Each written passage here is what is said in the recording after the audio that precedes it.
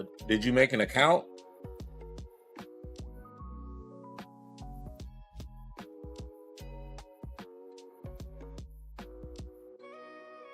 It's like everything, you got to make an account. Unless you had one and you can't remember it.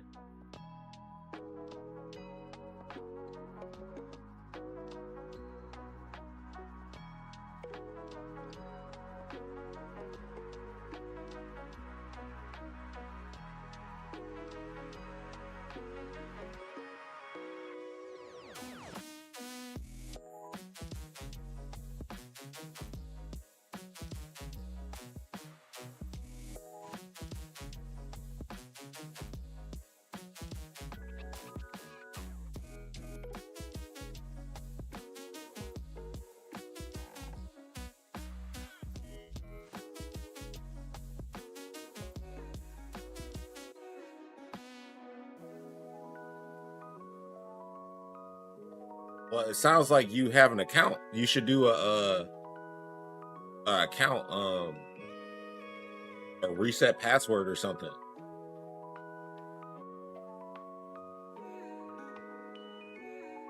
Did you make an account and forget?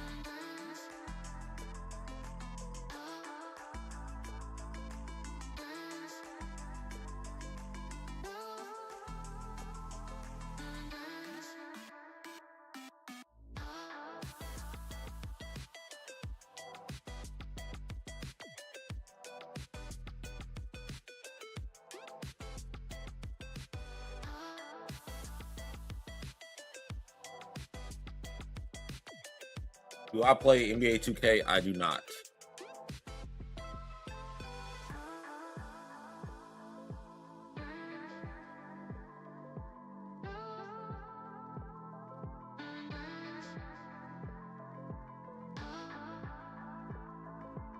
Hey, Ronald Dave, man, follow me on Kick, man.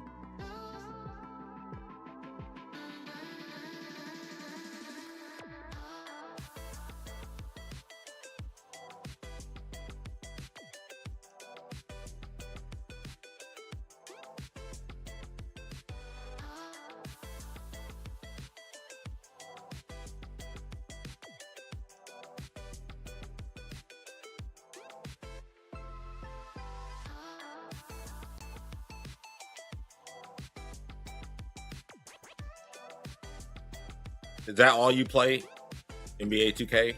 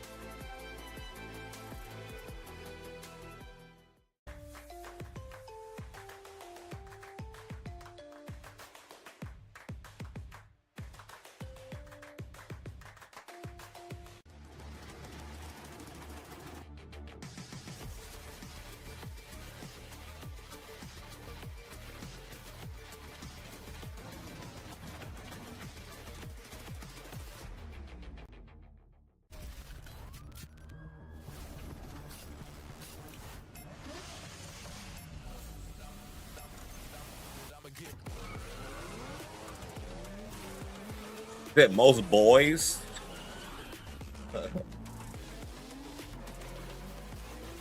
Dude, I'm a grown ass man, and you sit boys.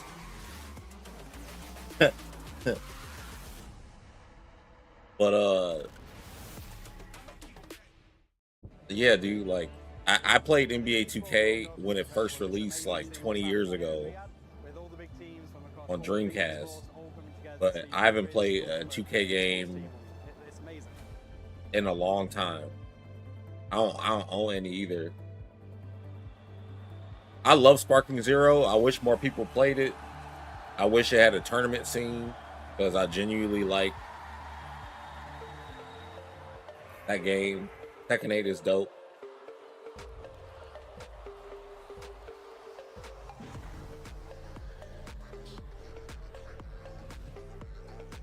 Hell yeah, I'm buying GTA 6.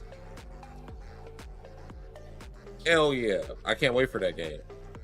You see people enjoying, smiling, families, just people with a passion. The atmosphere is great. I think it's amazing. I think it's a great initiative, something that the esports industry needed as a whole. It brings the whole esports ecosystem up.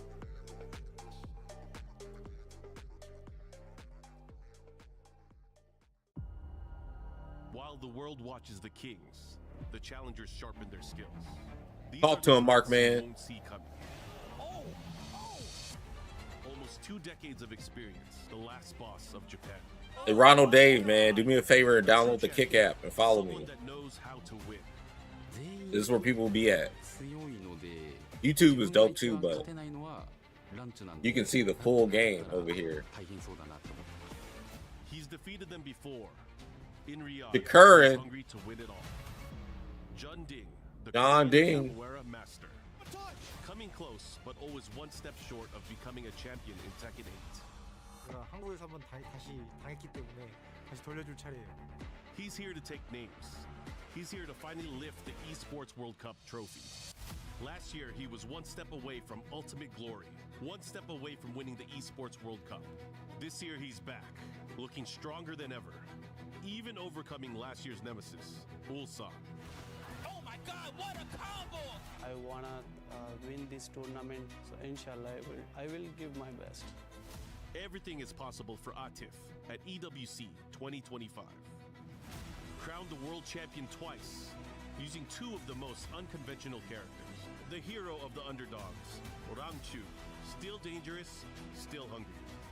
전에 참가했던 대회에서 내가 왜 졌는지에 대해서 좀 많이 생각을 해봤기 때문에 그 부분을 보완해가지고 EWC에서 좋은 활약 보이도록 하겠습니다. He's making his way to Riyadh to not only become a champion, but a legend. While cameras follow the stars, these challengers are You got low storage, man. Delete something. studied every video, prepared for delete every some stuff. legendary player. It's actually, I don't think it's that much space either. Because after Riyadh, the world will remember them. The dark horses are coming. Tekken 8 is back in Riyadh. After Ulsan's spectacular victory last year, the next chapter at the Esports World Cup is about to begin.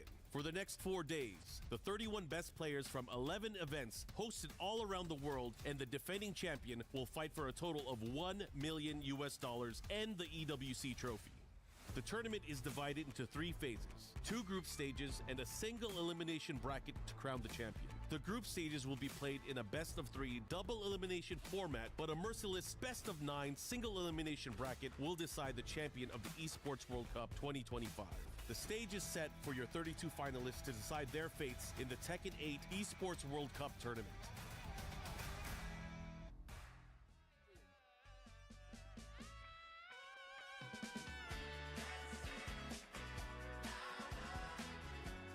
They got a whole, like, Ladies and lads, Tekken 8 production. at the Esports World Cup 2025. Why does it look is like about this? to Oh, my begin. bad. 32 of the best players from around the world have gathered here in Riyadh for a chance at that What? $1 million prize, but also to mark They their changed- place in did they history change the as picture? What's Esports going World on? Cup champion. Ladies and lads, Tekken 8 All right, let me EWC fix this. 2025 starts now.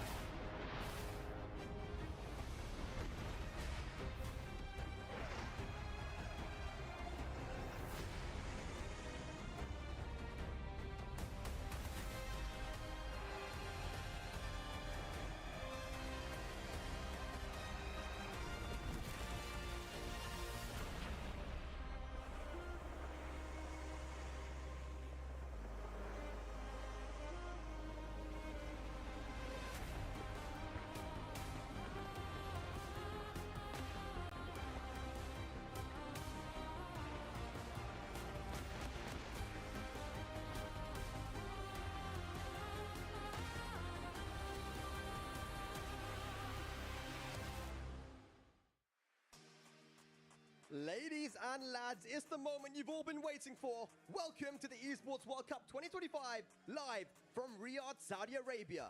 32 of the best players from around the world have gathered here in Riyadh to fight to become the EWC champion and take the lion's share of that $1 million prize pool. My name is Fag. I'm going to be a host for the next few days, and joining me are some of the greatest Tekken minds in the world. We have Rukang, Bubsy, and MYK. How's it going, lads? I'm doing great. It's an absolute honor to be here at the Esports World Cup at the Kingdom of Saudi Arabia to experience this, and the next Tekken 8 champion will be crowned very shortly. I mean, I think you took the words out of my mouth. I'm honored, and definitely I am excited. You know, 32 of the best players we have about over 4 days. It's going to be historic. I cannot wait. You guys are tuned into the right place. I'm telling you. MYK, what are you saying to me? You know, like you guys said, I'm going to have to triple down on what you guys said. It's an absolute honor and a pleasure to be here. The highest level of Tekken competition, and I'm excited to see it all go down here this week. The highest level. Well, let's have a look at the format and see what we're going to be having for the next 4 days for this tournament. Of course, we're going to be starting with 32 players in our phase 1,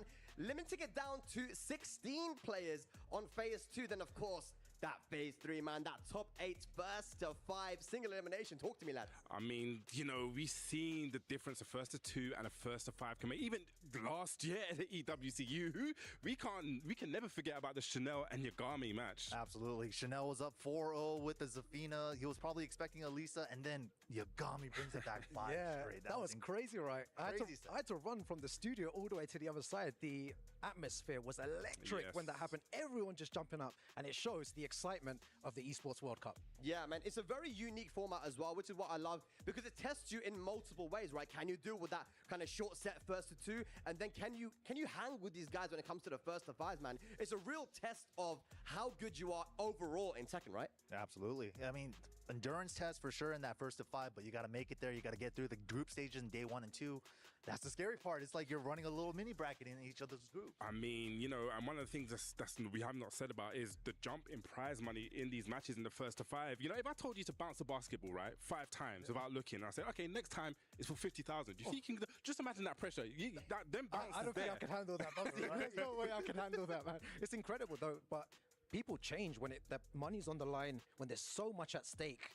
It's very difficult to stay composed in those pressurized situations. Yeah, absolutely. Well, ladies and lads, if you want to know more about who's competing here at the EWC 2024 Tekken 8, we have the legendary duo, Rip and Tasty Steve, to talk a little bit about this year's competitors for Tekken 8. Wait, not yet. Now.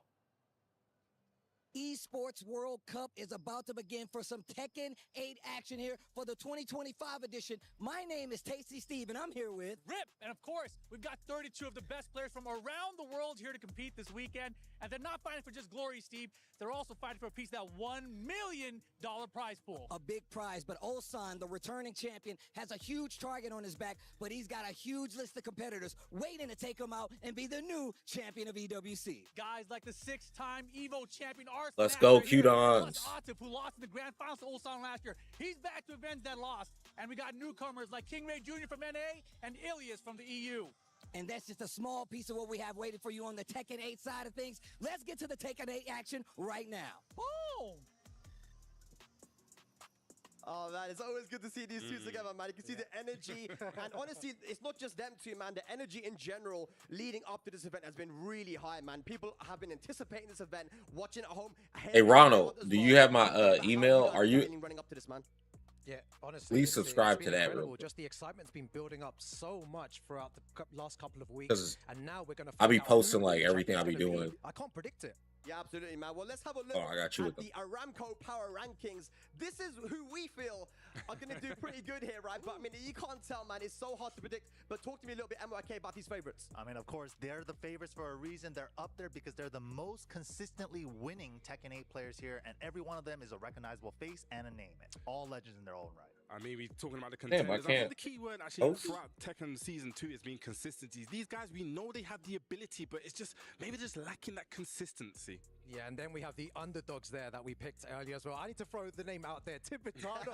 I'm supporting my boy. Let's see how well he does. But those underdogs there, any of them could take the whole championship. Of course, man. So many people, if they just turn up on the day, and everyone's been practicing specifically for this tournament, Ran, you never know what these people are going to come up with. I mean, no one really expected Yagami to go all the way to top 4 and do what he did. We talked about his comeback with Chanel, right? But who's going to do it? I want to see an underdog win. I want to see, look, people know about what my stance with NA, but I want to see King Ray Jr. do well. MRK, why are you laughing? I want to see him do well. Yeah, you're right. Of course, we all want to see King Ray do great. Now, of course, I'm rooting for him. I'm the sole NA representative here on the desk, so of course I got to root for King Ray for the underdogs. Yeah, and Ilias as well. I mean, Ilias, Kira, and Tibetan from Europe. These are people that I feel like they could do big damage at Bubsy. I mean, one thing I want to say as well about Ilias, right, is he's young. These young players, they just come into this game so fearless. I think when you're that fearless, you just become scary. You're just playing, just like, boom, like, you know, I just have no fear. Yeah, it's crazy. And, you know, speaking of the underdogs now as well, I spoke about it before, Tibetano and also King Ray Jr., both of them Asuka players. And we know what everyone at home thinks of Asuka players. What do they think? No. Everyone loves this character. What do you think about Asuka? This is what we have to... What do you think about Asuka? I love this character. It's a great, very good design. All right, be quiet now. Ladies and lads, of course, the players are playing for a big prize pool. But it's not only that. There's, of course, the EWC Championship with $27 million on the line. We have a quick video here just explaining a little bit about the EWC Championship. Take a look. This is the Esports World Cup Club Championship, the ultimate cross-game competition that will crown the best esports club in the world. Let's break down how it works. Clubs will be able to compete at the Esports World Cup in as many titles as they can qualify for. The clubs will then earn points based on their placement in each title. To qualify for the club championship, a club will need a top 8 placement in at least 2 competitions.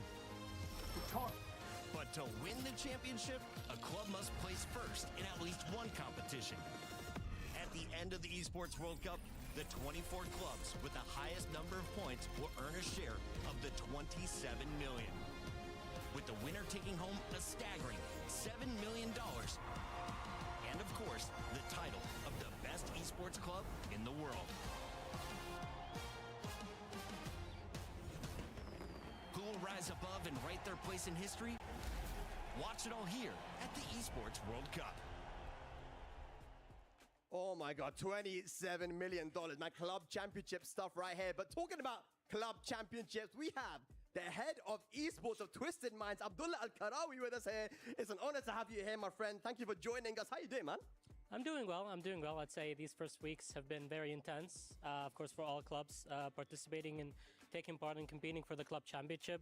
I'm also honored to be here with the legends of esports or legends of fighting games with you guys, and I'm very excited for Tekken and all the remaining games that we have. Man, you're too kind. You're too kind. Well, let's talk a little bit about Twisted Mind specifically, right? You just grabbed your first win with the Warzone event, and I've been watching somebody like Aidan. I've been watching him for a long time, right? And he did his thing. The whole team did amazingly. Now you've got a win that allows you to now be able to win the entire club championship. What do you think about your chances for the club championship here?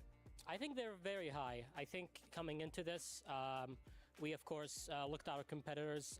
There's a lot of competition going on, but I think this first 5 weeks, let's say, have been pretty decent for us, and we still have 2 weeks remaining with games that we're competing with, and we expect that we're going to get really good results with.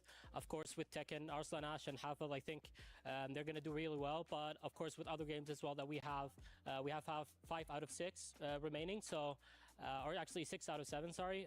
So we're hopeful that hopefully we're going to get through really well. For Warzone specifically, I'm really happy for the roster. I think they worked really hard for this, especially Aiden. I think the community knows how hard he's worked for this. Of course, coming in from Fortnite and all those years that he's been competing, he hasn't won any big competition yet. So this being his first, I think is really good, and it gives us a chance to win the club championship. So I'm really happy for the team, really happy for everyone that has been contributing to this, and I think this kind of releases the pressure out of all our other rosters to hopefully compete well and not, you know, have so much pressure on them that they need to grab the first place in order for us to be getting that first place. So I think we're really happy by that, and hopefully those 2 weeks remaining can be good luck for us. Yeah, man. Yeah, you know, I was about to ask you one of those questions there. I think you've answered it already, but I think going back to Tekken 8, you have 2 great players in the tournament coming up, you know, Arslan Ash and Hafiz Tanvir as well. How well do you think they're going to do against the competition? You've seen all those great names, you know, Nee, Atif and all of these. What do you think is going to happen? I think Arslan coming in from Evo, winning that, I think it's a really big boost for him. Especially last year, I think it was really unfortunate for him having the stick issue. But I think this year, I think he's coming in and he's coming really strong. He's been here for a few days. Getting ready. He was also part of the Pakistan versus Saudi that we had at Twisted Lab, so that was really good practice for him. So I think, you know, he's ready, and I think he has his eyes on the trophy. Wow, perfect. And also for Havet, just so I don't forget him, I think Havet is one of those players that maybe the community don't give him much attention, and I think that's really good. That releases a lot of the pressure for him, but I think he has a lot of promise and he can do really well. He's in this dangerous. competition. He's very dangerous. Yeah.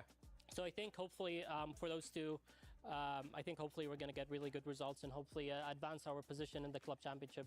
That's all. Yeah, talking about the club championships, actually, one of the really standout things is that last year you lot were finished in 12th, and now you're sitting in 5th with projection to even go higher. So what of the big games can we expect you to get big points from? I think all of our remaining games are contenders, honestly. We have TFT right now. They're right now playing for a place at the playoffs. And the good thing is, I wouldn't say a good thing, but good thing for us is that most of our competitors actually got eliminated from the competition. Falcons got eliminated, Vitality got eliminated, and also Liquid got eliminated yesterday. That's big. So big teams. That's teams that are in the top 5. VP made it to the playoffs, but I would say if we make it to the playoffs, and hopefully we will, I think that really gives us a good chance to compete for that. I'd say top 3, top 2, hopefully, and maybe why not the top 1 if we get you know, a good spot or win another championship, which we're hopeful for. Did the club championship change your strategy and how you were going to sign players this year? Because obviously you've been, like Bubsy said, you've been doing a lot better this year, man. Yeah, of course. I mean, EWC is probably the biggest competition out of the year, and I think that really goes in with the strategy for our esports and how we tackle each title that we're going into. So I think it's a really big part. We do have some rosters that have really high focus on EWC. So that will continue being the way that we go. I think EWC is really important for the organization, of course, financially, but even with how big the competition is, I think it plays a big role, Well, actually, let's have a look at the current standings for the EWC Club Championship. And as we said, right, Twisted Minds up there in 5th, but I mean, Team Liquid in 1st place. Falcons, Falcons, by the time Tekken happened last year, Falcons had already won, right? So this is a lot closer. And as you mentioned, Abdullah, I mean, you guys are in contention. Yeah, I mean, we really are. I mean, looking at this, I think you've got some really big teams who also have big competitions ahead of them. So I think, like, we're in a good spot. I mean, we have, say, 6 out of 7, all of them contenders. So let's hope that we get as much points as possible to hopefully get the best spot possible for our team. Thank you so much, Abdullah, for Yo, what's up, man? It's an honor to have Morning. you. And of course, you know, I'm sure there's a lot of Pakistanis at home that are hoping that your team will do really well here, right, with Hafiz and Arslan. But ladies and lads, I believe I'm just getting a word in my ear. That Dude, I'm cheering for Q-Downs to win, but let's have a look at the players arriving. Ooh, there we go. because I'm biased towards Mishimas. One thing that I really look out for is body line. I can see actually a lot of wind blowing in, but one thing is definitely the body line. Look at Bilal. Bilal's actually looking confident. A lot of people have been saying that Bilal is ready for this weekend, so we'll see. Yeah, exactly. Bilal was posting up stuff on social media saying that he's ready to face Atif and he feels very confident in the matchup, but we might even see a change of character. All eyes are now on Anna, of course, but maybe he could switch it up. I mean, that's a great point you brought up there, because, you know, if these guys are definitely going to be doing homework against each other, they know who they're playing in the groups. But, you know, if you're preparing for that, Anna, and then all of a sudden, the last minute, boom, Horang. Yeah. Play this Horang right now. Yeah, and the other thing is that I feel like these players some of them having qualified twice now, getting that experience on that big stage in Saudi Arabia last year, is that going to help them, you think, this time? Where we saw, like, Morgold, for example, he is such a killer. But Dude, we gotta play more Street Fighter today. Arslan, as Abdullah mentioned, The God is my shit, man. I love playing that character. Do you think Like, that, you know, having that experience is going to help them this time? I don't think y'all I think playing see on it the big stage is when they way take more characters fun. out of Never games, really go away, but this is and then I another forget really my high joy level when I stage, play with like them, biggest in the world and type they of bring stage them right back. These guys. It's are like, dude, experienced. They're the gonna guy push has us. been one of my favorite characters to play with ever in all of Street Fighter. And I mean like we've Street Fighter seen 2, how this game can just Fighter be 4. topsy-turvy sometimes. I always had fun playing with Sagat. It was never boring playing with Sagat. And this Sagat is more like Street Fighter 4 Sagat because you can do stand light kick into Tiger Knee. Or you can actually cancel into Tiger Knee from normals because they took that away going from vanilla to super, and it made Sagat hella boring. I was like, dude, why y'all take, man? And of course, Artif representing Team Falcons, Bilal Team Wolves. But you know, there's EWC Club Championship on the line. But also, these guys have history, man. It's going to be crazy to see both these players. And again, the first game of the Esports World Cup. We were speaking about this before, and what a way to kick things off. And you can see the statistics there, Bubsy. I mean, it actually surprised me. You know, last time they met, you see Bilal with the 2-1 up. You know, if someone asked me that before, I wouldn't have expected that. You know, Atif is just so consistent. I think that's the word for him, Mr. Consistent. But like we said before, Bilal has his game face. And we was talking about the Pakistani knee. But hang on, I'm sorry to cut you off, but Bubsy, Rukang, he was saying a lot off stream, and he's not saying it now. Tell me who you think is going to take this, bro. I think Bilal could take this, honestly. Okay, tell him why. I really think he could take this because he is definitely going to prepare for the match beforehand. I feel like he's done his homework, and he has a good chance, especially in a versus deuce bag. We had this argument before, and, you know, debate before. And yeah, it was sick. It was sick. But I really do believe in Bilal this time. Dude, the hot topic as well right now is Brian is #1 in Pakistan. A regional locked event. What do you mean?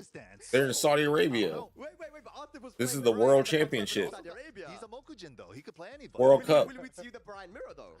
I doubt the Brian Mirror. It would be cool. Yeah. He is my favorite character in this game, but really? I'm expecting the Anna Brian in this one. Yeah. Anna Brian? I mean, hey, do y'all got Factor 75? In my opinion, I think top one. I wouldn't It's basically that meal prep. Okay. I know, ad. I don't care, but still, I'm about to do it myself actually because it looks pretty easy.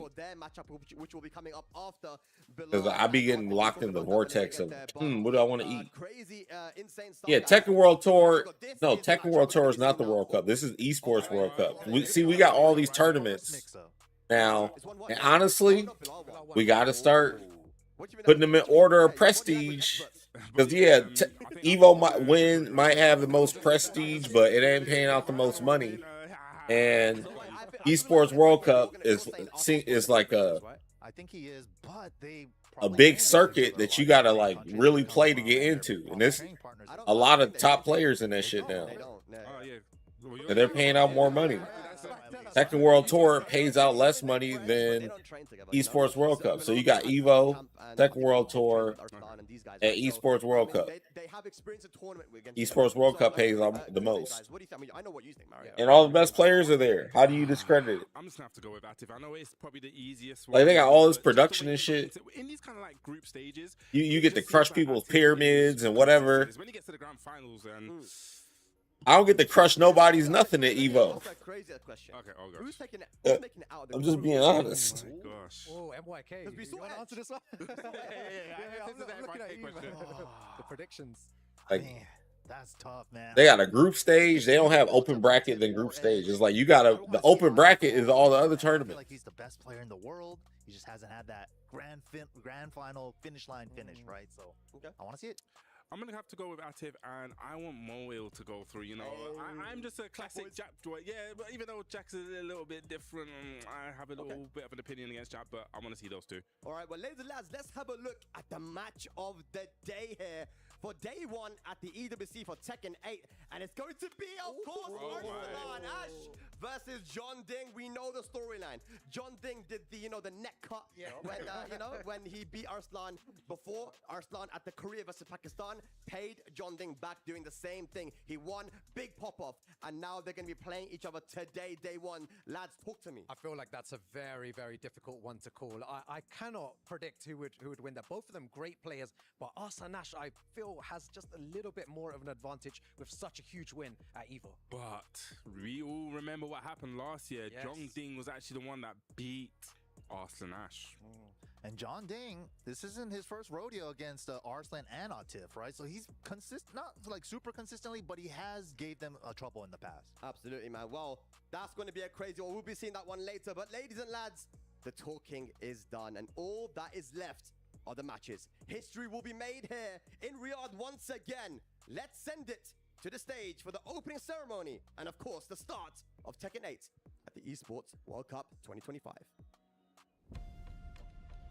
Dude, I hate when flies. No competition is as ruthless as the Esports World Cup. Its trophy system is no exception. The Club Championship Trophy, awarded to the one club that rose above the rest and reigned supreme across all EWC games.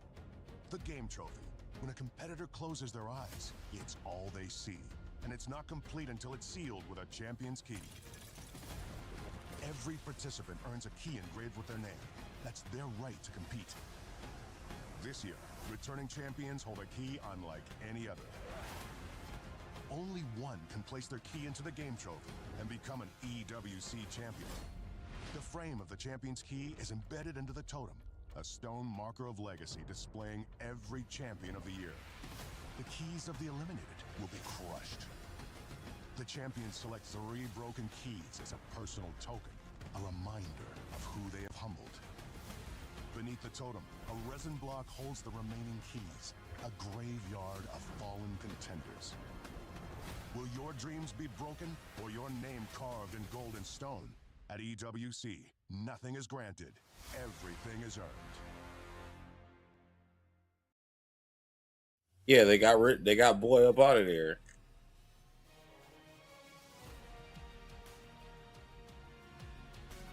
Are they still using 4-3-4?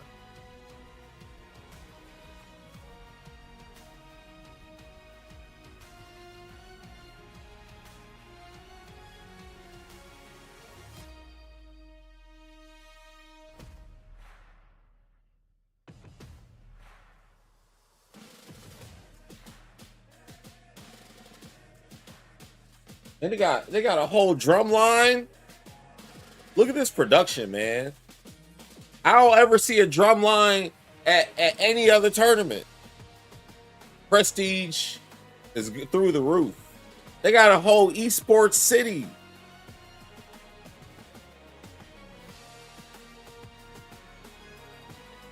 We not playing in the esports city in America.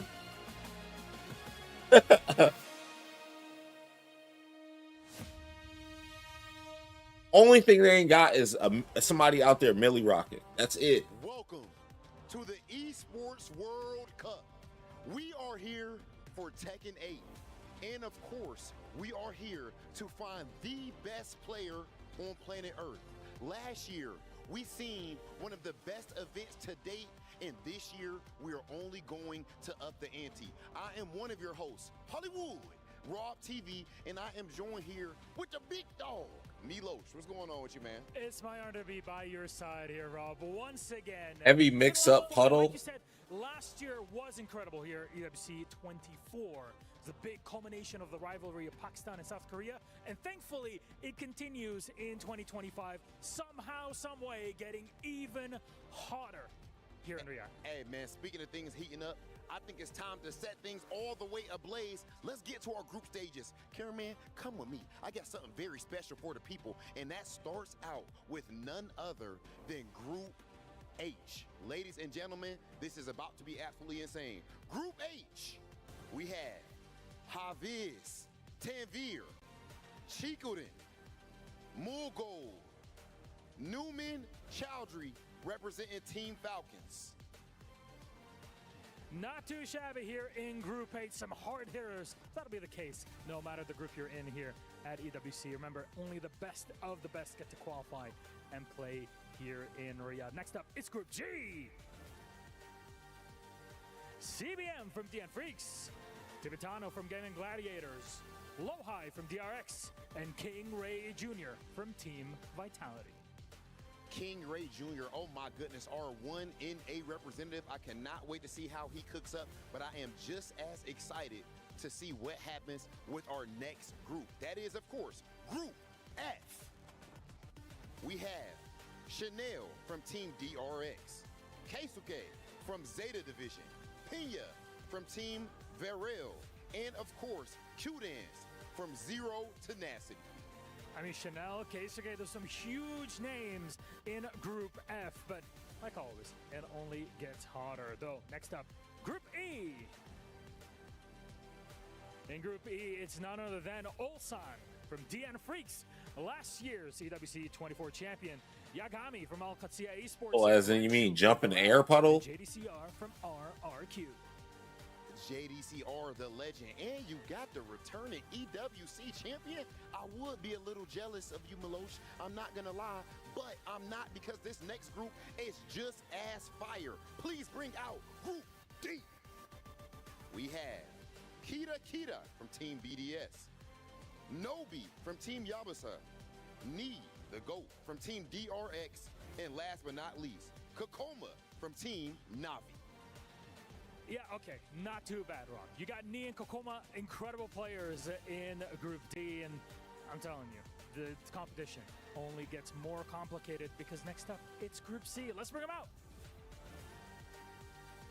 Avocado, you're making me want to get on the game and see if you can fight my T1000. From Team Vitality, the one and only Arslan Ash from Twisted Minds, and Casimir from Vicious.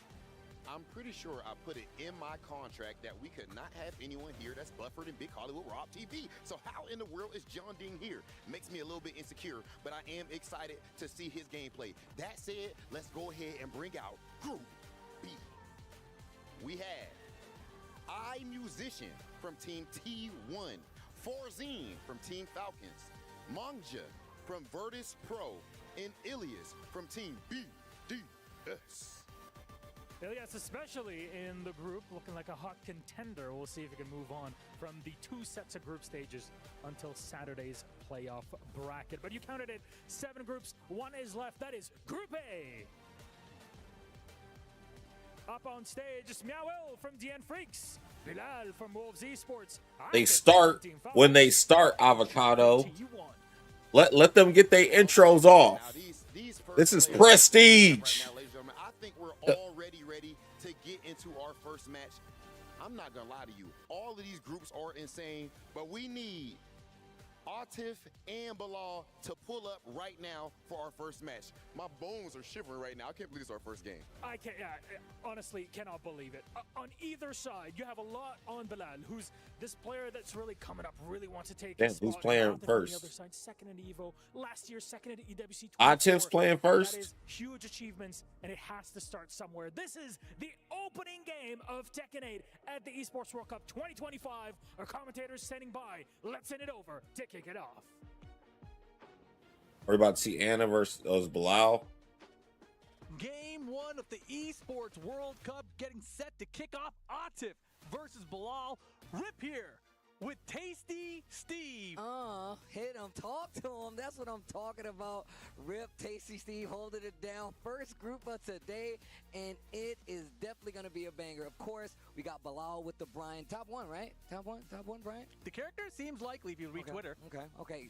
Twitter. What do they know? Either way, Atif coming up. Definitely one of the best players in the world. We were talking about this last night about just how ridiculous Atif is as a player. And obviously, we just heard Milosh kind of point out his achievements. Just recently coming from EVO, my man definitely has something to prove. He's definitely been Mr. Consistent, as Bubsy said before, but he has not gotten that. Oh, this fly is disrespectful. It flew on my face and shit. Exactly where he stands. I can't. I'm about to kill the shit out of this fly. Do not let me see this shit come back on in my face. I'm about to.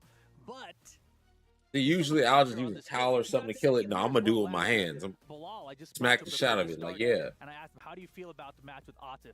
He said, I think I'm confident here because I've beaten him before at the pre-EVO Dojo event that happened. So I'm confident that I can do it again. So let's see what happens. It should be fun. We're going to see. I'm interested. I want to know who Atif goes with. I mean, my man got the fresh cut, the beards lined up. Oh, he came to play today. He came for his trophy pictures. It's got to be the Anna, right? I mean, look, man, the best Anna in the world, if you ask me. Definitely, I feel like if anybody is going to be the leader of this, coming into it with the character, it's going to be him with the Anna. But that's if he goes to the Anna. We've been seeing him go to multiple characters. Are we asking for? They got the head-to-head instead of on the same calls a Monitor. What's the odds he gives No us way. the Brian No way. mirror match There's here no way. to kick off EWC? You know, it's funny. Come that on. It's funny that you say that because I think people don't understand just how good of a player Atif is. He can play a bunch of characters at a super high level, but do you risk that by playing up against a character specialist like Bilal in a situation like this where elimination is literally on the line? I don't think so. And I don't could think be so wrong. either. And I could be wrong, but that exactly is the pressure of Esports World Cup, right? There's so much on the line that you cannot second guess these decisions. So players that have multiple characters, right? It's going to be such an important decision which character you choose to go with first here. Okay. Well, I'm really interested to see what happens. Remember, man, people will be eliminated from these groups, and not everybody is going to make it. So it's actually pretty scary to even be at this point. Yeah, I hate sharing monitors, honestly. Tekken 8. And look, I'm going to tell you right now, obviously Atif is definitely one of the men to beat, but then you also have Arslan further along down the line, and there's a lot of competitive nature that's still left between these two, especially with the stories that we talk about this happened from EWC even recently, and the TWT building up to this point. So look, this is a great kickoff to what is definitely going to be a crazy tournament. I mean, let's just think about last year's EWC. Arslan Ash didn't make it out of the group stage, right? Huge upset. And Atif, of course, he made it all the way to the grand finals. It looked like he was unstoppable. And then Ulsan, bouncing in his seat out of nowhere, just shuts him down. Like, absolutely stops him like we've never seen. People really play Tekken, but they don't have online qualifiers, man. I hate having to travel everywhere. In these matches, and we still were in awe. Like, absolute awe. We did not believe it was going to happen, but once again, you literally highlighted it just a second ago. That's the pressure of EWC.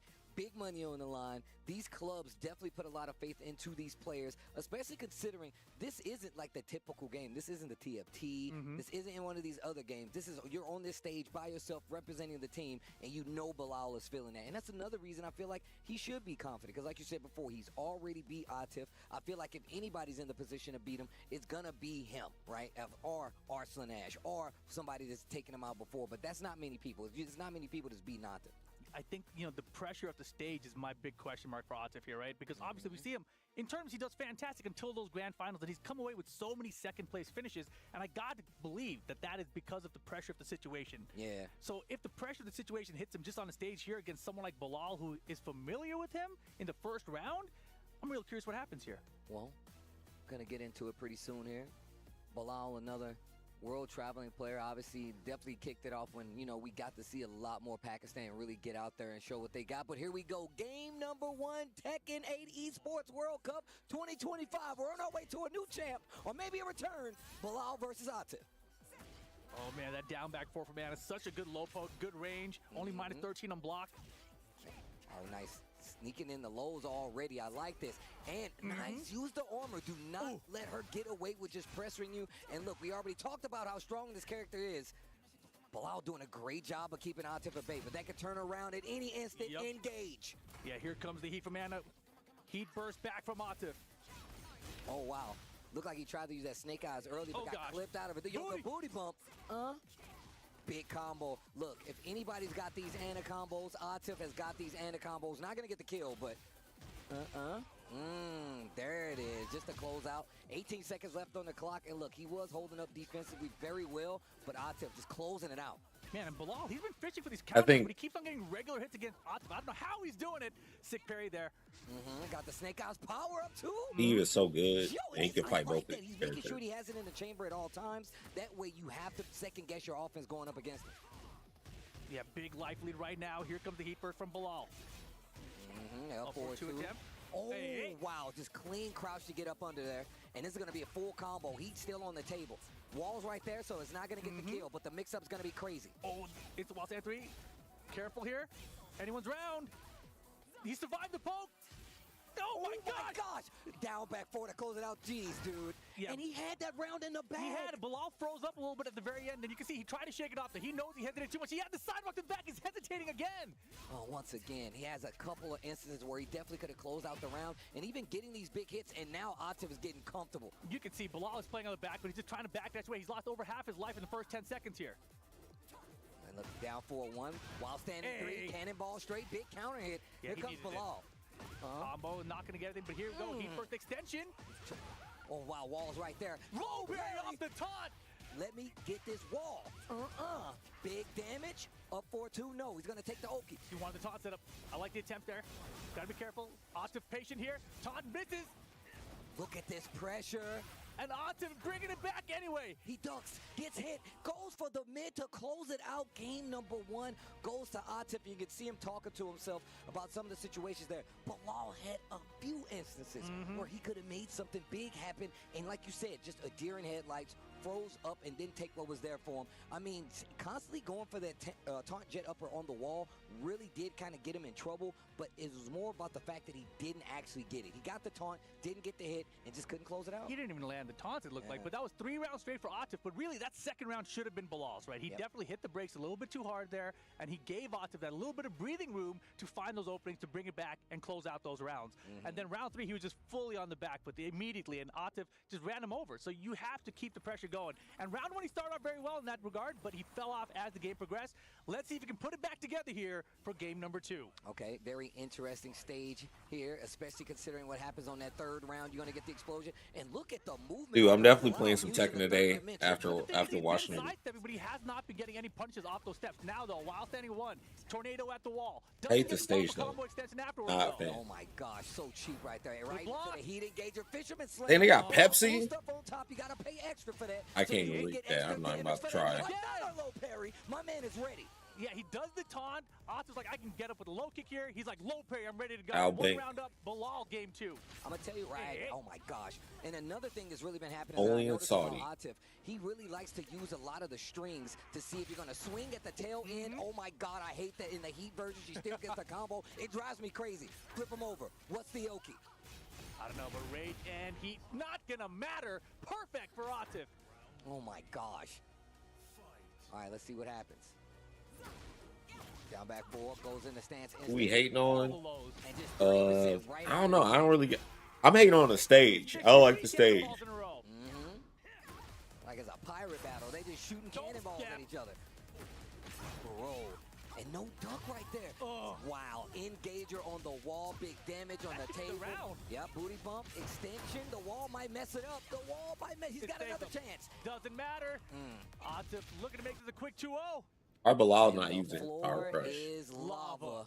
Let's get into it. Down 4-1. Man, like you said before, fighting on the back foot, gets the counter hit, and a big explosion. Oh my God, the drop combos though. Chance here with the heat burst. Okay, this is going to be big damage by the way. They hit him with an American reset. Drop the combo, won the next interaction. Oh, counter. Dude, look at the damage. How much quick that was. He smashed though. Dead. Damn. Final round, game 2. Bilal needs this. Let's see if he can get it here. Low kick start. Punish on down 4-2. Something small, nothing too big.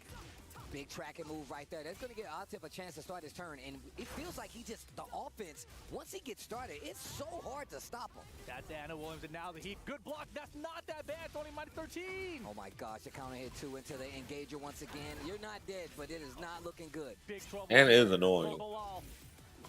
The low. Another one. And again, the low to close it out. Atif making quick work, especially with the 2-0 against Bilal. Her mix is so strong. We saw little glimpses of life when it came to the gameplay of Bilal. Just wasn't able to stop the Atif train, bro. My man's offense is so strong with the Anna. Yeah, and I really feel like you can see his hand shaking right there. But Bilal, he had the side steps. He just wasn't capitalizing on them, right? Even like a step 1-4, step down 4-2, anything would have been better than taking nothing out of those situations. I mean, we saw in that first game where he was getting like the side steps like you're pointing out, and he just didn't do anything with it. Just left it all on the table. And look, when we talk about this game a lot, we talk about how you can't do much defensively, especially if you're fighting against somebody like Atif. He had these opportunities. He had the side steps, and he still was not able to make something happen. That's a testament to not only a team. Why isn't he playing Brian? He was fighting Brian. Shaky going into that first game. I don't know. Look at the slow-mo handshake right there. The slow-mo handshake, make sure you pay attention to it. My inferior half. I feel like that's completely directed at Arslan right there. The end game is going into the real life. In that first round, the first game was looking so promising for Bilal. And he came out the gates ready to play, right? And then you go into round 2, and he just froze up at the end. He let Atif have all the momentum to close it out. And then round 2 is even worse for him, right? And this situation here answers back round 1 for the second game. Bilal looked like he's like putting it back together. But Atif's like, hold on, give me a second. I'm still Anna Williams out here. He's going to have to hold all my mix. And look at this, especially on the wall. Tech's just a little too fast. She's got really good lows. So even in that situation, you really have to think about staying on the ground. And this was a good situational awareness thing just completely crushes the low. Atif, even though he didn't lose the round, he still looked like he lost the game. That's what this game does to you, man. The first two setting here, going to final round situation, anything can happen with momentum switching, but Atif stepping the gas, using the lows to his advantage there, and closing it out, staying on the upper bracket side of things. I like that every victory is a big thing for Atif. It feels like he feels every victory, man. Yeah. I'm such a fan of the way he plays, the heart that he puts into it. But we're going to go to the next game, and we had Pakistan versus Pakistan. Now we're going to Korea versus Korea. What's up, Expo? Nah, this one's going to be another fun one. Moyle here going up against Edge. Hey, man, join us over on Kick. Moyle in the lead. I'll give you a link. Potentially has a You ain't got the app downloaded. 13th and 17th. Both of these guys definitely want to crack that top 8 this time around. I mean, but look, one of the players that we have actively been talking about a lot is Edge. My man is due. He is so due right now. And on top of that, he plays a character that does not have a lot of representation, and a lot of players and people who know about the game will tell you Edge is probably the best Hwoarang in the world. And I feel like if he gets a good streak, I talked about this yesterday, if he gets a good streak, he has a great chance of making it very far in this tournament. Yeah, and of course, you know, he, as you mentioned, is one of the best, if not the best, on the entire planet. This character very good right now, and he is the player that's really pushing that character forward right now. So Moyle, on the other hand, you know what's so funny about you to Steve? He really just be boxing. So you be fighting somebody like Clive, who got a big ass sword. Shit, like, man, get out of here with that shit, man. Or put up your dukes. Somewhere in the middle between those two extremes. You know, I am a big fan of Moyle actually sticking to the Jack and having a backup character as well. And I remember in like season 1 where he was switching and going through multiple characters. I saw him play Nina once or twice. Then he had the Anna and not the Anna, but the Jack and the Victor still there. So he has, you know, a few characters that he can pull out matchup wise that could help him potentially. But even on the other side of that, Edge, we saw him at the LCQ for the TWT finals recently. Good there. My man was playing crazy, and then he still had a Shaheen on a back burner just because. Will we see it? Probably not. But the fact is, my man definitely has more than enough experience to make waves here. And like I said before, I just feel it in my bones that he can literally make a big splash in this tournament given proper incentive. Exactly. And with this format, Atif now will be waiting for the winner of this match. So Edge, Moyle, whoever wins will play Atif after this. Who do you think will have the better shot against Atif is the better question to me. I personally believe Edge. I think if anybody is going to take out Atif in this early on, outside of Bilal, I think it's going to be Edge. I mean, he just plays so well. And on top of that, when it comes to having experience versus Hwoarang, there's not many of them out there. And we all know that the John just started playing Hwoarang. So I don't think there's a lot of representation for the character in Pakistan where they're really going to be able to have a chance against somebody like Edge. Don't get me wrong, we're playing against the best in the world, but Edge is potentially, like we said, the best Hwoarang in the world. And look, nobody wants to say it. They don't talk about this on Twitter. Hwoarang is cheap. Hwoarang is hella cheap, bro. They took out a whole system mechanic with this character. Exactly. And he still has the counter it from it. Oh, man. But, you know, I have heard Spag mention that Pakistan doesn't have a lot of good Hwoarangs to practice against. I don't think that's the case, though, I don't think that's the case that really matters a whole lot here, because we've seen Arslan and all these other Pakistan players go through these tournaments with plenty of Hwoarangs in it, and they make it out and get the dubs anyway, right? So I don't think that's a huge factor. In this matchup in particular, though, you got Edge and Moyle. These guys play a ton because they're part of the STL tournament series, etc. So there's a lot of experience here. So if Edge is going to lose to anyone early, it's going to be someone like Moyle. Well, I mean, this really does set quite the stakes, and I love how these other events really do play a part in this, because they're playing each other in these other events, and we're seeing them play around the world. So there's a lot of familiarity between these two. But I love seeing this because this is the starting point for both of these players to make it out of this group, and it's not going to be easy. You've already seen who's in here, and I can't wait to see who's actually going to make it out of here. Shout out to everybody tuning in, man. I'm super hyped because, one, I'm actually on a mic with Rip, and it's actually crazy. I'm mad hyped right now, but I can't wait to see what this match plays out because I don't know who's going to win. Oh, man, this should be fun. And also, you know, the loser of this gets Bilal. I feel like if you're a Jack player, you don't want to go up against a Brian. You know, we've talked about that matchup plenty in the past. Still not a great matchup for Jack players, I think. But what if it's like Edge that gets set down there? Then who knows what happens? I don't know. This is wild. Let's see what happens. It seems like the players are ready. They got their warm-up game out of the way. All the buttons are checked. It's time to get it on. Edge versus Moyle. Korea versus Korea. Early team kills in this Group A. Let's see what the approach is.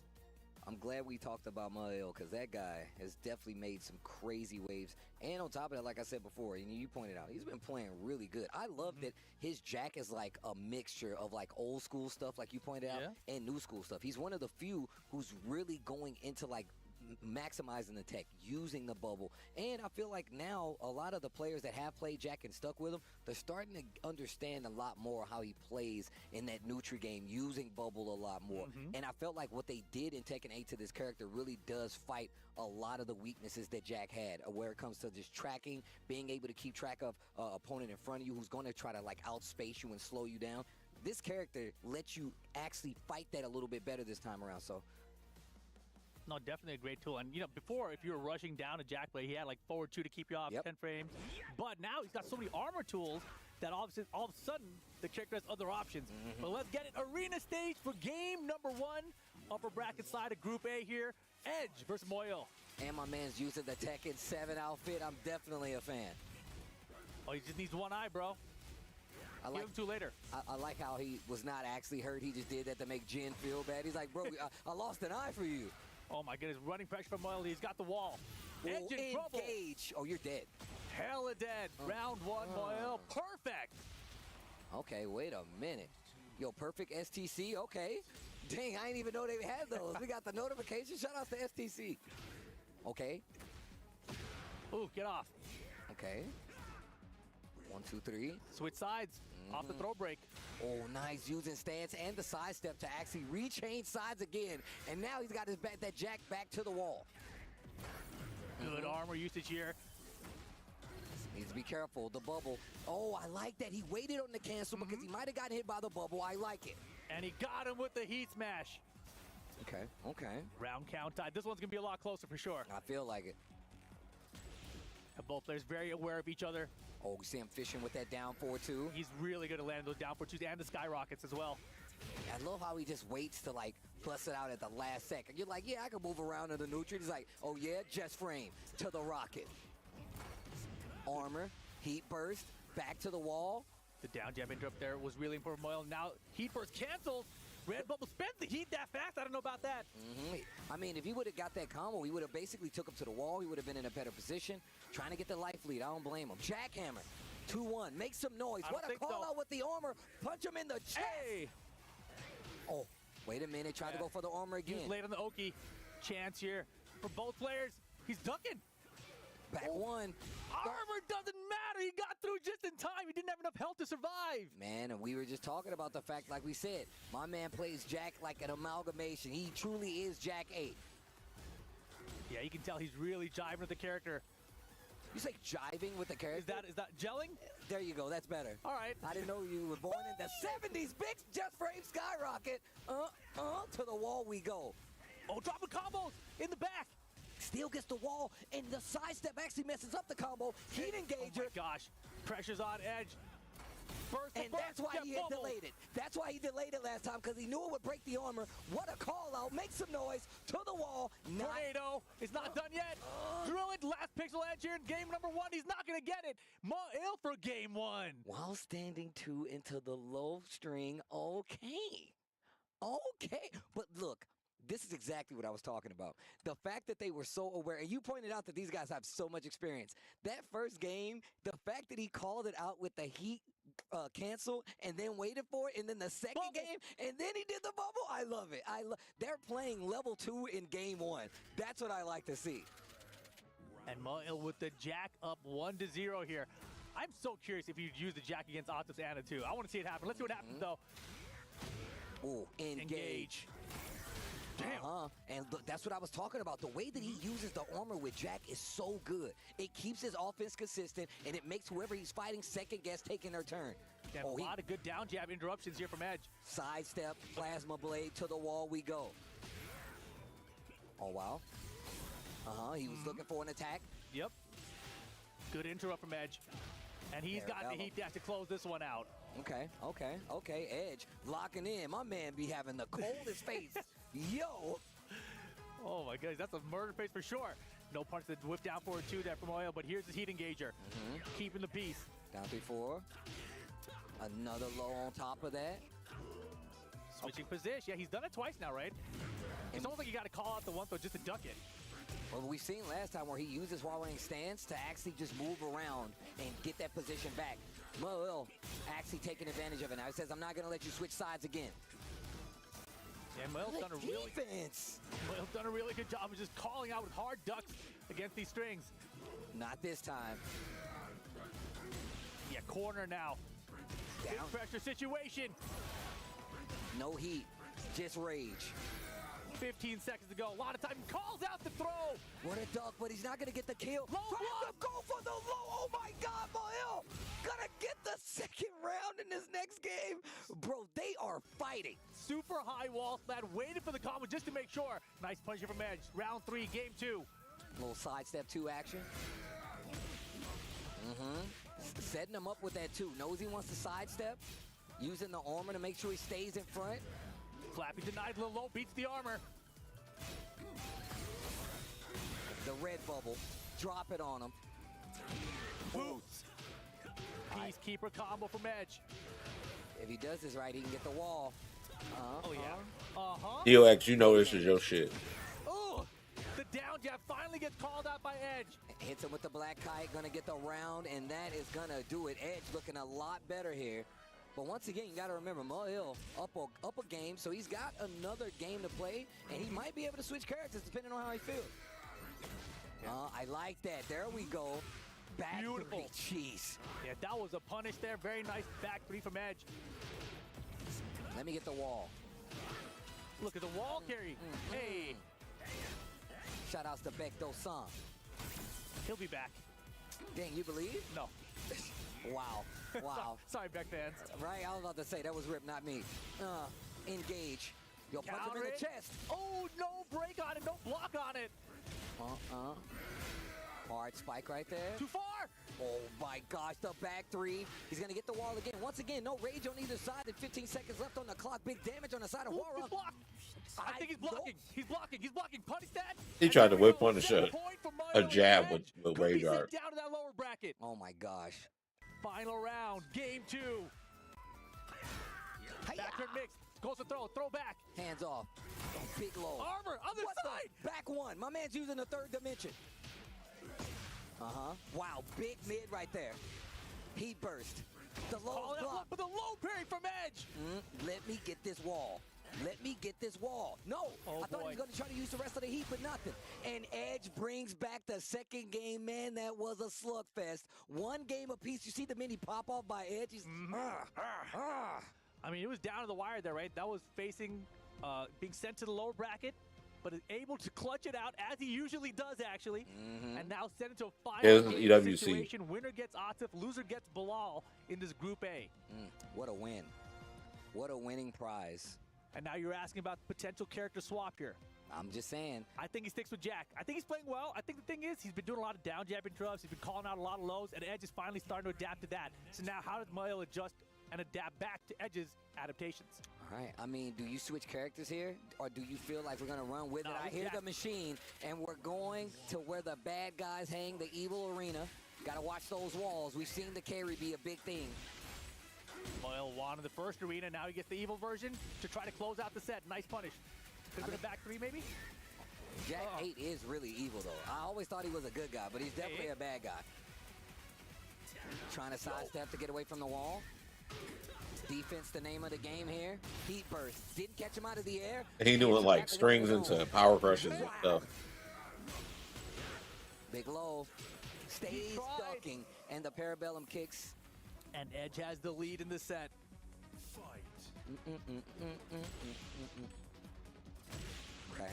Okay. Yeah, a lot of Moel's offense has come from those lows. So he's got the majority of his damage, actually. Okay. Man, I didn't even know he had a blue one of that. Hold on. Okay. Heat for heat. And the way both of these players are using heat is definitely something new. Big launcher here, heat extension on it, and the wall is right there. He can do something big with this. Oh, it's a grip. Red bubble dash.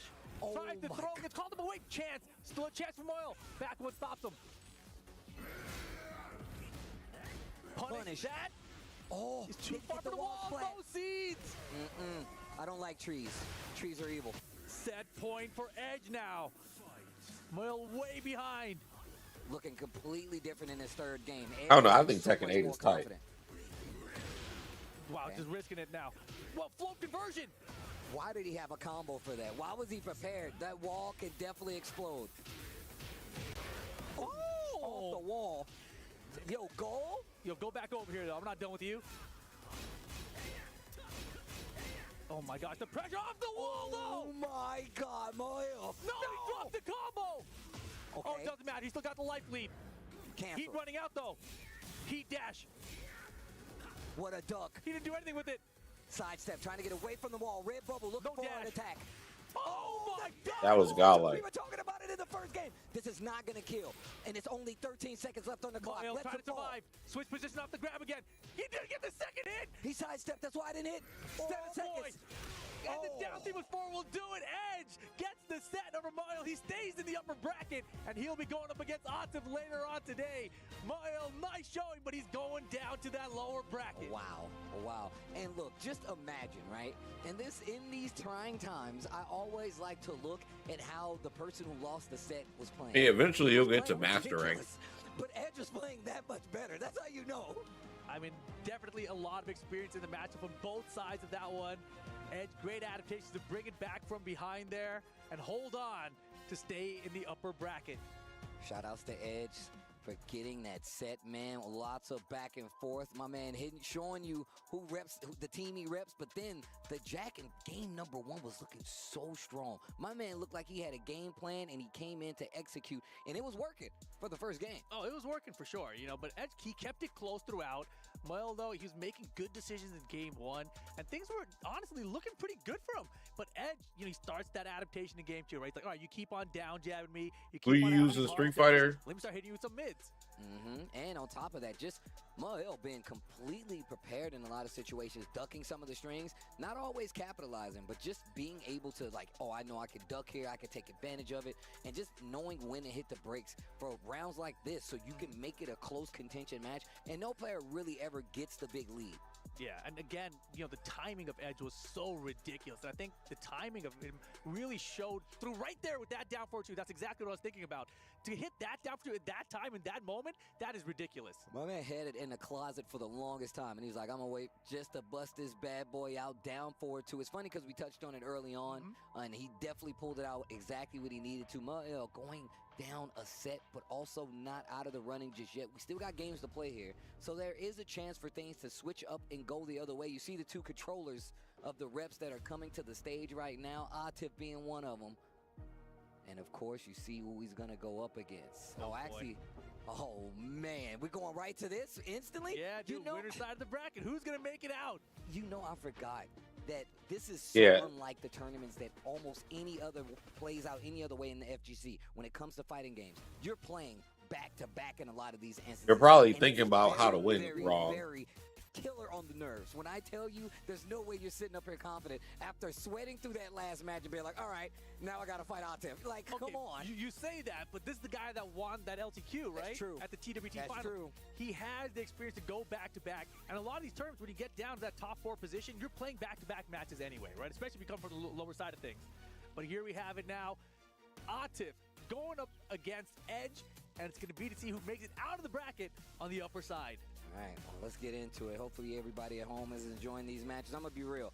I didn't know we was going to get it like this in game 1. In the first group, these guys are sweating. Dude, this is the Esports World Cup. That's how things go. Yeah, man, it's too much money on the line. Every time I see how many zeros is up there for the winning, I'm like, geez, dude.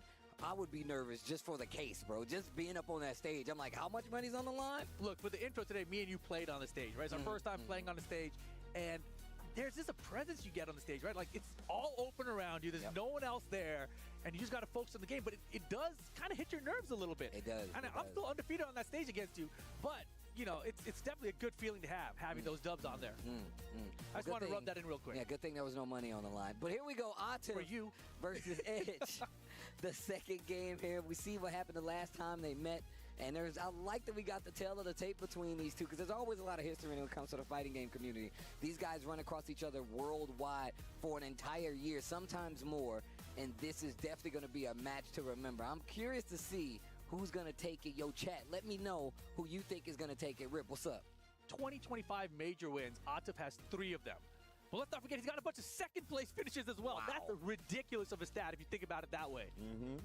I mean, look, we started calling him Mr. Consistent for a reason, you know? But also, what can Edge do right now? I mean, to really put the tournament on his head, he can knock this dude Atif down a peg and make sure he has to fight his way out of this Group A. And you said it earlier, Edge could be one of those players that could do it early. I do agree with you on that as well. This should be a fun one. And you know Atif's going to be prepared. He knew exactly who was in his group. And Street Fighter is all about conditioning. Every fight game is with like Street Fighter is like, hey, put them in this situation so they do a Dragon Punch. And like we talk about blocking and killing. Whether it's, you know, the big season finale tournaments, the TWTs, the Capcom Cups, you get a chance to know who you're going to fight. And for me, that makes it consistently harder because there is no way you're going to be 100% prepared because they're going to be preparing for you too. But here we go. The Anna going up against the Hwarang is Edge going up against Atif. It's Pakistan versus Korea. Let's go. It is. This has been the storyline of these EWCs in general. Pakistan versus Korea. It's come down to those grand finals twice, back-to-back out here in Saudi. And you can see one of the things that a lot of players have started doing, especially against Anna, is using armor in that situation where she's looking for these big hits to get the engagement. Yeah, and Edge, good block on the low. That Atif we saw using tons of low step to the back. If that was a back 3, we would have had a whole different game. But look at the life lead. It's still close on both sides. Use the rest of his heat. What are you going to do with it? The low. Tries to go flow. Oh, my gosh. Bruh. Yeah. Steve jumped up and down in his seat. He took the chair with him. Here we go, round 2. Okay. Starting it off. And look, and Edge is already ducking that string, and that is not smart because Anna really does take advantage of that. Yeah, no, he's calling out the highs. He's ready for this matchup for sure. I told you, you get an opportunity, and when you know who's there, you're definitely going to do extra homework. Caddy corner on the wall, messes up the combo. Yeah, you guys are watching Evo Grand Finals. You know Anna was the character that everyone's paying attention to the most. Got him, counter. That's, oh, I thought he was going to get the wall. Wait, booty. Oh my gosh, but look, there's no heat, there's only rage. It's going to be big damage, and he could use the rage art if he That really might be a wants balcony. It's a balcony as well. Combo extension, going to spend on the rage art. This is a good idea because it takes away Edge's gray life, plus gives him some health back as well. All right, let's see. Hit him with the spotlight. Center stage. Seal it with a kick. Only thing T6 had was rage. Still in the round right now, though. Oh, what the? Kip up. And the low. Oh my God, look at the reaction from Atif. Just with that down 4. It was so far away to even land it. Yo, oh my gosh, finishes the string. That's one of the things that Atif really did get away with, and I'm starting to notice. We saw it at Evo, we're seeing it now. He really does finish the strings just to see how you're going to react. Yes, side roll here from Edge to get away from this wall, but counter it low. Okay. Open the wide, and now the heat down. Look at the amount of gray on Edge's side. Calls out the high, there's the launch. Back 3. Wall might mess up the combo. Not enough for him not to get big hits. Breaks the floor. We're going downstairs where the ghosts hang out. It's party time. Oh my gosh. Oh, no. Oh. The block is good. The punish is better. Oh my God. And he's getting life back too. He still got heat. He uses it to the wall. Are we booming it? Free the spirits. No. Looking for it. Tries to get the stand 2 into the elbow. Oh, the down 4 too. 10 seconds. Oh! So good. Oh my God. Edge gonna take this second round on his side. This is crazy. That was godlike. I don't want to hear nothing about, oh yeah, nah, that was god. That side step in the middle of that string. The talent though. The talent though. That was godlike. Oh yeah, they're locked in. They're locked in. They both know what to expect from each other. This dude Edge is getting me hyped just by the way he looks right now. It's crazy. Step is good. Down 4-2 from Atif. Gonna have that explosion on the wall as well. Do you use it now or do you take the Oki? Nope. I want the Oki. Tons of great for Edge. Side step.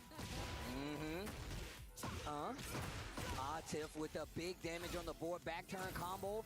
The lows. You know he loves them. Yo, non-stop pressure. Final round, game 1. Atif versus Edge. Stand 2. Counter hit. Heat engager. Atif has that down to an art by now. Game 1 on the line right now. Who's going to open it up first? The armor!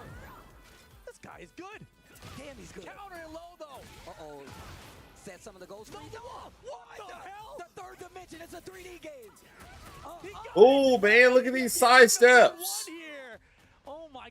and forth. Whoever took the initiative and kept their offense flowing seems to get the round. Edge locked in, ready to go for game number 2. Atif taking a breath, getting some water in there. The epitome of locked in. The epitome of Bro, my man looked like he's about to take over the world when he's playing. Atif coming off his second place finish at Evo. Edge is coming up here with an edge. Yuck, yuck, yuck, yuck, yuck. Yuck, yuck. Now, if you're Atif, you pull out the Brian now? Nope, we're sticking to the guns. No, not the Brian. Why not the Brian? Twitter, why not the Brian? Why not? It's number 1 character, Steve. All right, let's go. Also, And why not the Brian? I love it. I love it. Let's go. Oh, you know, this is perfect for us. Let's get it. It's so good.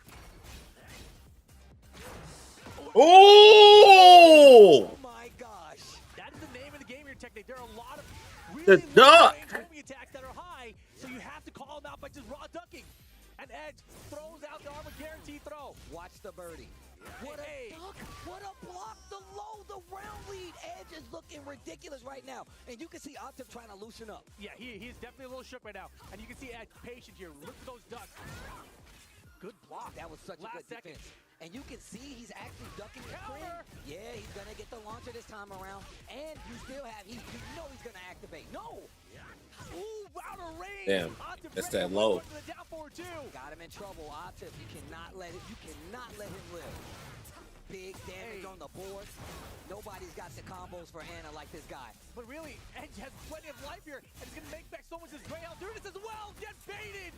That was godlike. Yo, Edge came to play. Atif countered low of his own, though. Step on it. Put the cigarette out. Oh, Damn.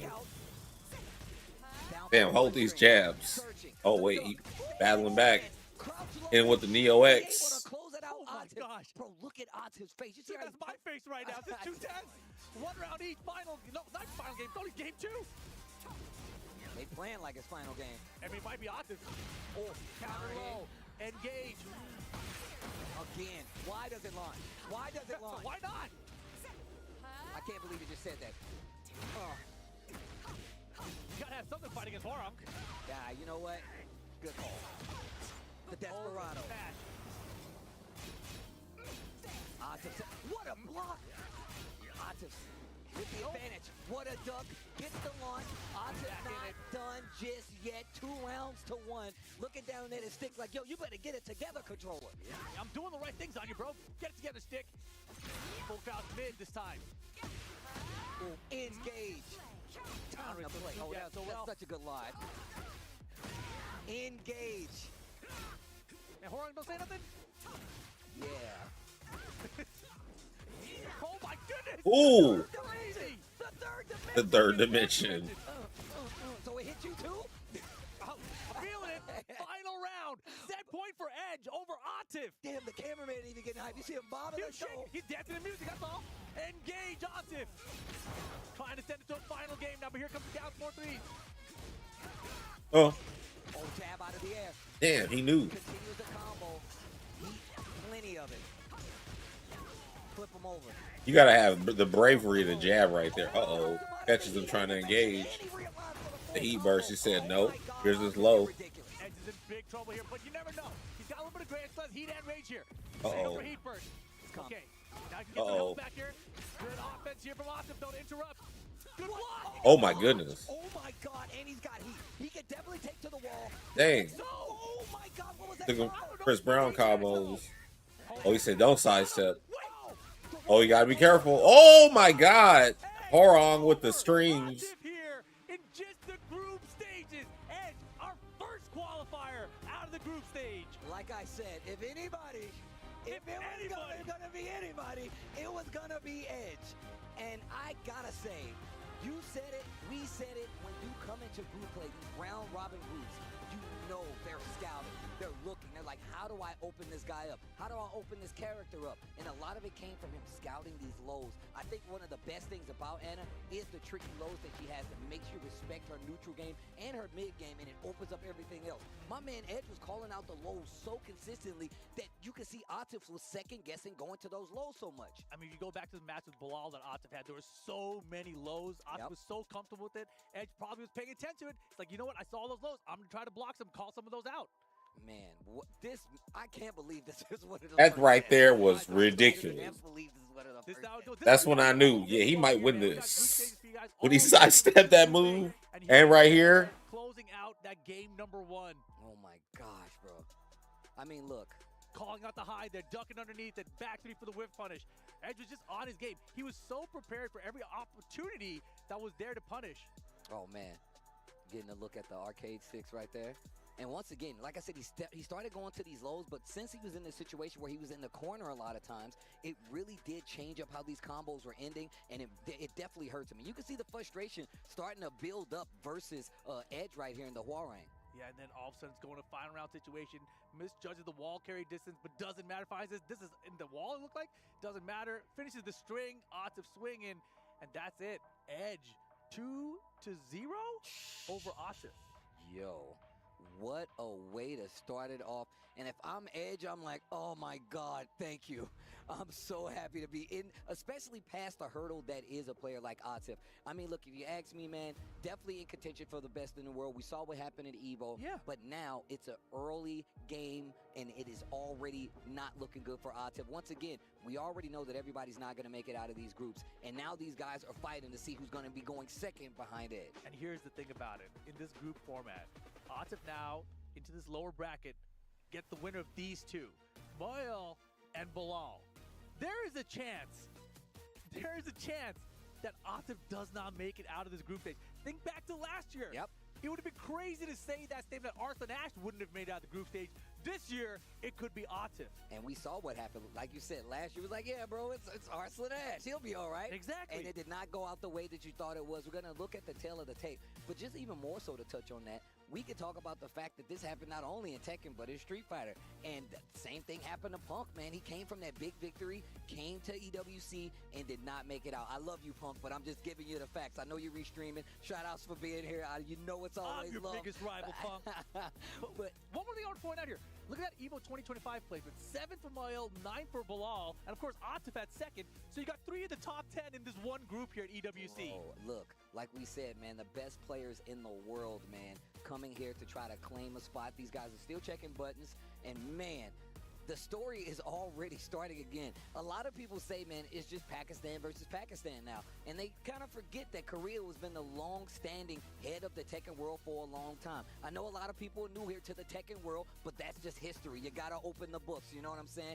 But now, you really do have them in contention where Atif might not make it out of this group. But you do still have Arslan. There's a lot of Pakistan representation here, so it's always love. I mean, in just this group, right? There were 2 Koreans and 2 Pakistan. 1 Korean is out of the group in the upper bracket, qualified out. So 1 Pakistan is definitely getting eliminated here. Yeah. Minimum. Yeah. Well, welcome to the party, guys. Hopefully you understand what's happening now, because it is not easy. And even more so, like we said before, and I said this after the first game, a lot of times these guys don't even get time to mourn their loss. No. They go right back into the games, bro. But these guys did, right? And so they had this moment out. They've recouped. They've regathered their thoughts, and now they've got to play for their elimination, right? Their tournament life is on the line going forward now, and the winner of this gets Atif next, who he will have this moment to kind of regather his thoughts, right, by watching this one. But in his mind, you know, he already knows he beat Bilal. Yep. And the way he beat him was so comfortable. It was convincing. But what I'm more curious about was I don't feel like Bilal was comfortable in that first set. But I bet you he will be if they run into each other I agree again. Completely. And the thing is, even if I look back, I was thinking about how Bilal was playing that first game. It wasn't super committal. He was using a lot of pokes, a lot of slow moves, the 3+4, just to see if he was going to move around. And that kind of made Atif freeze up and play a little differently. And that's why I feel like he was playing so well. Atif obviously, you know, regathered himself, came back, and was able to steal the game. And it wasn't even steal, it was convincing. But what happens when if you potentially have to fight Bilal again? You know he's going to be prepared. You know he's going to be a lot more calm, especially if he can get a win over Mario. And my question mark on the other side of that is, okay, we just saw Edge so prepared for the Ana. Is Mail also that prepared for the Ana? I mean, I feel like there's no way he's not. I agree. There's no way he's not. I agree. This is getting crazy. But which one of these guys are going to make it through to even face Atif? Jeez, man. Look, if you guys are watching this, man, you guys are watching history. I said it when I was talking about it to every other person who even remotely watches EWC.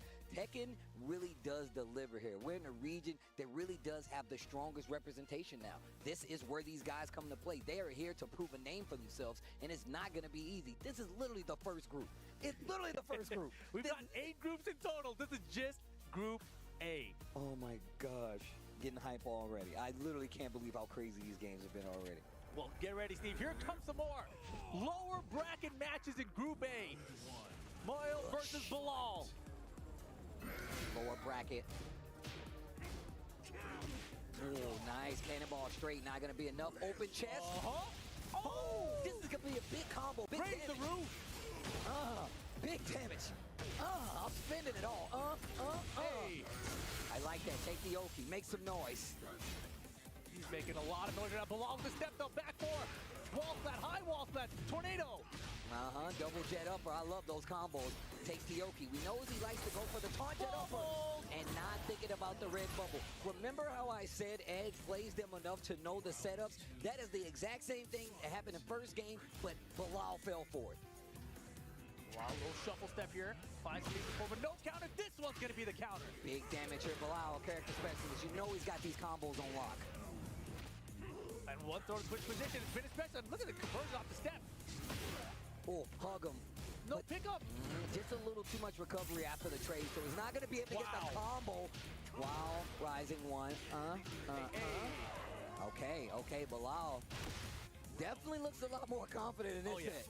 Oh, he's playing now. He realized it's time to play or go home. Throws out the armor. Love it. First person I've actually seen call it out. Yeah, very funny. He went for step while standing one again. I guess he thought he had the counter hit. Finishes the string. Blocks the orbital.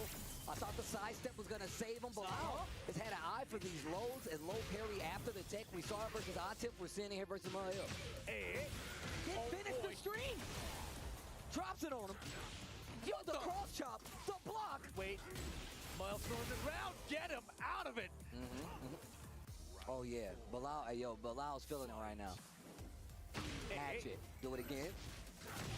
Engage.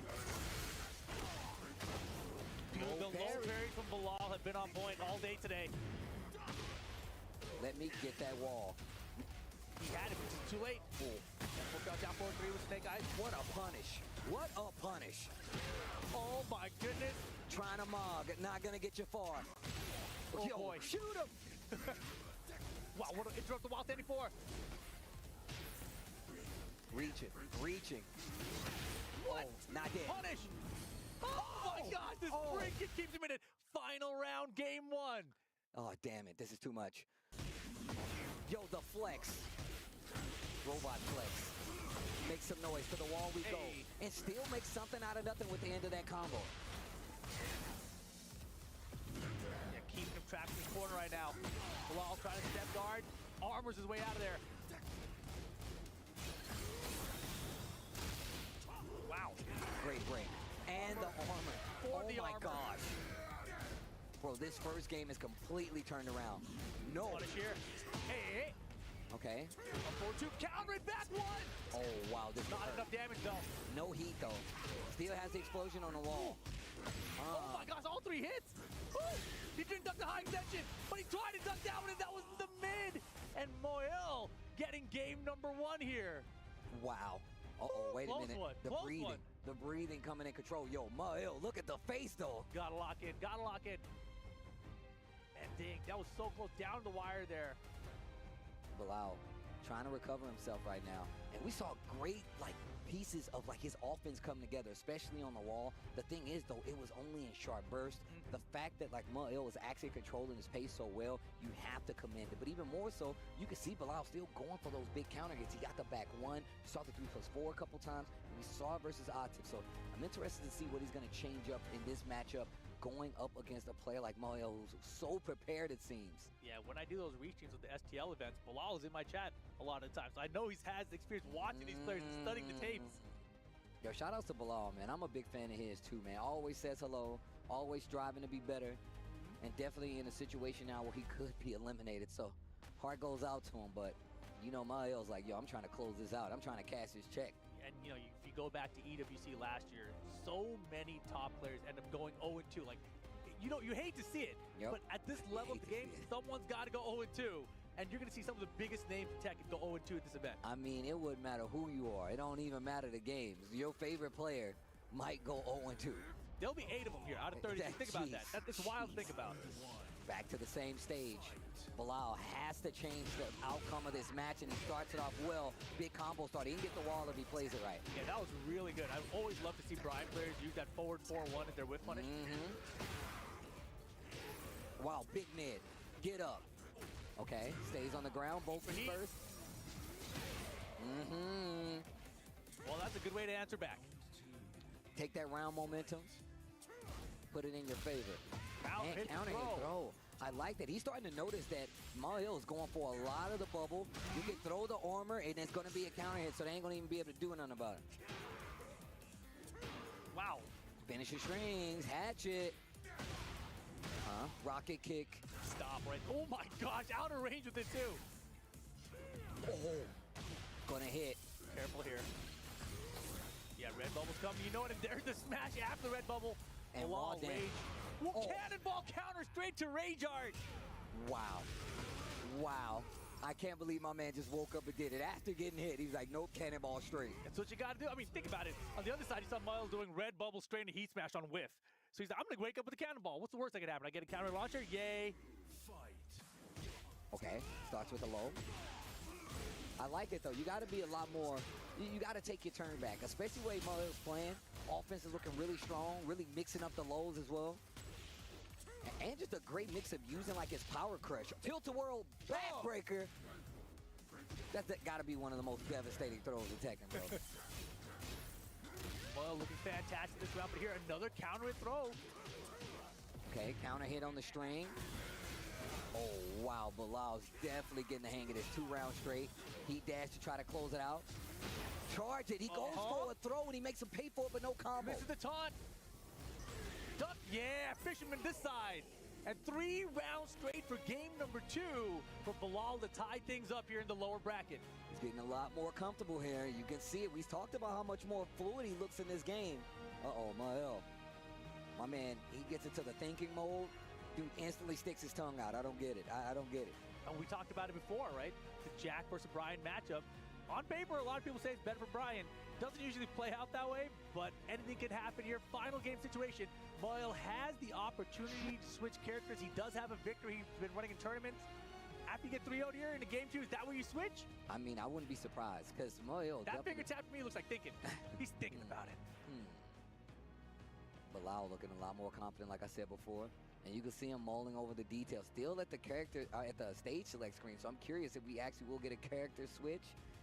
The cameraman hitting us with the guessing game. I'm not sure. We don't even know now. We'll find out in a second. Get ready, the Jack. And we're going to space. Round 1. Rush. Fight. Oh, counter hit. The wild standing 3 for Brian. That knee. Taunt back 4. Double jet upper combos, big damage.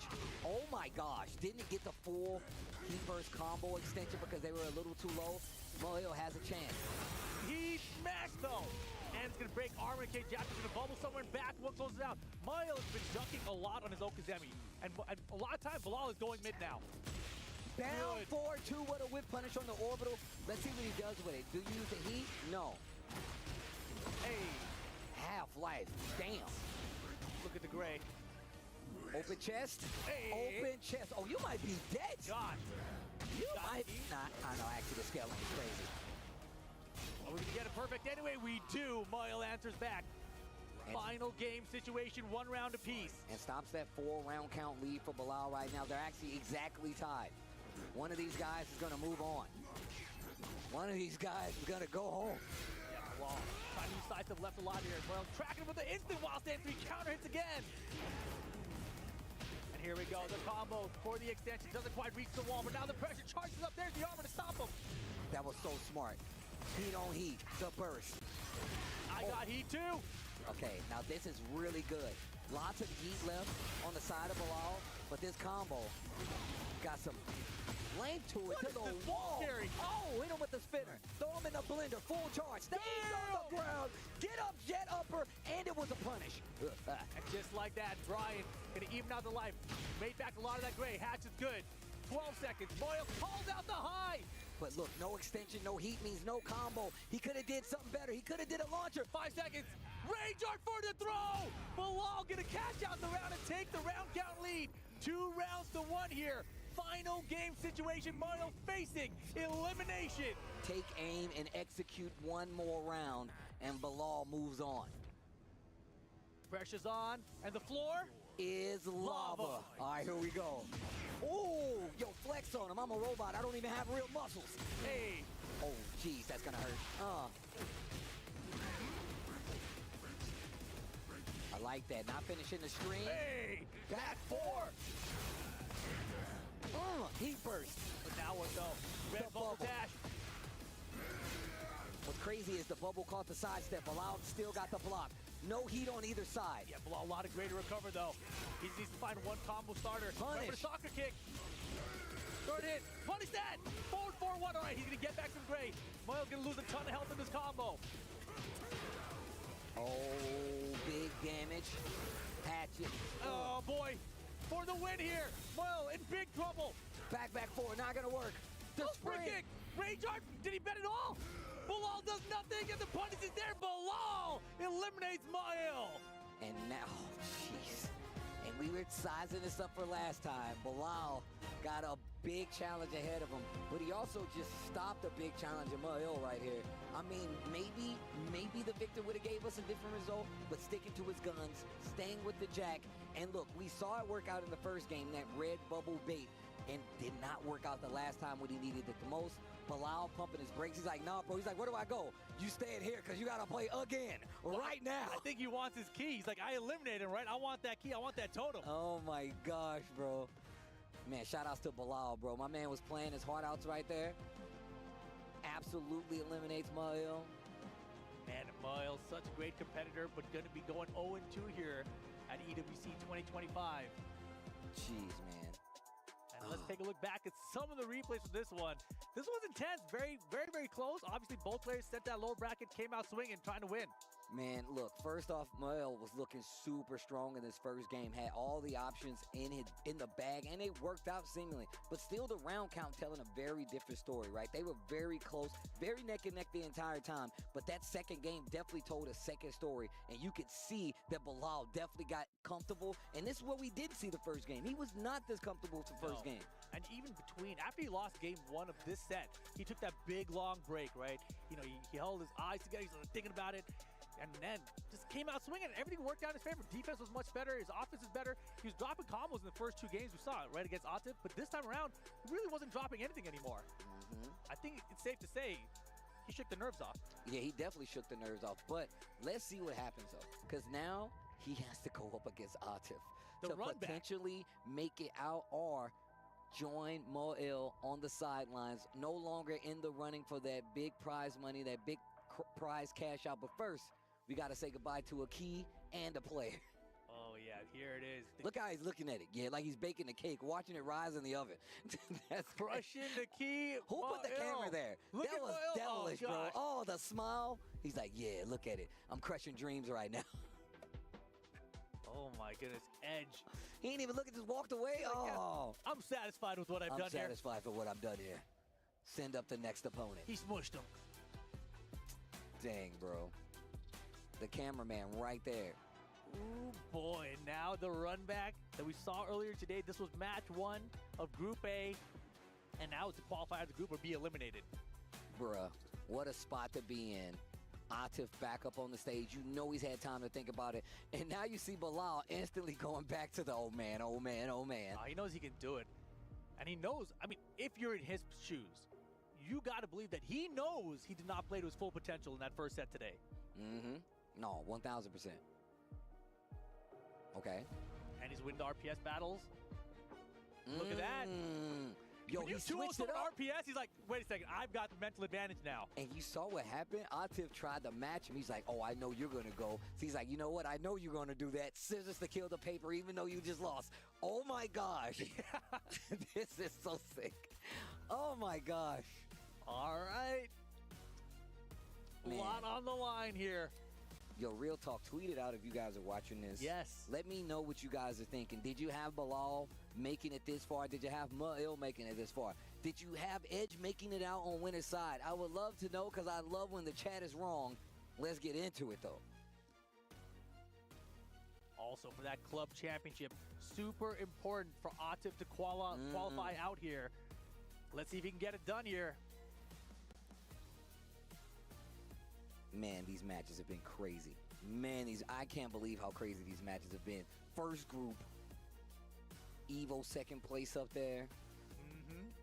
Playing amazing the whole time, especially if you go back and just watch that Evo run. But now, potentially on the chopping block to go home, joining Mayo as one of the first players eliminated here for the Tekken side of things at EWC. And like you said, man, Rip pointed out, a lot of your favorite players might be going 0-2 here. Yeah, it is absolutely wild. Extremely competitive environment here at the Esports World Cup. All right, let's see what happens. Let's see what character. You think we'll get the Brian? From Bilal, I think we will, Steve. Oh, I see what you did there. Okay, all right. Okay, I see. Oh, man. You can see Atif, he knows. Man, one of the things I really like about Atif, my man actually be talking to himself. He's like, nah, bro, we got to pick this up. We got to change this around. Maybe it's like the Green Goblin, you know? It's like, pick the Brian. Yeah, pick the Brian. You got to show him. Last time they met. 9 heat engagers versus 1. You got to find some heat engagers, Bilal. You all you got are heat burst? Nah, man, engage are way better. You get the gray health back, guaranteed. And I like these stats. Highest damage combo between the two. We know the Ana just be dumping damage. But Brian, no spring chicken either. My man does a lot of damage. It ain't the easiest to get the damage. You got to have some crazy input to get it. But definitely still there. Definitely still a contention player. But that's one of the reasons I really respect Bilal. Not everybody's gonna play a Brian in this situation. Not everybody can because they don't believe in it like that. The fact that Bilal was here doing it should tell you everything you know about just how hard this character is to play at a high competitive level. Yeah, think about the Tekken World Tour Finals, the LCQ that Bilal won to qualify. I think that was back in 2019. And that was with the Brian as well. He's a character loyalist. He's been playing this character forever. And now he gets a chance to move forward out of the group stage if he can get past Atif. Well, Atif definitely ain't gonna make it easy. Atif, like I said before, man, I'm arguing with who's the best in the world between Arslan and Atif, bro. Those are the two I'm looking at right now. I don't want to bring that up on the mic, Steve. Oh, okay. But I would go with Arslan. Okay. You can't be the best unless you beat Arslan, in my eyes. That's true. Look, I completely agree. You know, we were talking about this. So let's just say theoretically that's your training partner, right? And they know all your ins and outs. And obviously, I guess it doesn't matter because it's all about who gets the W. How do you switch the mindset to play a training partner to win? In the tournament, right? In a tournament. I mean, I talked to Arslan about that Evo Grand Final set. And I asked him why the Ana. You know, especially after he lost the first set and he reset, he picked Ana again. And he's like, well, I thought I'd just try it on the 2P side for one game. I'm like, what? So he just has a mentality that's different. And obviously, if you want anyone's tournament mentality, you want it to be Arslan. He makes the right decisions, and that's why he's won 6 Evo titles. I mean, look, one of the best players in the world for a reason. I mean, the best, if we're talking about Arslan. The titles is all you need. But here we go.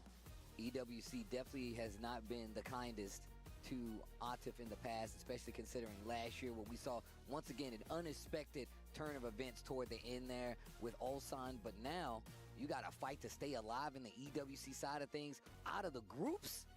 If you need to know how tough it is, just look at this. Yeah, that's actually wild to think that Atif might be eliminated right now already. And I know he's thinking about it. You know, Bilal's like, yo, bro, I might not even supposed to be here. I just throw all caution to the wind. I'm like, you know what?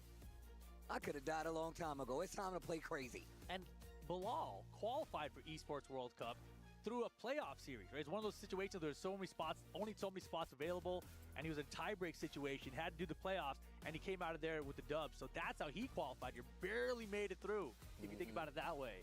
And now he has a chance to eliminate Atif, which is just crazy. I mean, look, once again, we talk about like players who go head-to-head, and I would love a stat for how many people who has actually beaten Arslan in tournament. I would love to know that stat. And the same goes for Atif. And put like this, and with the added caveat of removing Arslan from that count. I would love to see that, even on the side of Arslan as well. I would love to see the stats for that. Yo, Flower, where you at? Give me the stats, bro. John Ding? I'm sure he's one of them. Yeah, that's actually facts. But you got to count that. You literally have to look at that. And it's one of the reasons we look at John Ding to be one of the most successful players versus like that Pakistan playstyle. He's shown it time and time again, and now we're looking at Edge. That's why you see these players get so excited if they get a W over a Pakistan player. It's obvious that they are the strongest region in the game right now, and getting a dub means a lot for your momentum. And it just means, like, people don't talk about this, the unphysical side of knowing that you're getting better and starting to understand the game as we take a look at the groups. Yeah, Atif 2 over Bilal to kick things off, then Edge 2-1 from Moyle. Set up our winner side match, which was Edge versus Atif. 2-0 Edge qualifying out into the playoffs. But then we move on down to that lower bracket elimination matches. Bilal, Moyle, we just saw that one go down. Moyle eliminated by Bilal, which of course sets up this run back where he was 2-0 earlier by Atif. Well, nerves were there before. Bilal looking a lot more confident. And right now, you can see Atif really thinking about it. Like, you can see it just on his face, like, yo, what do I need to do to get this W? But it's definitely not out of his wheelhouse. But it's not out of Bilal's wheelhouse either. And, man, I feel like this is so appropriate. Two super strong, what do they call these in Final Fantasy Icons. 16 again? There you go, the icons going head to head. And something's up. Well, this is not going to be the game. Okay. Yeah, probably just get the kill starting off. 1-2-1 to close it out. Round 2. I think they have to go back to the reset and actually start from the beginning once again. Yeah, it's definitely going to be reset that count there, but you know, I don't know, in this situation, when it slows in, you think you're about to play, and then you doesn't play, I feel like it messes me up. I'm like, dang it, man, I was good to go. My momentum, look, it killed my momentum. I ain't even playing. I was leaning forward like I was about to play. Oh, jeez. You think they pick that same stage again? I mean, I feel like they have to, right? I feel like they should. Yeah. I'm down. I like that stage. I like that stage too, actually. And on top of that, the explosions in the background, the floor blast once you get to the final part of the stage, all very big game changers. I would love to see who's going to initiate first. Man, this is such a high-stakes environment. Dude, this is a high-stakes match right here. Yeah, I mean, one of these guys are done. That's what I'm saying. Like, in this sort of a tournament, where it's $1 million prize pool, you want everything to be perfect before you go into your elimination match. Yeah. I need sound working. Atif hit the thumbs up. And Bilal standing up. He shook your hand like, all right, shook ready hands. to play. I thought it was like, they look like the opposite. All right, GG's, you got me. All right. One more time for one of these players. The other one, see you in the bleachers. All right, here we go. Elimination match, Bilal versus Atif. Jeez, before I even look up, bazookas everywhere. Okay? And no! Oh my gosh, that's so risky. And I like when Bilal is playing this way. It feels like it's so counterproductive for Atif's playstyle. Some of these slower combo starting moves, the back one, the 3+4, the while standing 3, big counter hit. Oh man, Atif let out a big sigh right there. That's gonna be the wall. Joshua. What a name. Okay. Caught Fakey. Snake Eyes low, but gets full crouch load. Is that enough damage to heat and range? I think it is. No, he's gonna live. I think. Yeah, he's living. The mid. And that's the issue with this character, man. The lows, the mids, they can definitely be interchangeable with the character. You really have to pay attention. Oh man, I love these player cams. Here we go. Immediately downstairs. Okay. Switching to the mid this time around. Knows Bilal is definitely getting weary of the lows. And Atif doesn't stop, man. Once his offense starts, you have to stop him. If you're just trying to block against everything, he's going to win. My man puts you in the blender and just does not hold back. Booty bump, close it out. Another one, 2 rounds straight. A perfect STC letting you know. Oh my goodness, all right. Quick 2 rounds up here, but there's the parry. Bilal needs to get something started. And round 1 again was looking close, right? In his first set with Atif, every game looked close, but close doesn't matter. Wow, yeah, close ain't good enough. Close is not good enough. And look at this play style, bro. Gotta get a hit here. Not gonna find it with that. And look, we've seen the back turn combos many a time before. Atif definitely got those, but will it get the kill? No. The reset, a little chip on top of it. The down for 1. 1, 2, 4, engage. Chance for Bilal. Can he turn this around here? Not gonna get it with that whip. He smashed whip punch from Atif to secure game number 1. Yo, the Desperado. Shout outs to Antonio Banderas, bro.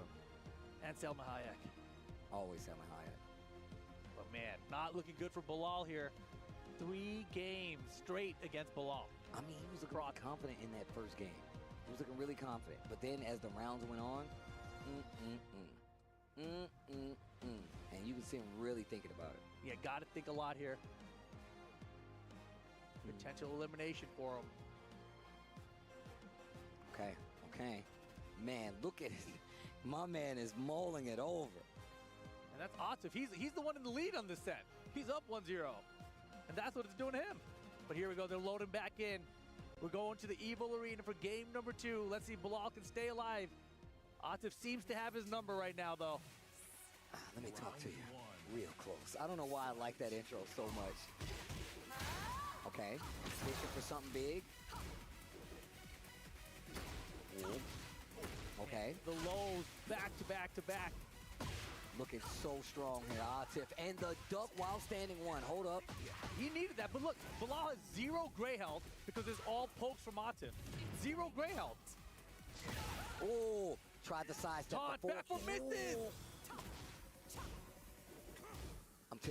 I'm tilted for you, bro. Orbital. I like the orbital attempt at all. You got stuffed, interrupted off the wall. Flip kick for Atif, round 1, game 2.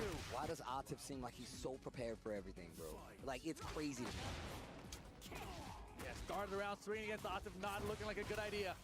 Wall booming around. We're going this way. No, sir, that could have been such a big punish. Spring kicks are more punishable now as well. Double sidestep it again. Doesn't pull the trigger on the punish off his steps. Tried to get the engage at a 4-4. Not going to commit to it. This is going to give Atif an opportunity to close it out a perfect with the second round. And look, Bilal is officially on the ropes, and Atif trying to stay alive in this tournament. Yeah, Atif has Bilal on elimination point right now. Second, it doesn't even get to it. Full crouch down 4-2 was fast enough. First carry to the wall. He's booming this one too. No, he's taking the damage here. Okay. Bilal got some great to work with this time if he can find an engager, but the pressure from Atif too much, just smothering him. That's gonna hit. And it's counter hit too, so you're gonna get a nice chunk of life back. And he still has that heat. Can Bilal make this happen and stay alive a couple more rounds? Heat first cancel? Yes, sir. Oh, that orbital was a good idea, but the full count down for 2 should be enough damage. Atif looking to eliminate Bilal. And Atif makes it out. Oh my gosh, Atif eliminates Bilal, and then we see Edge make it out. 2 of our players already going home. We went from 32 to 30, just like that. Bilal eliminated, but Edge and Atif will be advancing to the playoff stages. Oh man, and another key has to get crushed. Those are the rules of the game. Would you watch it if somebody crushed your key? I would just go home. Yeah, I'm literally booking a plane tonight. There it is. Dang, you gotta give up your key, bro. Gotta do it. Man, Atif always seems so stressed, bro. He seems so stressed once the game's over. Talking to it, like, afterwards, he's like, yo, bro, it was crazy. I hate that her mix-up is so good from Crouch. Yeah, and that was the problem, right? Bilal had the life lead there, and he just ate the mix-up. And then the perfects are coming through. Bilal, again, had the side steps, but not doing small punishes, right? He wanted something big always. So the little step that he could have had down for 2-1, could have had 1-4, etc. And great positioning there from Atif. Man, and he had the back 4 and just didn't get the wall splat. Who knows how this could have turned out had he got that proper combo and just not prepared to deal with the lows. And this is one of the things we saw him playing back further for at first, is because, man, reacting to that is just really hard. So Atif advancing over Bilal. And now it's time for him to crush Bilal's key. Bilal, thanks for joining us here at the EWC, but your run is over. Bro, that camera angle, my man looked like he was on a construction site right there. Took out the corner off it, too. He's like, yeah, take that. Man, he looks like he's hurt. That's right. I broke my friend's key. This is hard, bro. I had to, though. I don't got to play him anymore, right? He's like, but good riddance. Peace. I'm out. Oh, my goodness. 2 Koreans, 2 Pakistan in Group A, and we got one of each qualifying out. And of course, coming up next, we're going to the next group. iMusician going up against Ilias coming up next. And this is gonna be a good match. iMusician just found out recently, just finished his actually military stint. So we were talking about how strong he was, how strong Yoshimitsu is. That's something that he kind of missed out, because season 1 Yoshimitsu was definitely a terror. But that is going to come on the other side of the break. Guys, it has been a pleasure casting this first group, but we go on to the next group, and it's going to happen on the other side of this break. EWC 2025 Tekken 8 continues right after this. Oh, bump.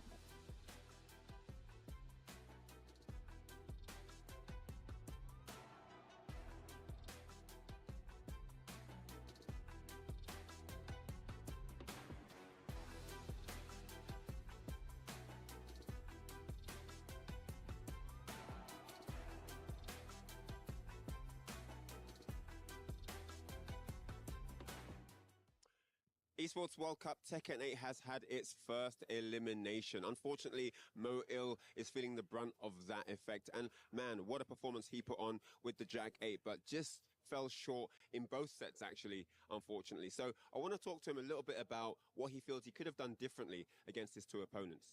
So first question is, of course, that Edge set. I mean, there were moments of hope for him.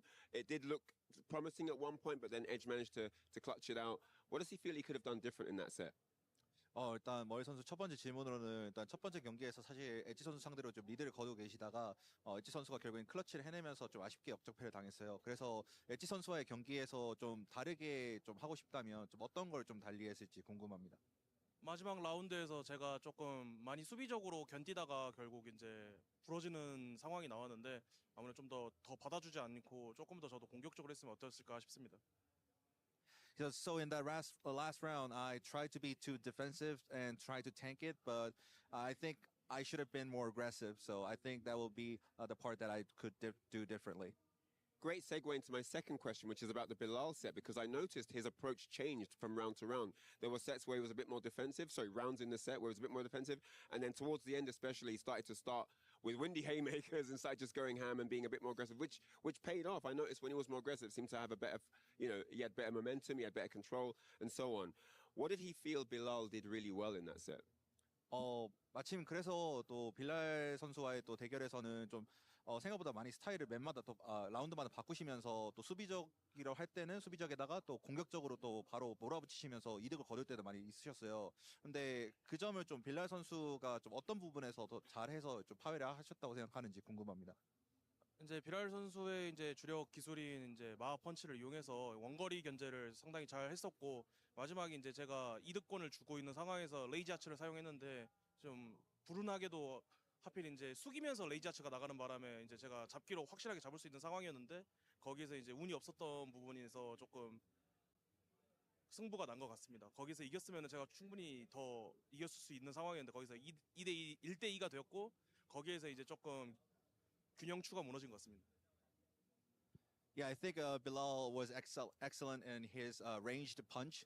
And that being said, I think I had one when I used the rage art, but I made a critical mistake that I used the rage art when I ducked. So I think that was the critical mistake, and he used a lot of it. So yeah, I think Bilal kind of made it out of it. Sure. Yeah, understandable. Commiserations there. Of course, it was close, came down to the wire, but man, Bilal took it for the win. Unfortunate there. Mo Il, always a pleasure. Always, I would love to talk Tekken with you all day and pick your brains, but we have to move along. But thank you so much. 감사합니다. And yeah, we'll see you guys next time. Yeah, that's it from us here on the interview floor. See you for the next one. Take it away, guys.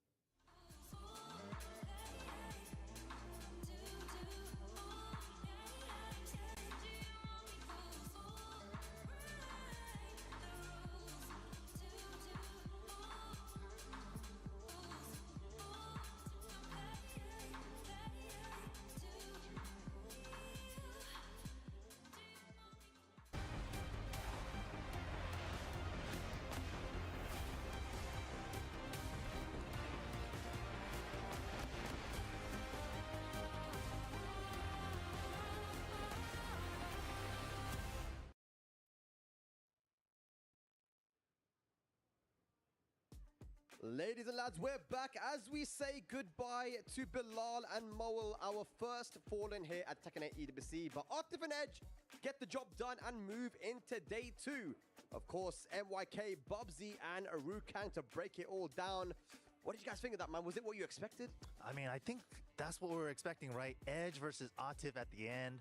But the surprise was Edge was able to clutch it out. And he just looked so prepared in the matchup against the player as well. Like just showing us the left flamingo to avoid the 4-4-3-2 from Ana, the safe heat engager, just the counterplay was there. His plasma blade whip punishes were on point. His block punishment was on point. Fantastic set all. I mean, talking about the block punishes, the amount of wine openers he actually blocked as well in that set, it was quite incredible. It showed, we said this before actually, like these guys are going to be prepared, and Edge definitely, 2-0 over Atif.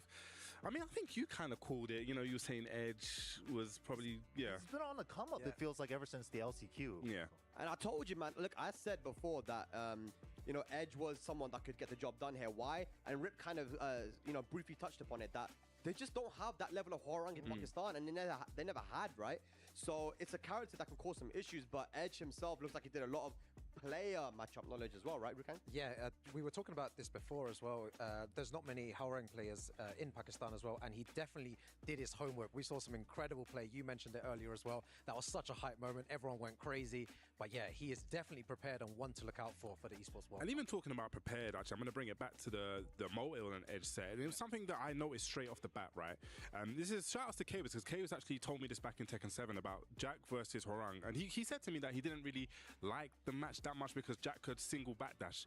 So we saw a lot of that, and straight away Edge, stopped that flamingo mix. I was like, he knows what he's doing. Okay, so he changed up his whole approach on the fly, and that's one of the things that makes players, great and overcome matches. Can we talk about that flamingo step for a second? Oh yeah, let's talk about it. 3-2. Oh my god, he saved that for EWC, man. Yeah. He didn't want to show that beforehand, but man, that was crazy, man. That was brilliant. That was the perfect time to pull it out. And Bubsy brought up a great point, right? Just the counterplay, all that stuff. He was just so prepared. Yeah. Like, everything was so ready and so studied, and the block punishment was there. The blowing up the string, stuff like that was excellent. Yeah. But one thing that I have to give Spag props for this, because he said, Atif's going to do 4-4-3-2 again.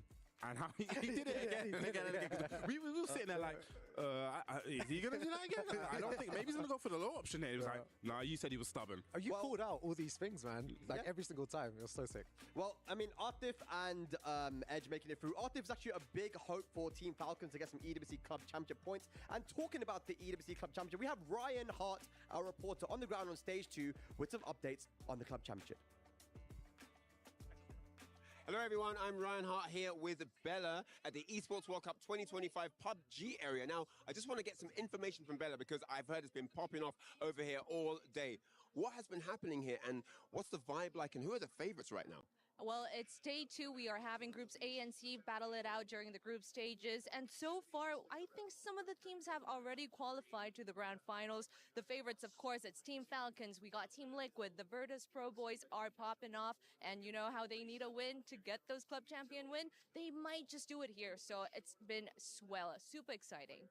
Indeed, great segue into my next question, actually, because it is actually about the club championships. I know that is a super important thing for every org in attendance here at the Esports World Cup. Which teams can make it happen here? Who looks like, because obviously Team Falcons, hot off the press of what they did last year, what could we see here this year? I mean, they are the defending champions, and they know how that win feels like. So, they come prepared. They're very, very locked in. And we have Team Liquid here coming off on a new org as well. So, I mean, we actually don't know who is going to grab that final trophy in the end. So, yeah, just excitement here at PUBG. It's all to play for here at the Esports World Cup 2025. If you're not locked and loaded in, make sure you tune in for every second of the action. I don't know what's going to happen, but let's find out together. I'll see you guys later.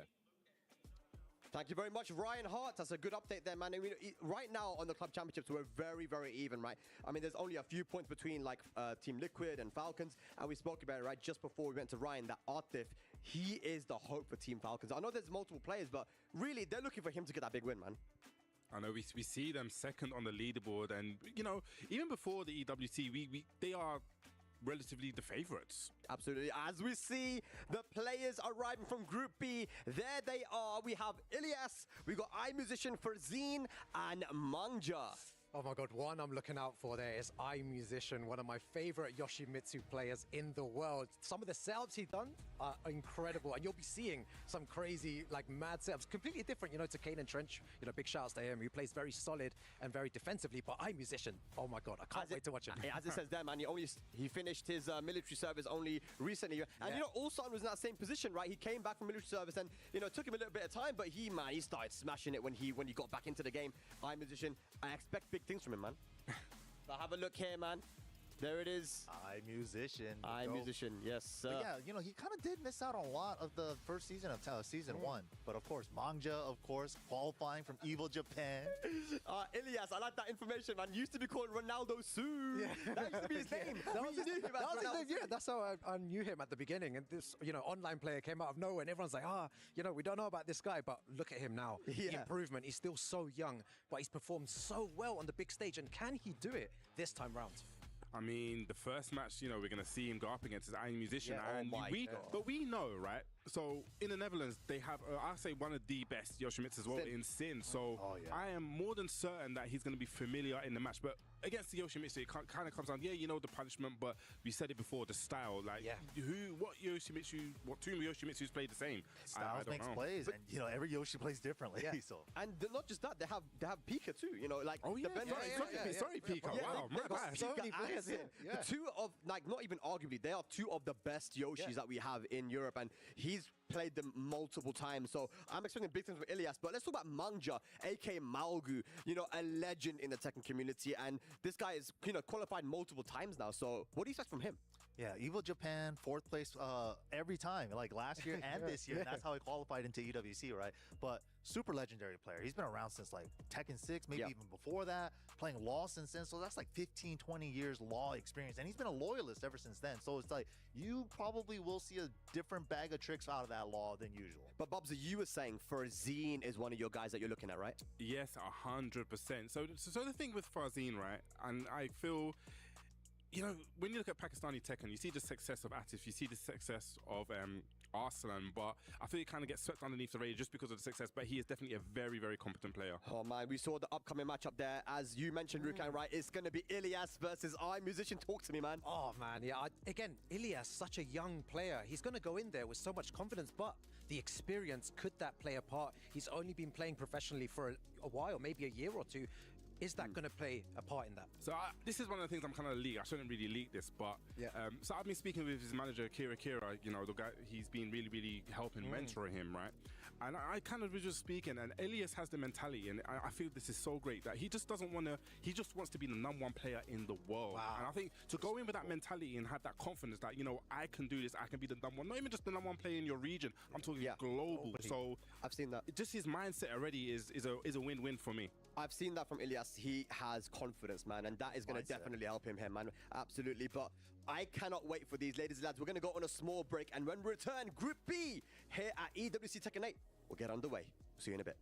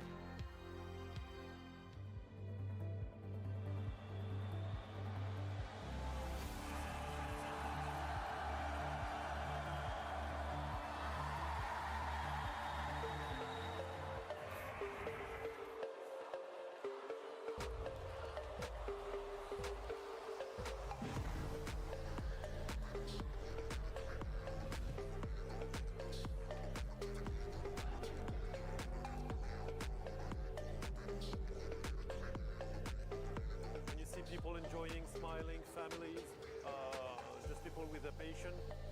The atmosphere is great. I think it's amazing. I think it's a great initiative, something that the esports industry needed as a whole. It brings the whole esports ecosystem up.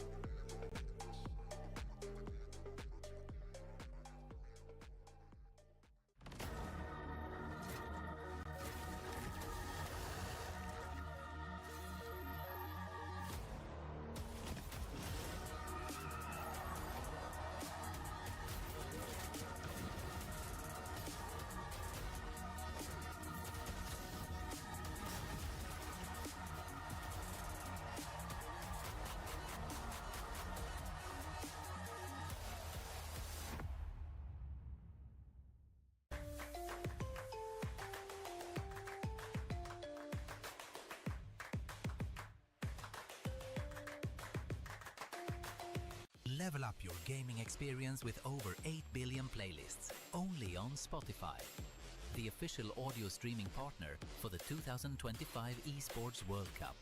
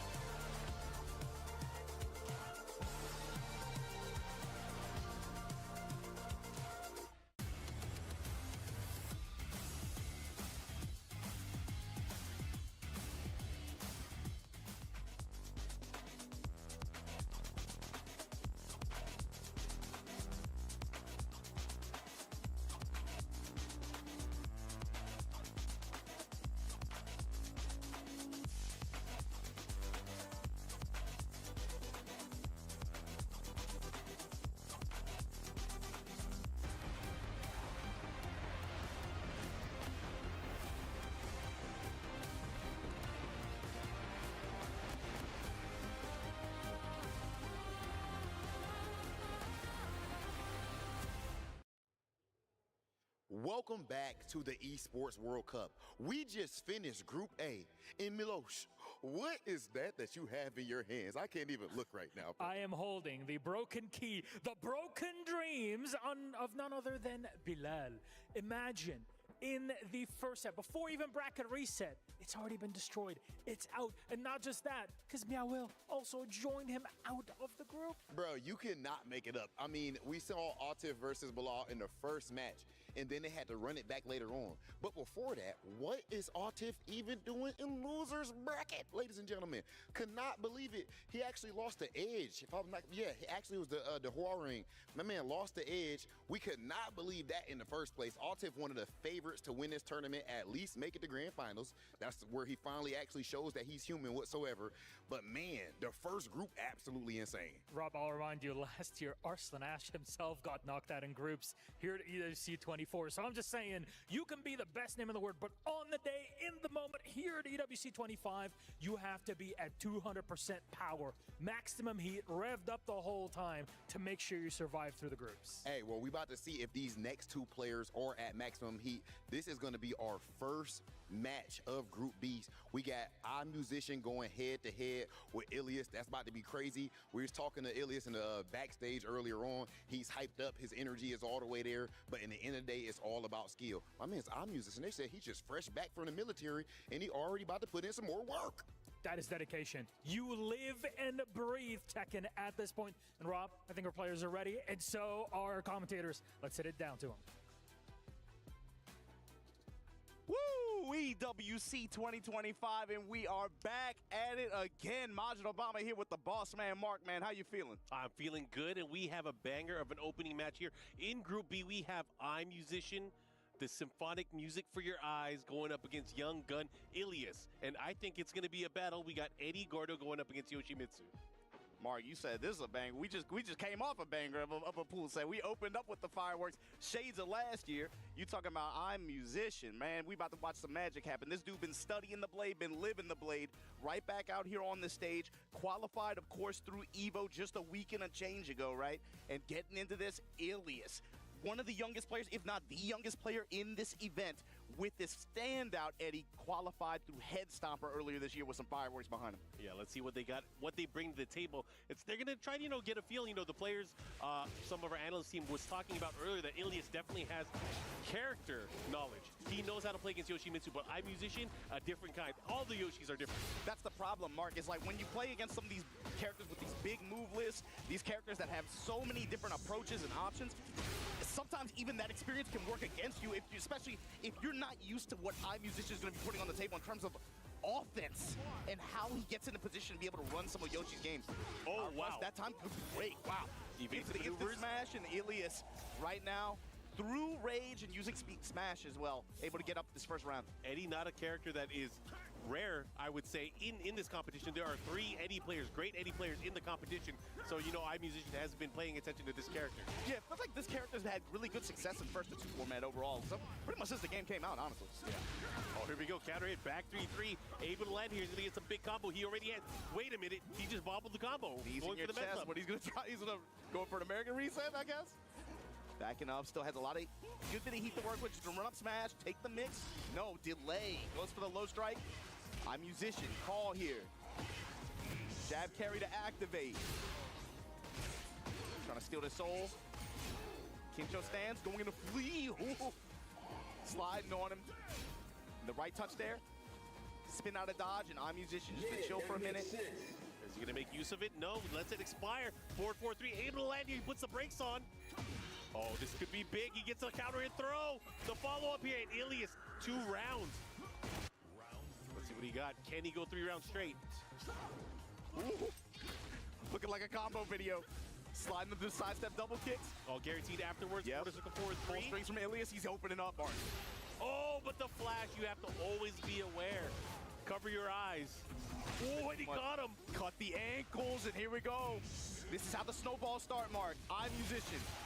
Granted, we are in a very open stage here, so he's not going to have as many opportunities to be able to use that in Oki situations near the wall. However, iMusician making full and taking full advantage of the situation. Oh, he canceled it. The low feint into the mid follow-up here. Here we go. On the scoreboard now, iMusician finally getting around. But this is the thing. Ilias right back in there, running the 4-4-3 mix. This time going low. Okay. Puts the sword away here, has access to the flash into the jungle starter now. And Ilias showing a lot of right step and range. Oh, he had it! The back 3 counter hit, no follow-up.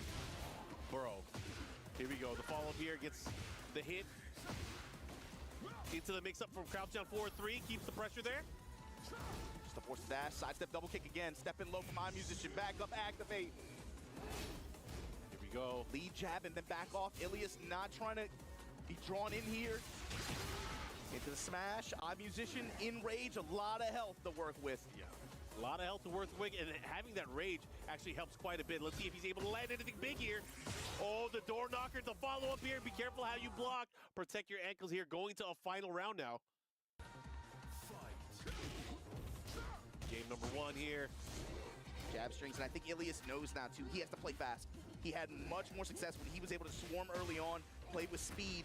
But right now, iMusician picking apart his offensive approaches. Back turn, gets the heat burst. Goes for the handstand mix-up, goes for the mid option, into the heat smash. Continue with the pressure, this time just backs up. Decides not to mess it, he didn't want to mess with the flash. Gives up his heat gauge really early on. What the hell is going on? Back and forth. Walk around, handstand, this time gets spiked out of it through the heat burst. iMusician in the driver's seat here. Yeah, Tornado. He should be able to get the life lead here. Try to get him with the Oki there with the crouch dash. Yeah, the Gonto. Bro, this time get them follow-up. This is big. It's going to do a lot of damage. It's not going to kill here. He does have an opportunity for one more mix-up. He can do it. However, Ilias now has rage. And also, time to become a backer. Power crush. HP is power. Spit that stuff. Keep it safe. Keep it simple. Just block. And iMusician securing the bag with that first game. Oh, man, it got kind of hectic back and forth towards the end there. Yeah, especially that last sequence where you then have expiring time. You knew it put pretty much every onus on Ilias to approach. iMusician obviously aware of that, just keeps it as safe as possible. Doesn't really give him any openings or any opportunities to be able to steal the round back like that. Ilias had a lot more fortune when he was able to force offense early on, but as the game moved on, you saw iMusician slowly adapt and was able to pick apart a lot of his offensive approaches and pressure. Yeah, there were a few sequences there where I felt like Ilias had a right read on the rhythm, especially getting those counter hit back threes. He had another counter hit later in the set, did not pull the trigger on it. Yeah. However, again, this could change things up because he can really start changing how he flows offensively. His 4-4-3 did not find the effectiveness. However, he hasn't got in with just straight up relax. He hasn't used the up forward 4. There's a lot of options I think that he can still employ. The sidestep 3+4 was a big one. That sidestep double kick did not find its mark throughout most of the set. Let's see what he does here. One adjustment, and again, we are in a different stage set now. We're in a more closed-off area here at the Phoenix Gate. And even the opener here. Oh. There you go. Now he's pulling a counter hit back 3. He's going to have the wall here. Let's see what he does with it. Take the opportunity to activate. And what the wall pressure looked like goes mid. Okay, has to be careful how he reacts here. That was a good option there. Got him with the wall standing floor while he was in the air. And the patience, too. Good read on the soul skill attempt there. Simple block and punish, and then, yeah, Ilias right back in there. Yeah, much different beast having to deal with the walls this time. Good block there. Great punish from iMusician. Again, he's been getting a lot of mileage off of that. Okay, tries to keep him there. Great jab float. Good recognition here. Spacing and the awareness. Just takes your jab float, get your stock. 4-4-3 him out the spin. Let's see what he does here. He has Majinga level 1 here, level 2 now with the heat burst activation. Okay. Now what? Oh, he tried to catch him. Didn't get the second hit. Ashura's blade. Ilias gonna just take the side swap out the throw break. Wall jump attack from iMusician into the steal again. And I like that. Good presence of mind there, knowing he had the advantage, being able to pull out the flash. Capitalize with a combo here. Has the wall here, looking to close things out with one more mix. Oh, and he got him from crouch out forward. Able to land here, and iMusician back on the scoreboard, tied up on rounds. This guy's fishing. And he back punch there, but then the wall splat off the leaping attack. And the conversion here. Big opportunity for the mix-up. Goes for the handstand one. Oh, just dodged it. And look at this. Don't get up wrong. Slide out Pogo. Not protecting his ankles this time. Try to get him with a cheeky root kick. Okay, at least with some good answers here as well, though. Gonna get Might the be wall. able to close it out here. There it is. I like it. And that all started with that down 4-1 punish that he rocked on him, too. Here we go. Transition of the stage. The Kaiju in the background. Fishing with that back 3. Back 2-2, though, from iMusician. We have engagement. Pumps the brakes. Leaping slash there from stance. Yeah, big opportunity here. Floor explosion. In the magic wall off the opening strike. Now what? Don't guess wrong. Again, this time blocking the low. Oh, great challenge. No patience there. iMusician looking to take this round, and we're going to a final round here. Set point for iMusician. Oh, look at this check here. Has to be careful how he approaches here. Back 2s here from Ilias. Trying to run around iMusician's side movement. You got side movement, I got side motion too. Ooh, he tried to smash him right through it.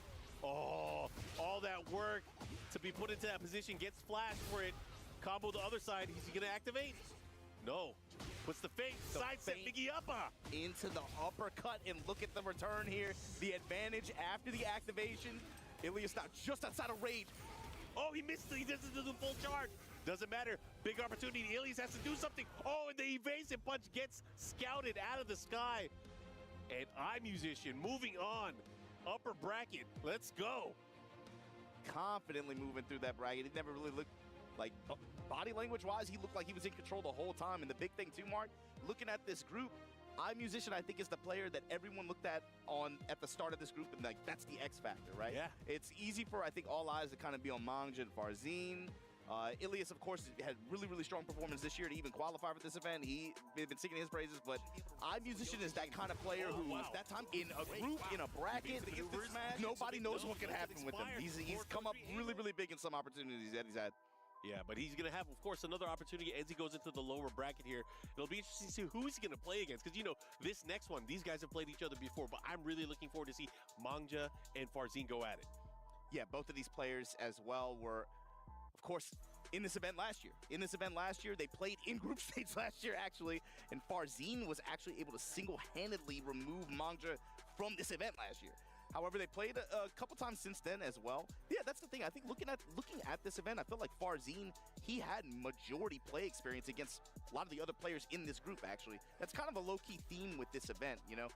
There's only 11 players in this Tekken event here at EWC 2025 that were not here last year. Correct. And majority of them, of course, representing Pakistan, Korea, and Japan, but when you have so many repeat offenders like that, you're going to run into a lot of rematches and situations where you have a lot of play experience versus your opponent. And you know, speaking of the difference in play experience, it's a much different game than we had last year too. So again, not seeing the dominance of Dragunov, right? That's one big thing already. But again, just seeing more and more character variety as players go into this.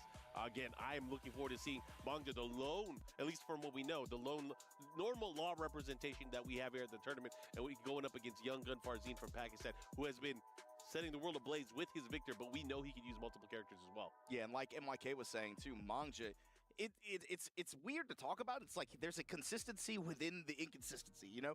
Mangja is able to come up big at some events like this. In this case, EVO Japan got 4th place 2 years in a row to qualify for this event. Yeah, at the start for both, right? Yeah, yeah. Farzin was able to qualify, of course, through Battle Arena Melbourne to make it here, but man, it feels like Mangja has a difficult time like at the very, very end of the finish line, right? We've seen him in some winners final scenarios.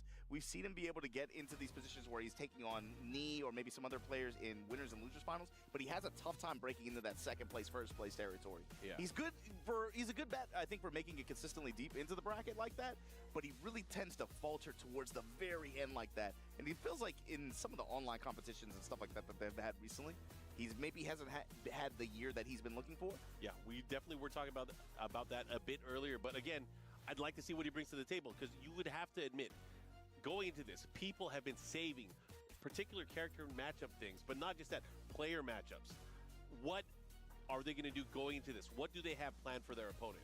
And Farzin too. Also, yeah, you got to talk about him, man. It's one of the younger Pakistani players who's always and quietly really well traveled, right? Yeah. But also, I love his attitude. At every event he goes to, he's like always very happy-go-lucky. He takes the competition and opportunities very seriously, obviously. But he's always just happy to be there and be playing, right? Yeah. And something that's going to stand out about this matchup, too, is when they played before, Farzin was able to kind of run over Mangja, kind of put him on the defensive back foot. But the big thing with Farzin was he had a really good read on when Mangja wanted to do lows, been able to get really good return out of low parries. But also when he would do non-jailing highs or jabs, he worked a lot of micro sidestep right, was able to get a few openings that way, but he really had he flash ducks a lot in Law's face, and he was able to get really big return opportunities and then snowball from that. And a big thing with Mangja too, the classic playstyle that he kind of employs, going up against opponents, he also likes to sidestep, go for a down forward too. However, the way that Farzin is playing, he's either out of range or he's ducking in a state where that down forward two comes out and doesn't get launched for it. So again, it's going to be really interesting to see how he's going to employ offense as he goes into it. I would say too, Mark, the big thing for Mangja too is to get a sense for Farzin's button timing very early on. Oh, yeah. If he can get some return out of some of these counter hits, especially when they're playing at pinpoint range, keeping it real compact, and if he can establish some dragon charge pressure, even just basic pressure or threaten with slide early on and get Farzin's timing, be able to get some big returns, some wall sequences to help him out, that could probably steer the set in his favor. Yeah. It's something that really showed, I think, last year when they played in Malaysia. Law, one of those characters that has amazing wall carry, amazing combo potential, but you got to get your character into the air first. You got to get your opponent into the air. There's one thing I really want to call out, like his use of counter hit 1-1-1, especially being able to kind of create opportunities with that move is really, really strong. But is Farzin going to run into those counter hits? I think it's unlikely, but we'll see how it plays out. Depends on any given Sunday, Mark. What was today? Wednesday? I don't even know, man. It is Sunday every day. Every day, every always day. Play always like it's finals. Championship always on the line.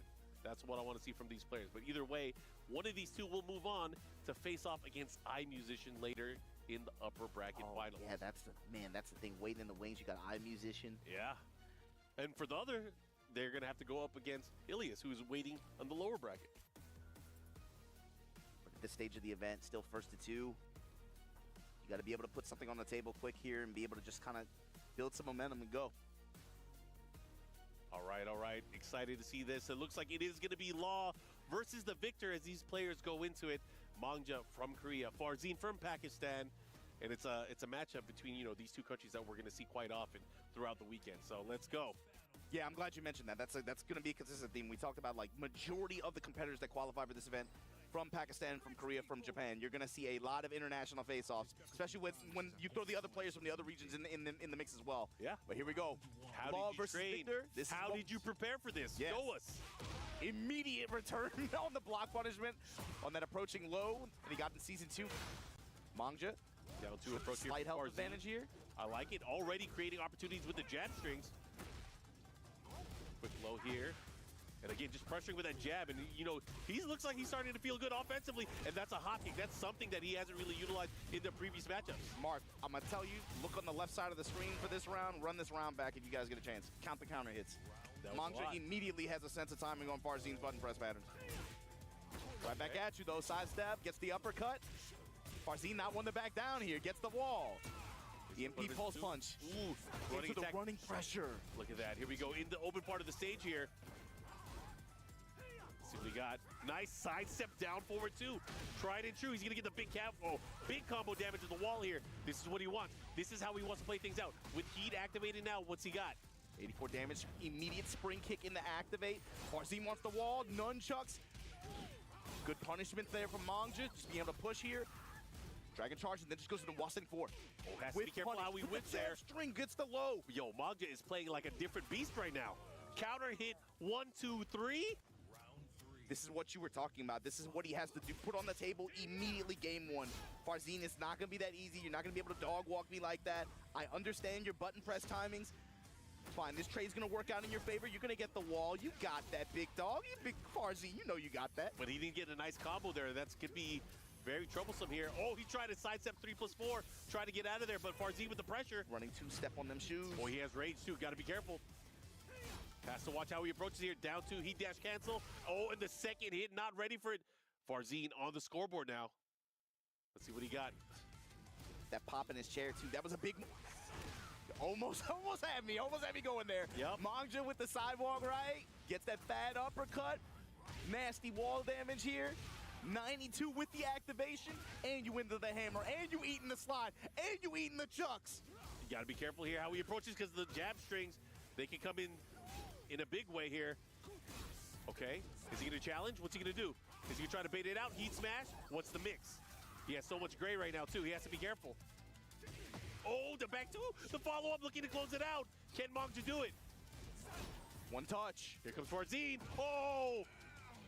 Big opportunity with that down back 4. Put it all on the line there, but yo, Mangja was ready. Yo, he's playing different. He has looked at the tapes. He has definitely watched the player. He has a better sense of offense as he goes into to not get counter hit. That was definitely something that I was looking forward to with this set is like, how does Mangja come in? Does he take a little while to rev up, or is he going to come in here? No, like you said, I've studied the tapes. I get how this kid wants to play, how he wants to approach me in some of these situations, and button press time.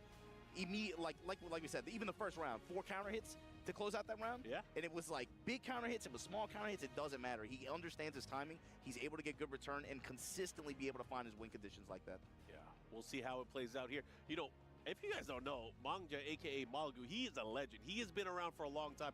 I remember him battling it out at Togeki in the SBO days back for Tekken 5, Dark Resurrection. He has definitely been around. He is a well-traveled international player. Still playing to this day, so I'd love to see it. Anyways, we're going to go right into this, back into the more open stage here. Up 1-0 right now. Can Mangja continue? Still on law. Putting the law on these young bloods like this. Ooh! Mangja 2 has had, again, quiet sidesteps as well. Like some micro sidestep right, being able to find these very, just like threading the needle with some of these whip punishment opportunities, being able to find uppercuts and get big damage for it. Oh, he got parried on the poison arrow there. Back to Perfumer. Here we go, let's see what he does. EMP punch. Ooh. Chunks of damage. Gunshots. And the punishment is there for Mangja. Working the slide, working the chucks here. Chuck after. Bro. And then, whoa. Everything started hitting. And Farzine had a big health advantage there, but Mangja just, he saw something, man. Just laid the offense on him. Laid that sidestep uppercut. There's your lift after the tornado. Tornado claw, and then the spike. Into Activation, raw tornado claw. He sees something, Mark. He sees something right now. Raw dog nunchucks into the mix. He's gonna go low, isn't he? He's gonna go low. Oh, he went with the dragon cannon. Hey man, Mangja is playing. No, he's locked in. He's locked in. He is hella locked in. His jab timing has been something different. Okay. Farzine said it's not that free. It ain't that free. I'm gonna get my counter hit lift. Not done yet. Let's see what he got. Try to catch him with the mid here. And again, with the jabs, the approach here, using the single jabs into the down 4 to counter it this time. got a good read on him. Look at Mangja working the one jab, stepping with Farzine, understands that he's looking for a sidestep and a whip punish opportunity. Step with him, finds that bad uppercut. Here we go. Sidestep not deep enough to avoid the burst. Ooh, big counter hit. No! The follow-up here. Let's see what he does. Mangja cool with that. Yeah, Farzine has to be careful. He is one touch away from moving on to the lower bracket, but here he comes. Down two with the dash behind it. It's going to put Mangja just outside of rage. In the running two pressure. Look at this pressure here. Standing four. Dragon Hammer follow-up here. No time left. Big counter in. Should be able to close it out here. Farzine with the time, but also the life advantage. Trademark Farzine. Run. Nothing. No one's doing anything. Dash up. 1+2 finds the counter hit. Bro. Mangja. Counter hit hop kick. Trying to bust up this bracket after the activation here. 1, 2, 3. Oh, patience. Perfect read and punish on Farzine's spring kick, but he dropped it. Yo, Farzine is in trouble still, though. Oh, the flip kick right back up, Mark. Not like this. It might be over. It should be over. And Mangja takes it in a clean set against Farzine. Man, oh, man. Letting people know who the dragon is.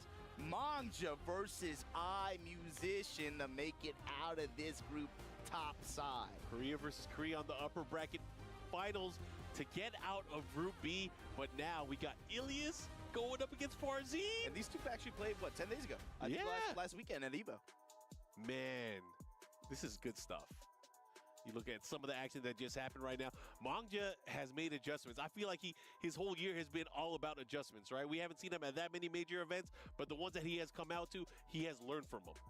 Learn from him, and again, look at how he played this too. Like, that first game to me was all about understanding Farzine's timing, and then as Farzine slowly started to adjust to, Mangja was ready with layer 2. He's like, okay, I know you're not gonna press into me at this point. Fine, you're looking to step. I'm gonna step with you.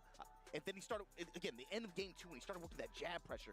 This was just raw mix. He was just like, no, this dude, he thinks I'm gonna slide again? Raw chucks. Oh, and it was good stuff, of course. You know, Farzine slowly but surely trying to make a comeback here, but man, it was all Mangja at the very end. Mangja started feeling himself, put him into the little crouch dash, into the flip kicks, closing it out with a nice combo, and Mangja, again, just had a different level of timing going into the matchup. Farzine now in the lower bracket, where he's going to have to put in work if he wants to make it out. That felt like he was on layer 2. Yeah. Especially in some of those situations where, like, you and I were like, yo, he's going to go dragon charge low, and then, no, flip kick. Just, Farzine was probably thinking the same thing in that moment too, right?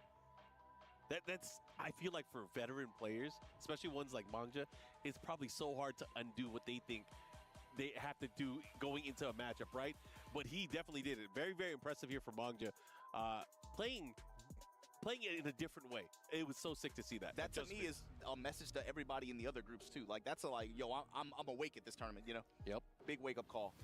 And we're gonna go straight into we're gonna go into the qualification match here. iMusician versus Mangja.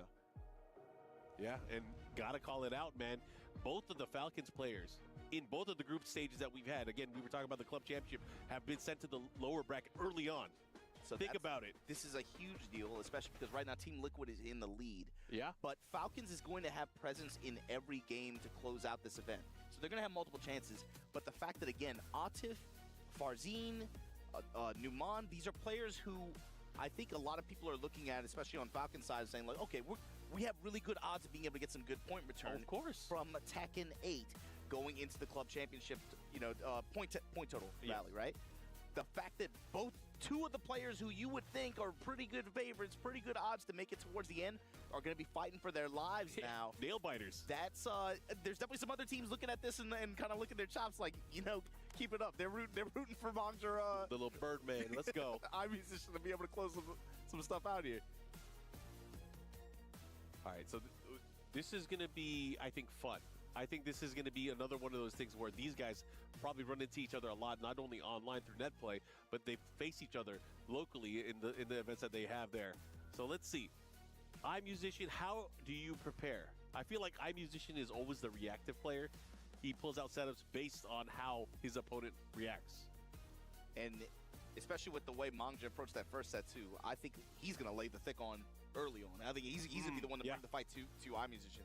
But I'm curious to see what his read on, especially flash timings are. How's he going to play? How's he going to employ his pressure, especially with that waiting in the background. But last time they met, 2-1 in favor of iMusician. They both did really well Top at 16 this recent Evo, yeah. And then, of course, it's all about getting the combo damage. But again, for that's a cool stat to see, but it all matters on how you're going to utilize it in your particular matchup and when it counts. When it counts is the most important thing. When it counts, and I'm also say, like, how are they finding those hits? Yeah, because, I mean, like, for a lot of the characters, again, it's through counter hits, right? Maybe you get the counter hit combos.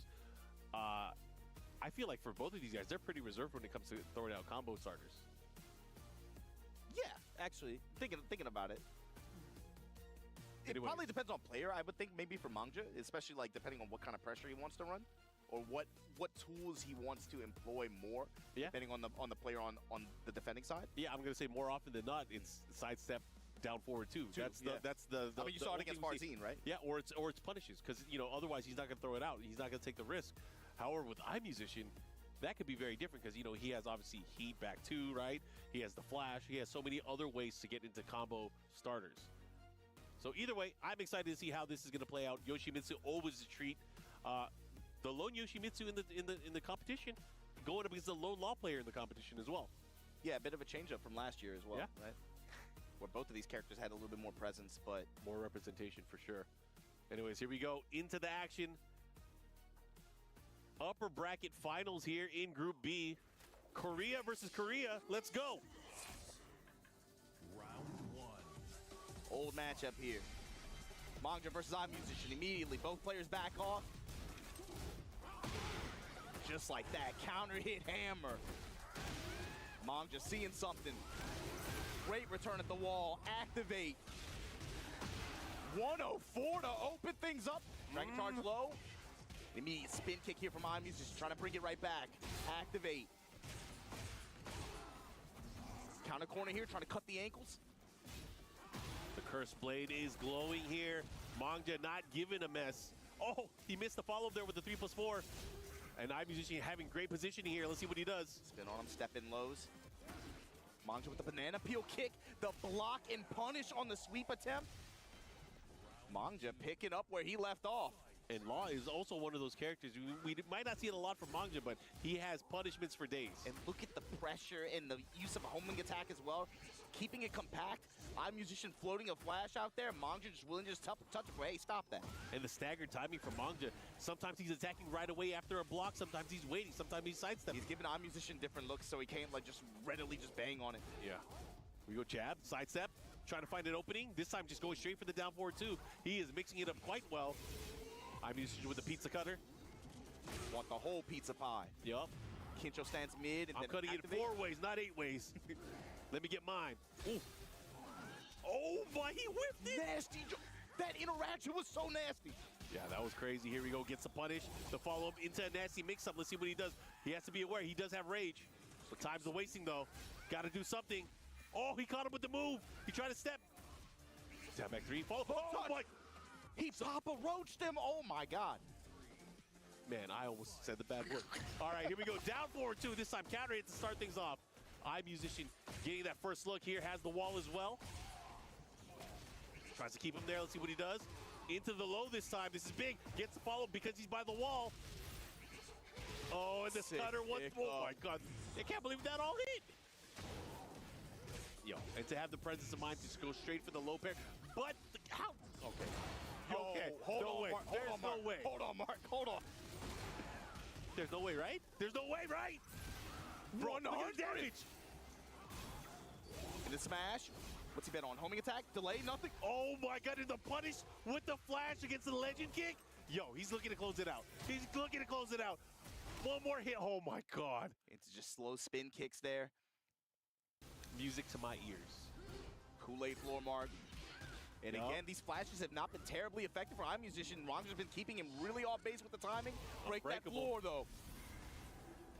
Out of the Dragonfly throw. Yep. Side step follow up here. He's going to push towards the wall here. This is where Oki can get nasty. Let's see what he got. Don't tech. Oh, he went for the low. Sweet. Spin to evade the burst. I like that option. Goes for the low. Here we go. This is huge. Oh, and he got him with the follow-up. Cut his life into pieces. Rim still spinning. I'm musician.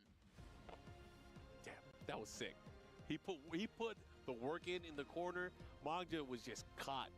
What are you gonna do? Both of them had some really good combo adjustment in some of those sequences, especially counter corner to the wall. Trying to summon some drink. He's like, let me get. I heard Obama say Kool-Aid. Let me get some of that. Anyways, Mangja is gonna have to think about this. I feel like offensively and strategically, he went into very, very strongly, but just iMusician had to squirm his way in with a lot of these hits that were key. Big counter hits here and there, but also just, that suicide. He just took the momentum back. It felt like that was the moment where it changed and things started to go in his favor a little bit more. But even then, you got to talk about some of the checkmate situations that iMusician had too. You remember the spin on the heat burst activation, that read, and then the punish, the reward that he got for that? Bro, we got the Phoenix Gate. Here we go. Another one of those stages that transforms depending on the interactions that happen here, whether it's potential final round or if they get the break here. Oh yeah, and then we have the threat of the floor blast. But again, going to Flash in some of these situations, Mangja is not really giving him that much for it. Yeah. Not giving him a reason to play differently. Yeah. And here we go. I'm putting it on. This time 6-6. I almost gave the wrong notation. 6-6 WP. Oh, you're thinking of another game. Yeah. That's okay. He's in that one too. It's cool. Boom. Here we go. Goes for the flash again. This time gets jab punished for it. Why punish him? Spitting that stuff. Gonna put that knee on him. Yep. Try to get the big launch. Just takes it down for a 1. Ooh, sidestep counter hit. This time mid, the root kick. This is huge damage, especially since he has the wall. What you gonna do with it though? Ooh, cut. Mangja, you need to fight back. Counter activate on the block nunchucks. Great punish. Yeah, spin kicks here. He had the patience there too. Both of them, he delayed. Uh-huh. Down back 3, fine. You got a low, I work mine. Oh, got him. Got him with the blue stuff. Forward 1. Let's see what he got. Look at the patience. Oh my God, the low parry. And iMusician looking to close things out, but how did that miss? Uh-oh, this is bad. Oh, parry this right is bad. Back at you. Into Rage Art. Mog just stole it right back. Yeah, and that is definitely going to get the kill here. We're going to be tied up on rounds here. But that low parry to Rage Art, in my opinion, was just like when he got that big suicide in that previous game. Maybe this is the momentum steal. Oh, man, now going for the low right away. Banana peel right back at you. The flash punish. Brilliant punish there from iMusician. Good presence of mind. Yep. Duck right He's into going to it. get huge reward for that. Okay. The heat activation, it's the wall. Ooh, it's counter hit sweep after. Ostrus Blade and another counter hit. Banging on armor, Mangja. Oh, and we're going to go to the floor blast after this. Let's see what happens. Root kick gets the screw, the follow-up here. That was all pre-tornado mark. Oh! The feints again. We're knocking on the door. Let's see what he got. Oh, into the low. Here we go. Stage transition. The icons are out. See what they got. They trading blows in the background. Who's going to get this floor blast, though? Ostra's Blade. Low touch from iMusician on set point, by the way. Yep. This is huge, though. Mangja needed this. Dragon Hammer going to get the spike here. Let's see what the mix is, though. Slide? No, goes for the running slash kick. Punishment, and it's iMusician pushing to the wall here. Oh, has to be careful. The cutter. Don't get up wrong. Oh my God. He got up hella wrong.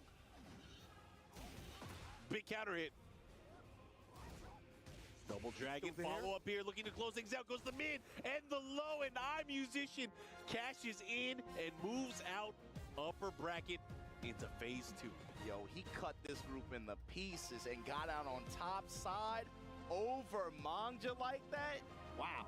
So that means, yeah, Mangja's going to have a shot on lower side to deal with Ilias and Farzine, of that.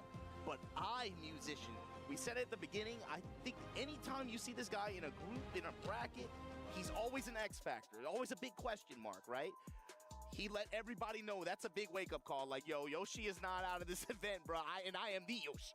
Yeah, that was good. That was good stuff. Being able to see that, the back and forth between those two players. But Mangja, you know, he has to be feeling good. Because, you know, going up against either Ilias or Farzine, you know, he played very well in that last matchup against Farzine. And he's definitely had time to watch Ilias as well. So again, he's going to be sitting waiting as we have that other lower bracket match. But man, oh man, we at least know who's making it out on the upper bracket side from this group. We got iMusician put on quite a display here of just mix-ups, especially towards the end. I mean, he got caught looking at so many things. He was thirsting for it. He was thirsty for it. So all this pizza, bro. I've been cutting these boys up. Y'all got to keep me hydrated. God damn. What did you guys do to iMusician in the military, man? He's different. There you go. Especially this mixing sequence at the wall here. Cut him up. After the delay, and then he still got up into it. That thing still spinning. You have that desperation to get the punish at the right time, but sometimes it's too soon, Junior. Too soon. And Ilias, here we go. He's obviously going to be waiting. He's going to be up next. He's going up against Farzin. We'll see how that's going to play out. Of course, it should be Eddie versus Victor. Yeah, for Ilias, this is a guy. For whatever reason, this is a big opportunity for him for this year, right? For many reasons, it's a huge opportunity for him. Probably the biggest opportunity for him this year. Farzin, World Warrior. This boy been traveling. Yeah. Not the start to this event that I think he would want, and especially that he expects for himself. But it's a situation that he finds himself in. You got to be able to get over Ilias here. Bottom side of the bracket. These are two of the young phenom players representing their respective regions, right? Not just that, again, representing their clubs. And for Falcons, this is a huge one. Yeah. There's a big organization, a ton of players right now watching this match with deep interest in big Deep eyes. interest is I like that. Deep interest. We'll see how it goes because, he still has a chance to make it out here, but he has to go up against Ilias. I feel like Ilias, the power of youth is always something you got to consider. The youth, they're crazy, man. They play Tekken.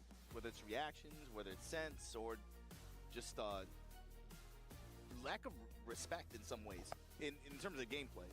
I think as you get older, you tend to get scared of people or you give a little too much respect. But they have the ability sometimes to just go into these games and just play with a fresh perspective that maybe older players might not have. But either way, one of these two guys is going to have to, if they're going to get out this group in lower side, they're going to have to make a run. This is going to have to be a little mini gauntlet. You got to go through not only the guy right across from you, but you got to go to Mangja waiting in the wings after. Yeah, looking at the head-to-head, the last time these guys played, it was in favor of Farzin 2-1. And again, both of these guys, high placers. There was over 2,200 people at EVO playing in Tekken 8, but they both did very well, placing in the top 40. Yeah, and 2-1, you got to see how this one shakes down. What did Ilias learn from that encounter? Did it just come down to just mix? How much more consistently is he going to be able to find win conditions or mixed conditions on the side of Eddie?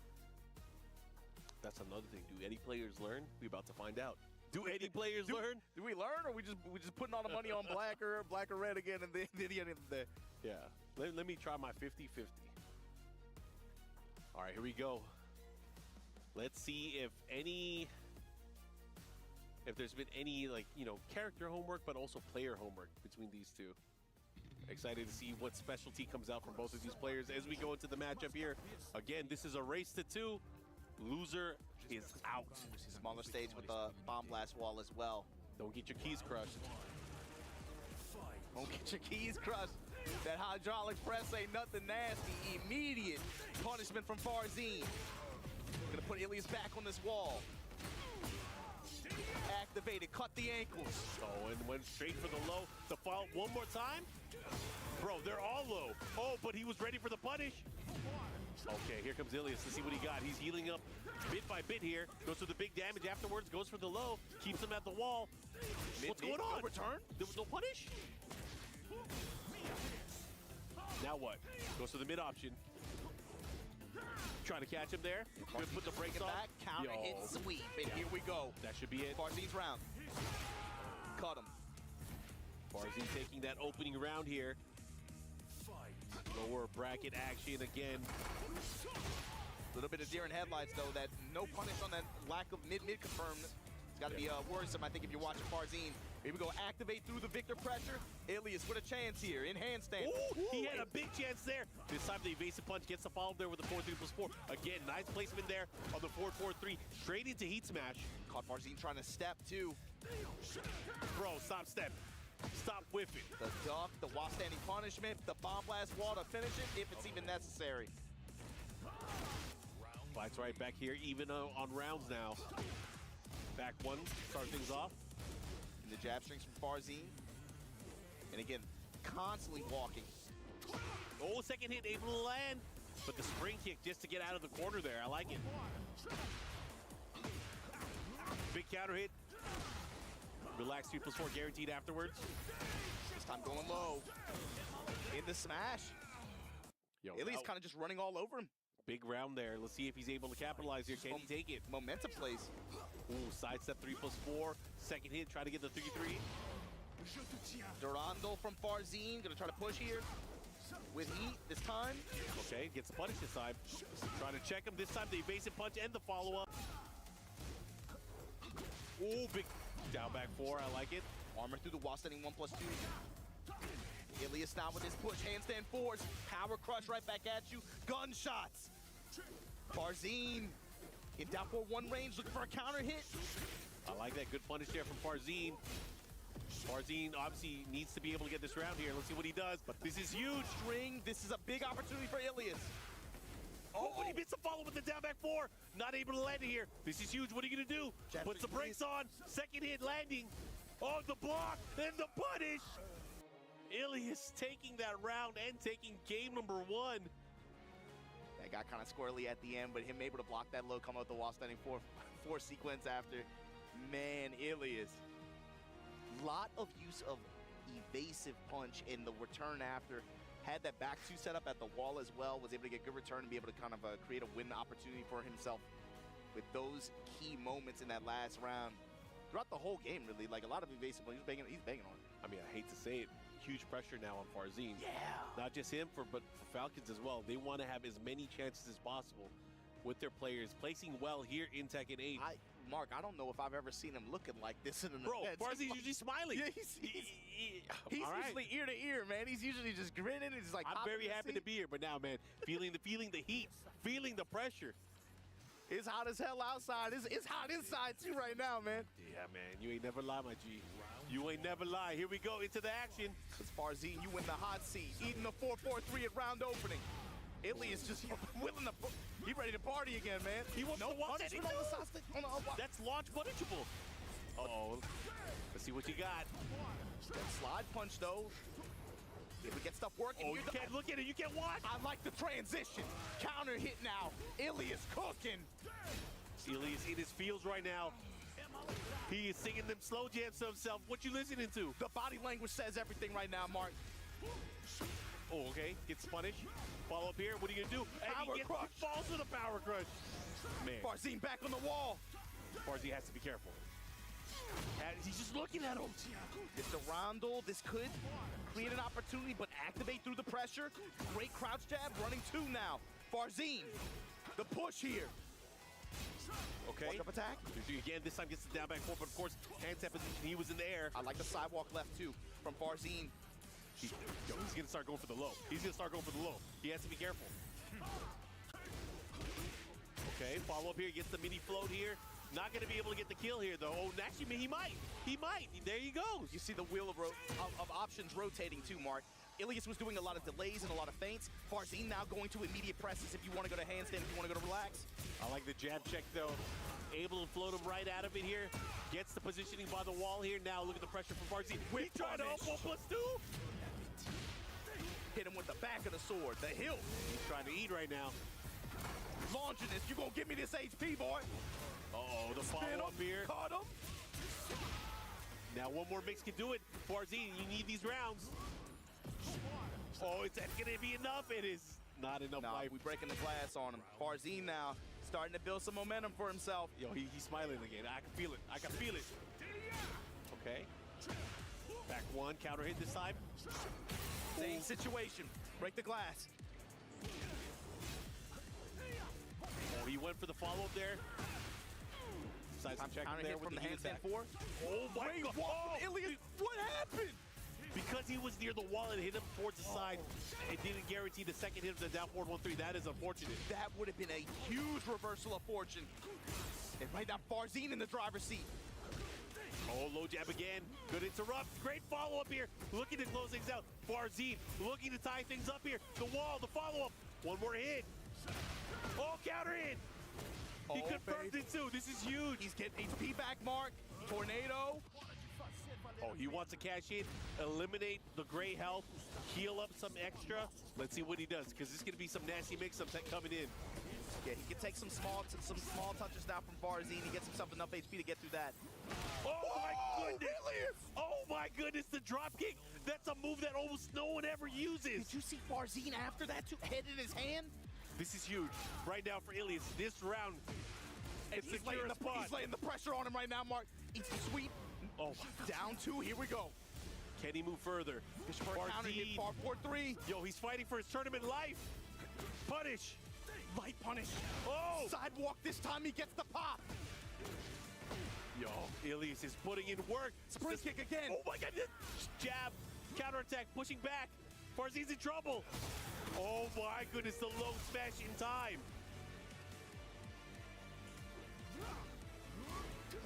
Oh, can he follow up? He got it. Good float sequence. He has a life lead too. This is big.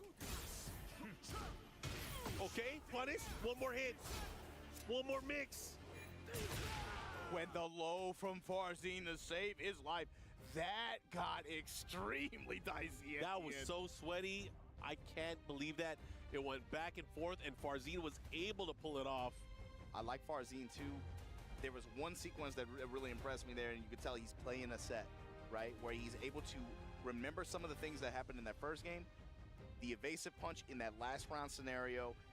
Farzine knew it was coming, immediately had the block punishment, and it also set up the opportunity for him to get the pressure that closed out the round after. Yeah, I mean, there were a lot of moments there where Farzine was kind of like not in control, but he was able to dial things back. At least find that one, you know? And, you know, when it was that low heat smash, that's when the momentum started building up again.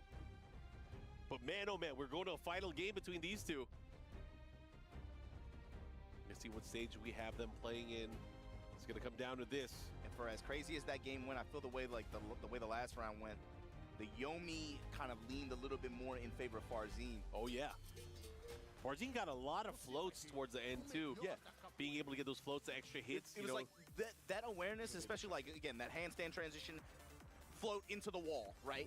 And then, like you said, it's when you have that low heat smash pressure afterwards, really kind of gave himself a win con scenario. But here we are on the Pac-Man stage, trying to see some pixels fly, Mark. And Ilias already kind of changing up his offense, using a lot of jabs and down forward ones just to kind of open up his opponent. Let's see what he does here. 4-3. Oh, he missed it because it was high. Oh my God. Yo, this is huge though. Let's see what he does. Mix up. Yup. Oh, he could have let it rip. He would have had the wall splat. Down 2 for Farzine. This is his opportunity. Gonna cut the ankles out of stance. Down by 4. Forcing these lows. Sweeps on sweeps. Oh, the step. He was ready. He's been saving that the entire time, and this time he's gonna capitalize. One more mix. What you got, Farzine? Oh, running attack. There's no run from there. Man, what a sequence. You can really tell the pressure building up because he's locking in, man. Sidestep, you got the whiff, got the big launch punish, break the floor. This is where stuff gets nasty, man. Wall pressure, whip punish. Farzine, it feels like he's gotten a stronger sense of Ilias' timing. Just like this, burst out of heat attack here from Ilias, able to get a lot of real estate clearance. Running pressure. What the hell happened? Other side, baby. Let's go. Big 4-4-2 follow up here from the tornado. Let's see what kind of mix he has. But now he has to be careful. His back is towards the wall. Ilias with rage as well. He hits back one counter hit. Oh, one sliver left. What are you going to do? He got shot from another side down. Of the stage. Yo, Ilias fighting for his tournament life here. Farzine now on the verge. Can he do it? What are you stepping for? Yo, he found it. He definitely found it. He found it late, but he found it. Farzine woke up. Momentum on his side. Oh, back to sequence at the wall. Oh, my goodness. Big pickup here after the tornado. Down for 1 sequence. Smash. Splash. That was a great option to do it there. Low jab, interrupt. The whip punish. No! Oh, come on! He got in between. Yeah. This is huge. One more mix-up. What has he got? Oh, he might be. Is he dead? Back to the sword. Eat it, Farzine. Played a full set to get over Ilias here, 2-1. Man, and you can see Farzin was wearing that set, the stress of that on his face, man. He was on the verge of being eliminated. Ilias could not capitalize, and of course, he is now out of the tournament. He's about to get his key crushed. Yeah, but Farzin's not done yet. He's not out yet. No, he's still got to deal with Mangja on the other side. Yeah. Ooh, he lost run back. to her earlier, Yep. yeah. Oh, man. A run back, and you got to think about how that first set went, too. Mangja complete control.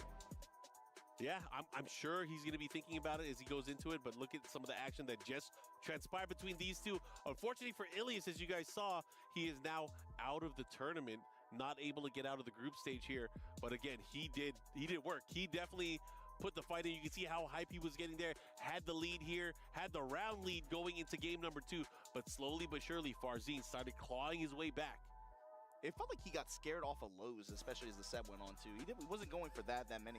Like, some 4-4-3s, but very, very seldom. Yep. And even then, a lot of his mix, too, was really just built around, it felt like mids most of the time. Yeah, mids, but, you know, one of the big, oh man, that was crazy, too. We thought at this point that Ilias might have had enough momentum to go into it, but Farzin just stayed true. You know, he started getting some of these big hits here and there. Big reads, but also getting the power crush at the right time. Yeah. He did so well there. And here, the cameraman got switching. Yeah, this is the point where Spag puts on the other jersey for the other team. I'm switching sides, and here we go. Farzin was able to clean things up. With the hilt of the sword, and man, you know he was stressed out that set, especially again with the expectations and the pressure riding on his shoulders right now. But it's time. Ilias, you had a good run. It's been fun watching the Eddie play, but we got to crush these keys, man. Into the hydraulic press you go. And just like that, young Ilias, man, he looked demonic at that point. I did not like that smile. I wasn't ready for that. He's always like happy-go-lucky. That's a good camera. That's a good camera. That was I didn't like that smile. That was kind of messed up. I feel like we need to start judging how the crush looks. Like I want a good shape. I want it to look nice on the mantle. You know. Is it a nice even spread? Is it in the center of the triangle? Did it actually break it? You know, there's these things to think about. Oh, we got Mangja again. I can't wait to see how this is going to play out. This is going to be a fun run back because, again, even though Mangja was able to pull it off at the end pretty convincingly, there was a lot of tight sequences back and forth between these two players. The level of adjustment between these two, I think, is going to be one of those things that you really have to pay attention for, especially at the start. Mark, think about this. Thinking. Last year, Farzin single-handedly eliminates Mangja. Yeah. Winners and losers. Bro, is this justice? Is it going to be is this justice? I don't know. Or is Mangja's like, okay, payback. I'm gonna single-handedly remove you from the event. Well, either way, these guys have obviously had an epic showdown back and forth throughout the life of Tekken 8 so far. But again, that would be crazy. If he did to him what he did to him the year before. It's a cool dynamic, too. Like, Farzin, I kind of think of as, like, the young prodigy kind of standout. Yeah. Dynamic, like, next generation. New generation. Pakistani player versus, like, the old man. The old head Korean player. Yeah. And also, interesting of note, too, Virtus, who is Mangja's team, they're not really in the conversation as much because they're in fewer remaining events in EWC, but they're 4th place on the leaderboard right now. If Mangja's able to make a deep run here, he could potentially earn his organization quite a purse. And again, for the club championship, it's key for a lot of these organizations. They have to get a win. They have to get a win on the scoreboard. So again, for a lot of these players, just to be in contention, it's on these players to represent for their club and get the big W here in Tekken 8. Either way, man, just this particular match, taking the clubs aside, Mangja going up against Farzin, these guys had an epic set early on. Last time they met, which was, not that long ago, it was 2-0 in favor of Mangja. What happened? A lot of microstep uppercuts, especially for Mangja's side, right? And then when it came time to mix, his mix, it felt like he was on layer 2. He was a step ahead of Farzin, like, yo, you think I'm going to go low here?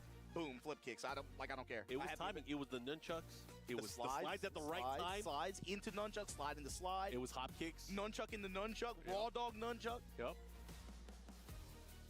He's a menace, this Mangja guy.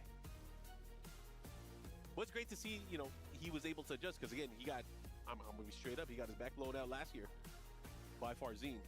No, this is what you want to see, man. Especially year to year. Like, yo, you gave me the business last year. Yeah, teach that old dog. Teach that old dog. Let's go. Anyways, I'm excited to see this again. Only one of these players will move on. The other is getting their keys crushed and their hopes of EWC glory destroyed. Floor breaks on deck, though. Farzine on the Victor, Mangja on the trademark law. What's it going to be, Mark? We're about to find out These right guys now. keeping it compact really early on here. Back Okay. Perfumer. Yeah, the perfume is something that we saw towards the end of their last set. Let's see if he's able to get some mileage out of it. Ooh. Let's hear. Raw Dog can activate. Mangja, immediate sidestep right. Delay counter activation. Raw Dog nunchuck again. Able to land the follow-up here into the legend kick. Let's see what he got. Mix up. Goes for the wall standing 3 pressure into the poison arrow. Into the heat smash. Now what? The mix. Oh my goodness. Oh my god. He is pressing to press. Picking up where he left off. Now how's he open? It's like controlled chaos. This time the launching is from Farzine, able to get some good return. Try to get it. Uppercut. Yep, big counter hit. Follow up here. He's going to push at the wall. Keeps him there. What's the mix?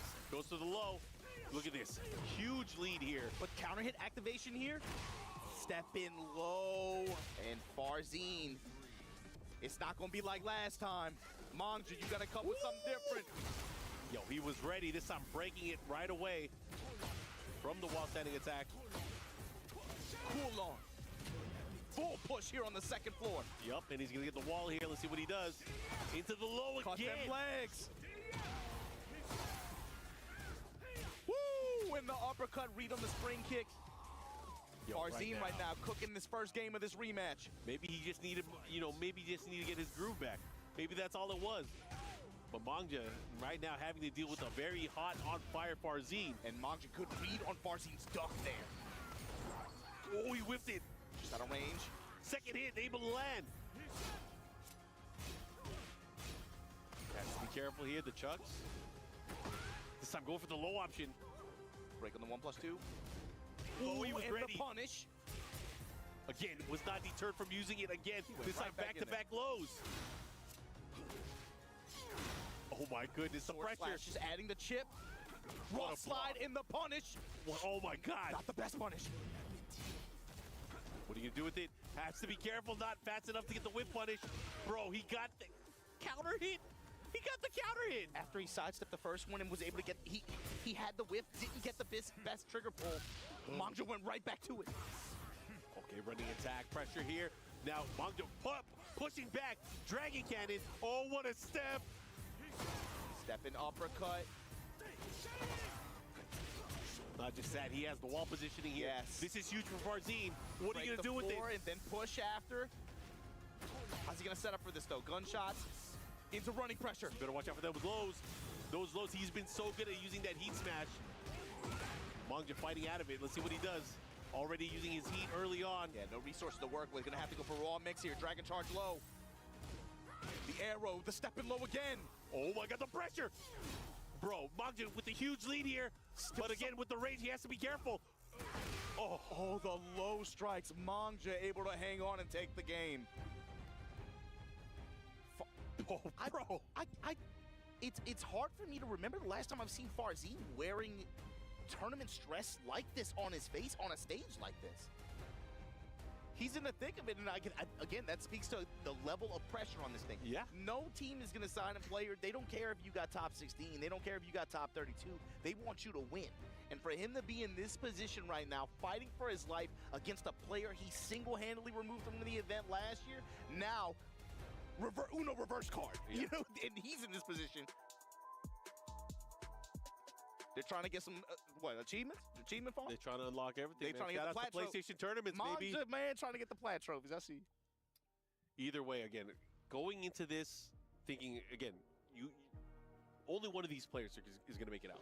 iMusician already in the clear, right? Only one of these players will make it out. Who's going to do it? Right now, obviously, the advantage in favor of Mangja. So, again, that's why the pressure is on. That's why Farzine is in his hands right now. Because only one of them will be able to pull it off. But either way, as we reset and get this match ready to go, I hope you guys are enjoying. We have so much action throughout the day. The group stages, so many great players. 32 of the best Tekken players from around the world going to be battling out for supremacy. And they already battling it out here. Game 2 of this set. Already. Whoa, Farzine again running into that tornado claw. Shades of the first set. With the cannon to back it up and the dash. Mangja right now in the driver's seat. Trying to get the stage 2 of this tournament. While standing 1+2, this time homing attack in response from Mangja. Laying it on, bro, the tight jab pressure. Yo, he is nice and tight, but this time getting punished for the slide. Went for the big risk there. But it feels like that's the first time Farzine has had a complete call out on a slide that time. But sometimes, you know, sometimes like players are sadistic, like oh, you blocked my slide, let me hit you with layer 3 now. Is Mangja one of those? Are we gonna see slight delay nunchuck? I would expect it. I would Flip expect it. kicks. What are we gonna do? Like, is the arsenal coming out now? Running a lot of delayed mids, some armors here. Mangja right now in rage. Activation from Farzine. Counter activation on the back 2. Bro, those lows, they have been adding up. Not deterred from sliding again. Slidu. Oh, you can't whip like that.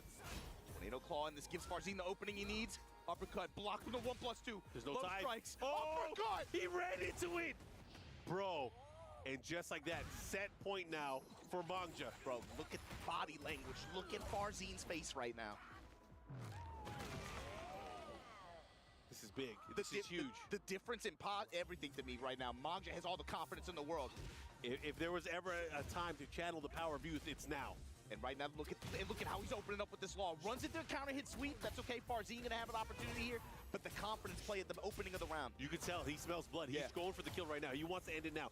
Mangja does not want to mess around. He's gonna put his all into this offense. Keeping it tight right now. Jab pressure. Arrow. A lot of different looks with Dragon Charge, homing attacks. Oh man, while setting forward loop pressure. Bro, this is huge. With the dash behind it, and here we go. The scaling, not going to do so much. Not going to have a wall. Let's go with the mix, though. Decent advantage, though, just outside of rage. Let me loop my pressure. Let me get this slide. Oh, my gosh. One more hit can do it. Farzine has to do something here. Oh, the power because they trade. Hammer. And the punish. And Mangja punches his ticket for the next phase of this tournament in dramatic fashion. You took me out this thing last year. I'm going to take you out this year. Farzine, wow, what revenge. The taste of it, man, and here we go. Farzine, unfortunately, gonna fall alongside Ilias in this Group B of Stage 1 here of EWC 2025 Tekken 8. Wow, I cannot believe that went down the way it just did. From Group A to Group B, seeing who's in what positions and who's out of this thing already. Mark, what do you think about that, man? I mean, one of the young Pakistani stars in Farzine was not able to make it out. And you know, he is one of the storied players, one of the well-traveled players throughout the TWT, but also just tournaments in general. Seeing him here, not able to make it out, losing to somebody that he destroyed last year. I felt like looking at this group, I was looking at him like thinking Farzine, this is a good bracket set for him to make it out to Stage 2 on his terms. Yeah. And he's out of this thing now. Yeah. And again, it's just the power of an X factor when you have like an I musician in your group. But Mangja came to play this weekend. From jump, from the first second of the first round, he said, no, it's not going to be how it was last time. And Farzine, too, I felt like the whole time he played today was wearing the pressure on his sleeve. You could see it in every round, every interaction. Like, dude, we have the player cams. I can't think of the last time I've watched a tournament or an event and I've seen him have these reactions like this. Yeah, he's usually all smiles, right? He's all... Oh, he was defeated right there. Oh, my goodness. And again, this is where Mangja really started turning things up as well. But, you know, Farzine was fighting. He was definitely fighting here. But, again, it comes down to this. You throw out the launcher, you get punished for it. Man. I'm sure we'll see him bounce back, but it's not going to be at EWC.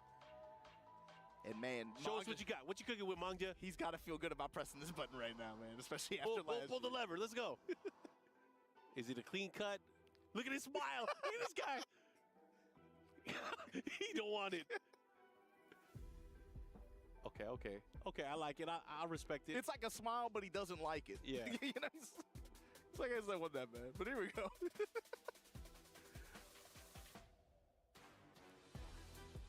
You know, he's going to end up hating himself.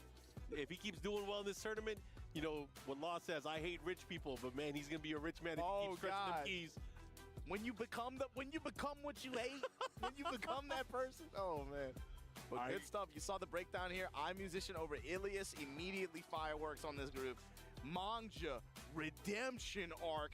got the win over Farzine, dropped him in the losers. Unfortunately, fell to iMusician. iMusician makes it out winner's side. The power of that Yoshimitsu. Farzine over Ilias in a close set, but Manja let you know what year it was.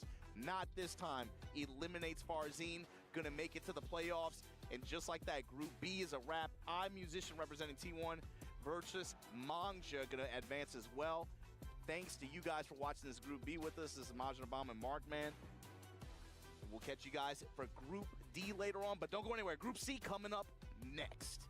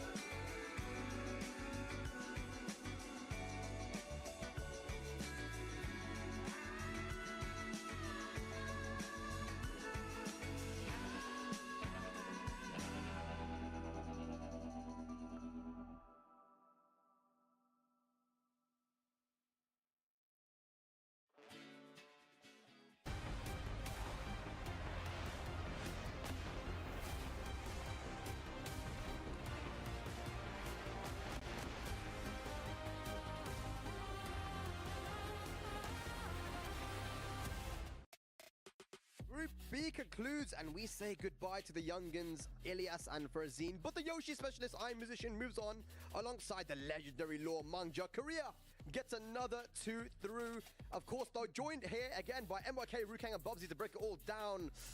Anything surprising for you in this group? You know, definitely I would say the whole Ilias thing, because we actually had him down before as an underdog. You know, we seen him coming up and the confidence he was displaying beforehand. But, you know, even in the first match against iMusician, it was a 2-0, but it wasn't a 2-0. You know, both went to final round each time. A bit unfortunate, a bit unlucky. I know we had high hopes, but it's just a little bit of a nugget of information I want to give to him. And it's actually everyone that's fallen, right? Is that failure is not the opposite of success, but it's the journey to it. So just take it on the chin. And it's about how you recover from bars. Yeah, that's how I got bars today. Don't worry about it. We'll be dropping them all weekend. Yeah. Again, you know, big shout outs to him. He played really well. But iMusician, one of the, you know, an incredible player and so fun to watch. You saw the way that he played there. I feel like people at home maybe might not have thought that he was going to make it out of this group. I remember all of us discussing in the back as well. But he played so well and kept his composure in that tournament. No, I agree with you, man. As we have a look here at the bracket, we're going to have a look at it right now, guys. iMusician making it through without losing, man, straight into playoffs. I mean, I'll be the first to say that I was actually a little bit surprised looking at the names in this group that he was able to do that without losing. And, you know, he played so solid as well. MYK, the iMusician, man, super strong. Yeah, iMusician, that was one of the players I was interested in because, like, you know, we were just saying he just did his Korean military service as well, just got back. Maybe he's a little bit rusty. But, you know, speaking with Rip in the back, he's been training at the Super tournaments in Korea. So he's been getting back into shape. But Mangja, though, the legendary law player for like 15 plus years now, he still got it, man. And especially after like what happened to him. Master Cup, he's like, oh, Saudi champ. He got 0-2 last year. Yeah. Redemption for Mangja. So I talk about redemption. He got the redemption. He got the revenge against Farzin. And I want to talk about Farzin because I think a lot of people will be surprised that he bowed out this early because his consistency has been amazing throughout the year. Even last year, you know, he surprised a lot of people. It's just the body language, man. I've never seen that level of stress from Farzin before. Like the caster said, it's just something, there's so much on the line here for EWC that is getting to some people, and I've never seen that from Farzin before. I feel like definitely at this kind of stage, you need to play that poker face. You can't show your opponent that you're stressed. You need to keep it close to your chest, and I'm sure Mangja was seeing that. I'm sure he was like, you know what, I'm going to go in for the kill right now. Yeah, absolutely, man. That's a really good point. Yeah, I mean, talking about the young'uns, we actually have Ryan Hart, our reporter, with Ilias for an interview. Take it away. Elimination matches continue here at EWC for Tekken 8. I'm here with Ilias, who had an explosive match against Farzin. Farzin, of course, always a very strong competitor, no matter what Tekken version it is.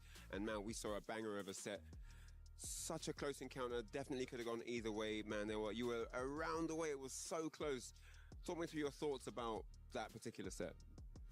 For Farzin and basically everyone else in EWC, we have practiced multiple months very hard analyzing them, and when we were on the big stage, you know, I discovered a new level of stressfulness that I haven't experienced yet. So it's unfortunate that I couldn't execute what I wanted to do. You know, the mind wasn't working together with the body, but and every loss is a lesson, and God makes everything happen for a reason. So I'm glad for that at least. Lovely words there. Very, very, very true. Man, it was such a close encounter. The first set against iMusician, is there something you feel you could have done differently? Was it an experience thing? Was it purely the nerves? What are your thoughts there? If I start listing all the things I could have done differently, I think we would be here multiple days. Of course, that was tough. It came down mostly to, you know, me being so nervous, so stressed that, you know, that was a blockade. So it's my next goal is to learn how to deal with stuff like that, because I know what I'm capable of. So yeah, that's basically it for me. Pleasure to have you on board. Always a pleasure to see you in action, whether it's Tekken or any other fighting game, and I wish you well in the future. That's it for me here on the interview floor. See you later. Much Ryan, and of course commiserations to Ilias, but he makes a very good point, man. He knows what he's capable of. He's not downplaying his level, but he discovered a new level of stress. And I think not only him, but we talked about how Farzin was really struggling as well, man. And that is one Falcons player now out of the tournament. We've got to talk about it, ladies and lads. The EWC Club Championship, right? We have a Virtuous Pro Mangja who's made it through into the playoffs as well, and that's really important because, of course, Virtuous are in contention right now for, you know, they've got a lot of points on the championship. Yeah, Yeah, as well. And Team Falcons also, they're very, very high up in that second place on that leaderboard, and they have 3 players in the Tekken 8 tournament, so they're hoping that they're going to go far in this event. It's going to be very difficult, yeah, I mean, lucky we saw Atif. Well, he's through, but imagine if 2 Falcons went down this early. That would be crazy. Shaky. Very Bubsy, stressful. I just want to quickly ask you, Bubsy, because it's not just Ferzine, it's not just this group. We saw Atif winning and looking stressed. What is it about this year's competition that just got everyone so stressed out? Is it because is it a combination of trying to get used to the new meta and adapting as quick as possible, then the stress of qualifying, and then of course the stress of the day? I think it's a combination of all, and also when you think about it, it's the pressure because Falcons are the favorite. You know, when you're the favorite, you feel you have to perform. So they have that pressure. You know, everyone's watching them, everyone's expecting them to. So it's like, I'm carrying this on my back, and I've got to carry that as well.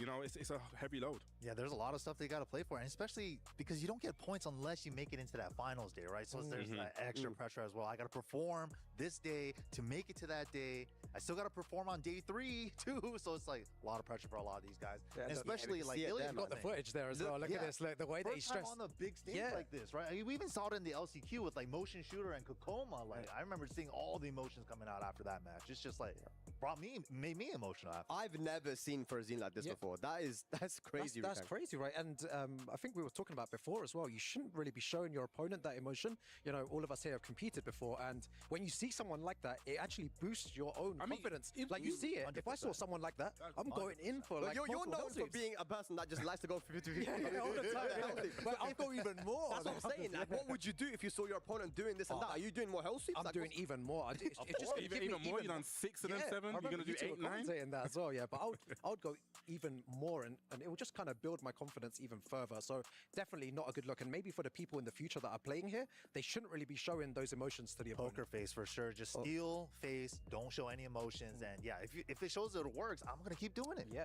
But I guess it's a thing that you're gonna learn with just experience. You know, it's you know, like I said, Farzine, very very young, still got his journey to go. Absolutely, man. Well, talk about Ferzine. We actually have Ryan Hart right now with an interview with Ferzine.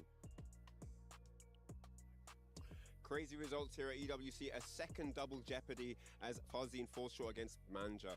The first and second set, did you try to change anything from the first and second set? I think in first set he played really good. He was like doing too much side step, and I think he played good. But in second match, I was really confident. I was winning, and I tried to do side step and launch, and I got the misinput. It came out forward too, so he made the comeback.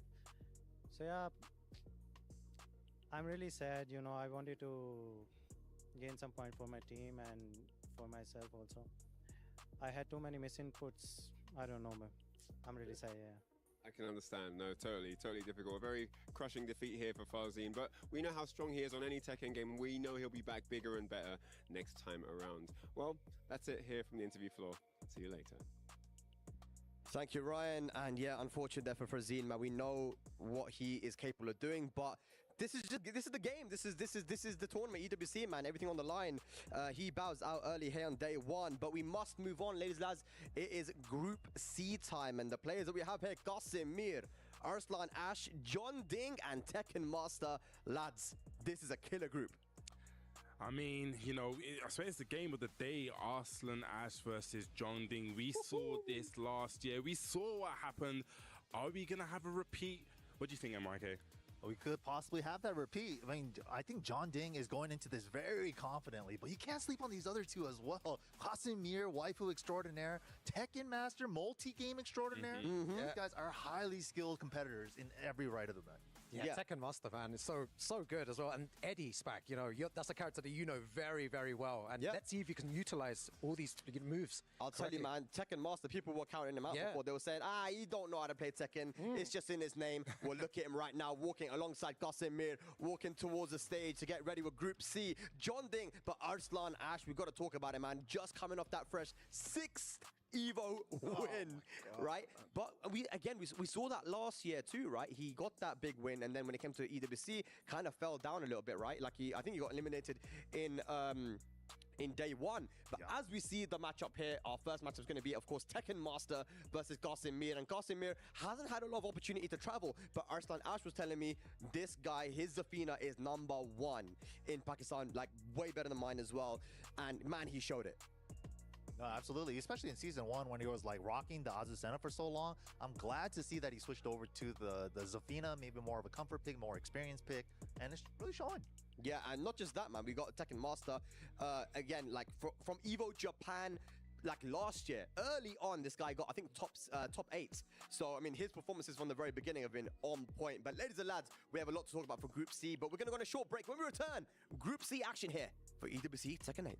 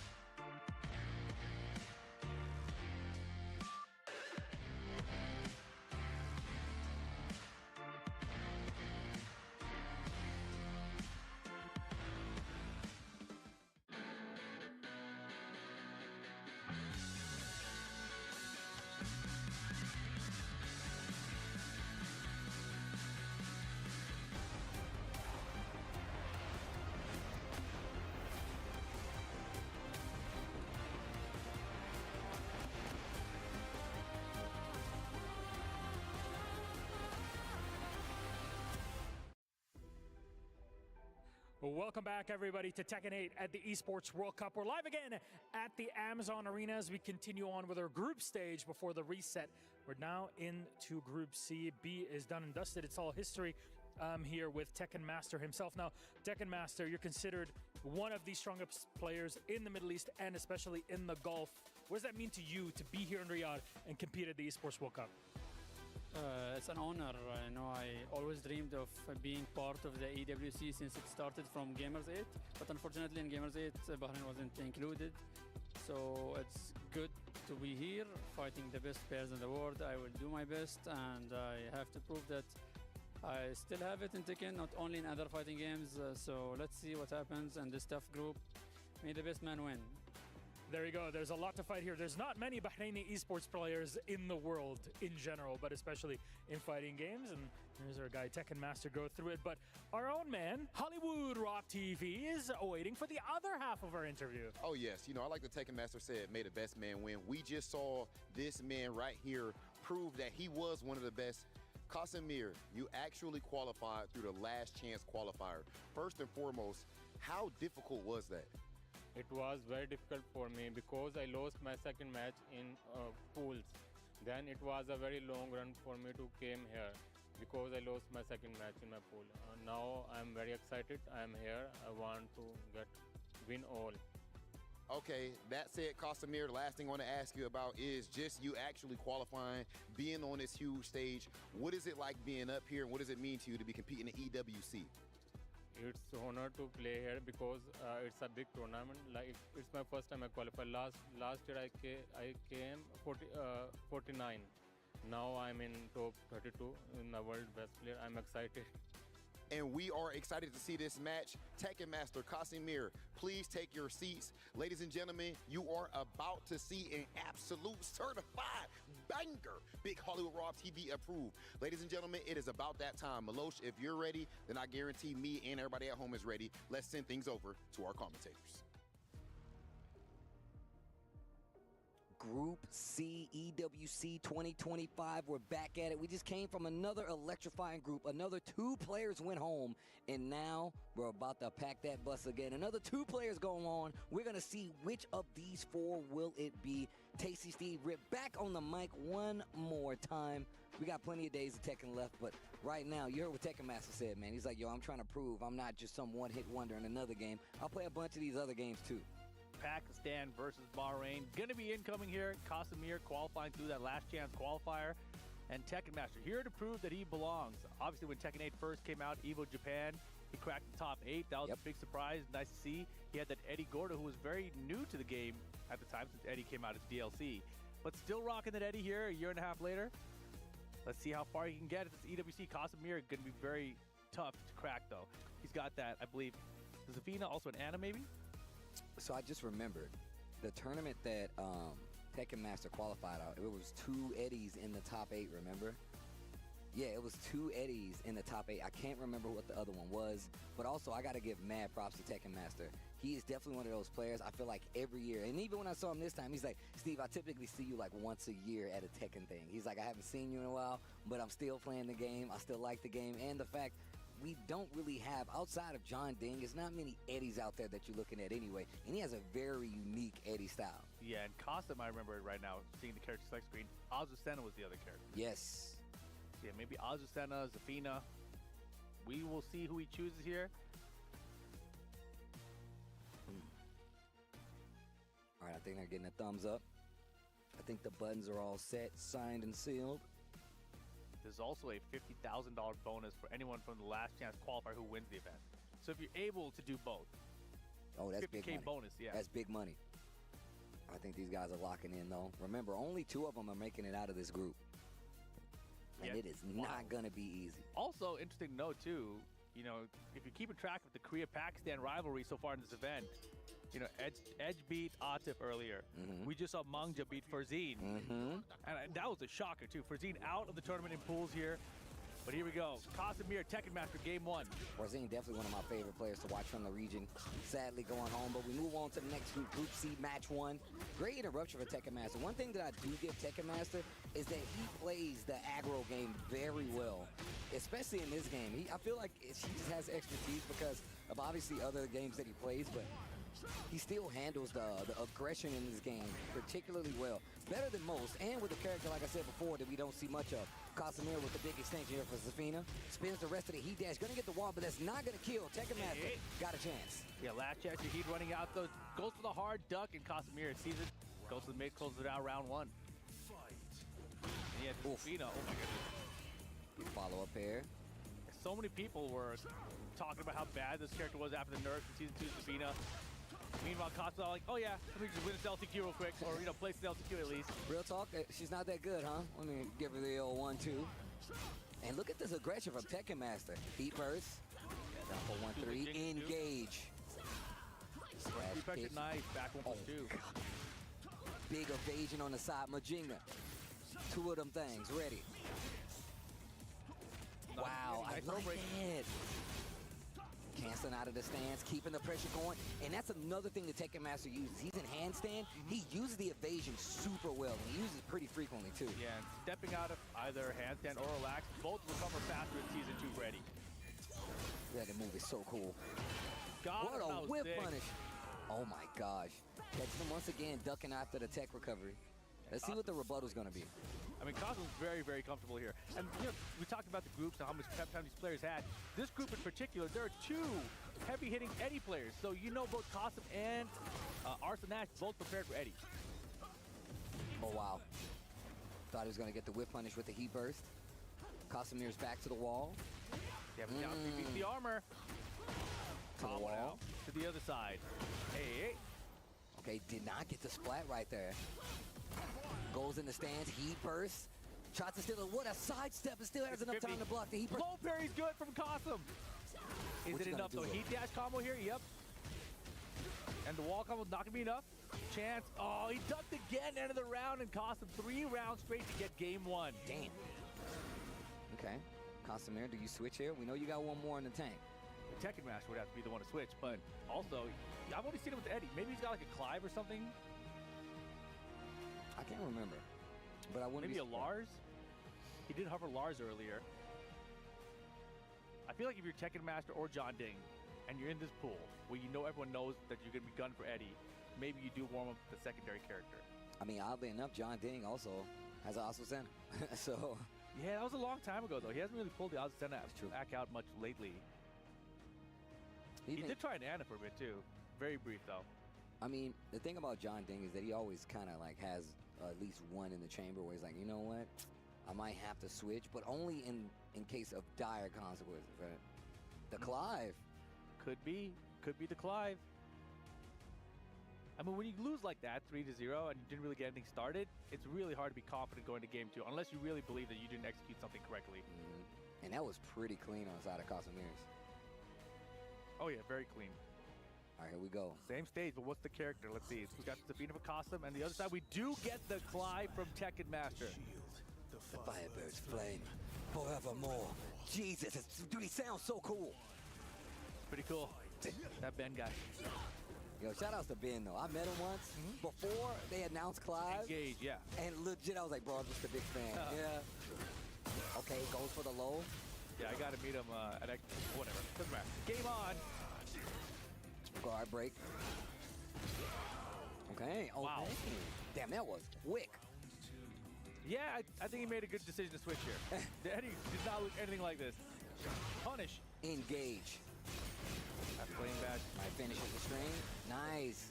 Goes in a Phoenix shift to keep pushing. I really like this pick against Defina, actually. You said this pick versus Vecina? Versus Defina, yeah. Oh, nice. Still gonna get the full combo. Back to. Nice. Back to the wall we go. No. Yeah, a lot of the reason you lost game 1 is because of the range, and Clive's range so much better.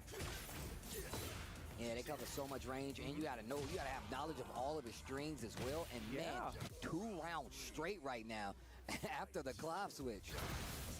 Landed that one, but oh my goodness, Flame Bash is safe on blocks. So he did the duck wild dance 2 launcher. That's like a classic Tekken setup. Do something safe, duck and try to punish to hit a button.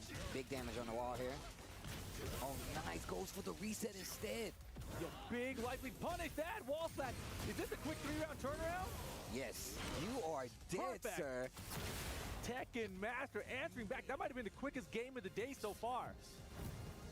They should never guide me. Woo. Talk that stuff, Clive. Bro, how do y'all not like this character? Ties it up, 1 apiece. How crazy would this be? I mean, look, you heard what he said in interviews. Like, I need to let y'all know I'm not just here because I play Tekken part-time. I have expertise not only in this game but other games, but he's very strong at Tekken. Once again, it's not the first time we've seen it. It's not the first time we've seen him be on this stage and perform like this. The stage is this big, I should say, not specifically EWC. Well, 1 game each, final game situation, Casimir, Tekken Master. Down 4-1. 1, 2, 3, 4. Step was good, late on the Flame Bash. Oh, wow. Tried to go for the armor. Did not work out. No tight punch. But man, strings are working out. The Phoenix mix is working out. Phoenix shift into 3, bro. It's working out. All the Phoenix he wants. I love that move. I love that move. That seems like a Steve and the wall. Yo, Cosm looks like he's unprepared for Clive. I mean, it seems pretty obvious that he does not have enough experience versus Clive. But let's see. Let's see what happens. So much reach on that side step, too. And the block. Third hit. Yeah. I like that. Spaces out on the low. Flame bash again. The 1+2. The life and the chip, bro. Both are going down. Wow. He's got it. Activate that heat back. No whip punish there. Doesn't matter. Spends the heat smash. Third hit. This is not looking good. Largest damage cash out right here. Pew. Oh, he's taunting him. This guy. Yo, Tekken Master on set point to send Cosm down. What? Just with the switch that fast? He got almost 3-0 6 to game rounds 1. straight? Oh my goodness. And Tekken Master, he smells blood in the water. He is going in with the mix. Chipping down. Cosm trapped in the corner, gets wall spat again off the wall. Big damage on the wall here. And now you have to guess for your life. The next situation could be the end for Casimir. Oh, he tried. That was almost there. Cosm last chance. Sidestep. Oh, that was a big risk from Tekken Master. Wall splat, big damage here. Thing is, though, the only thing left is heat and rage art, so he's going to need something big to cash out to actually close this out. Oh my goodness, Tekken Master.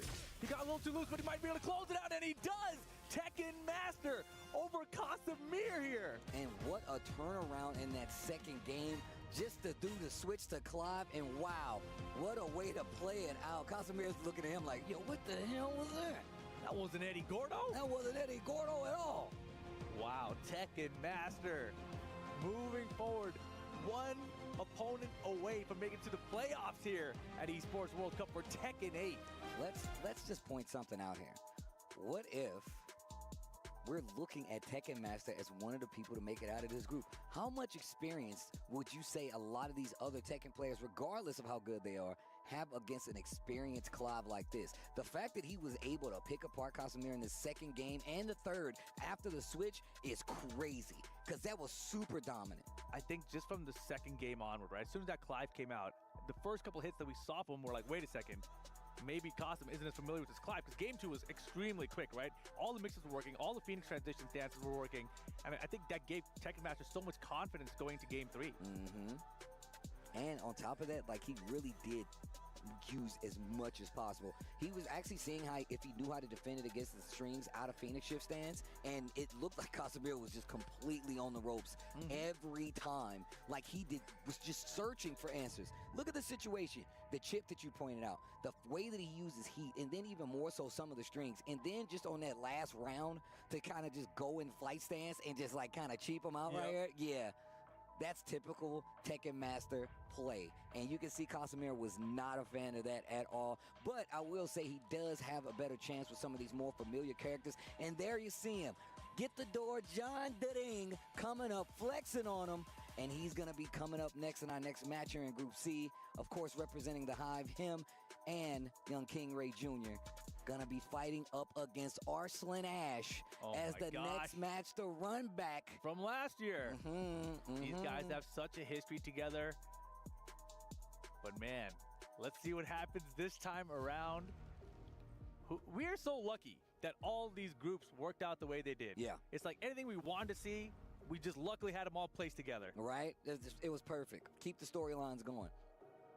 But man, Arslan Ash last year at Esports World Cup did not have the performance he wanted, did not make it out of the group stage. It was a shocker to everybody, and now has to go up against John Ding, who took him out last year in the group stage. I mean, look, I talked about this at the start of the day. Not the best record coming into EWC from Evo as a champion, but let's see what happens this time around. Arslan definitely seems a lot more prepared to just deal with anything in this game at this point. And if we talk about like his success, obviously Evo was one of the big things we need to talk about because, I mean, look, that tournament was ridiculous. But just the fact of how all the big players, the big names of Tekken have really adjusted to this game a lot more. One of the reasons we saw the switch for him, it was the Laura's, we saw the Nina a couple times, and then we even saw the Anna. But let's take a look at what happened the last time these guys met. 3-2, you can see the tail of the tape. 9th place, 25th at the last EWC on the side of Arslan. 9th for John Ding, and of course, major wins 4 on the side of Arslan Ash. I think I should say 6 at least. And then 0. That's the 2025 for the majors wins. But I mean, Arslan obviously had a great run this year so far, right? And I think even the adjustment from Tekken 7 to Tekken 8, the game was so different, and you had to play so differently, but Arslan was still able to win that EVO last year, and then wins it again this year. His runs at these EVO tournaments, where there are 2,000 entrants, is absolutely insane. Well, we're about to find out if John Ding is prepared once again to deal.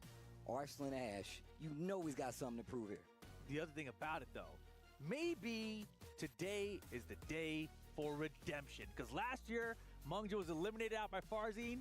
This year, just a group ago, Mungja got it done and eliminated Farzine. He got his revenge. This is Arslan's opportunity to do the same thing to John Ding. I mean, this is a big story, man. Like, we talked about what it means for, Korea. We've been seeing these guys go head-to-head with Pakistan in exhibitions and just run into each other in tournaments. And look, right now, it seems like Korea has the hand up when it comes to eliminating and just being able to play up against this style that has seemed so dominant for the last, 6 years? If you count just when Arslan arrived to now, it's been almost impossible to get a read on the play style. But now, it seems like we got a few players in Korea that are starting to understand exactly how to combat this exact Pakistan playstyle. Is it going to work in a long scheme? Who knows? Is John Ding prepared to do it again? Is Arslan Ash prepared to deal with John Ding? We're about to find out. I mean, the thing for me, what you just said, I think Korea, they've been slightly behind Pakistan as soon as Pakistan came on the scene. But in the past few years, we've seen that kind of even out. We've seen the events where the Koreans are doing well. We've seen Ulsan win last year at EWC, right? So the Koreans haven't gone quietly and just been losing to Pakistan this entire time. It's been way more back and forth now. And in this event so far, we're only in day 1 here. But Group A and B, Korea has been taking out the Pakistan players. We just saw Bahrain take out Qasimir from Pakistan as well.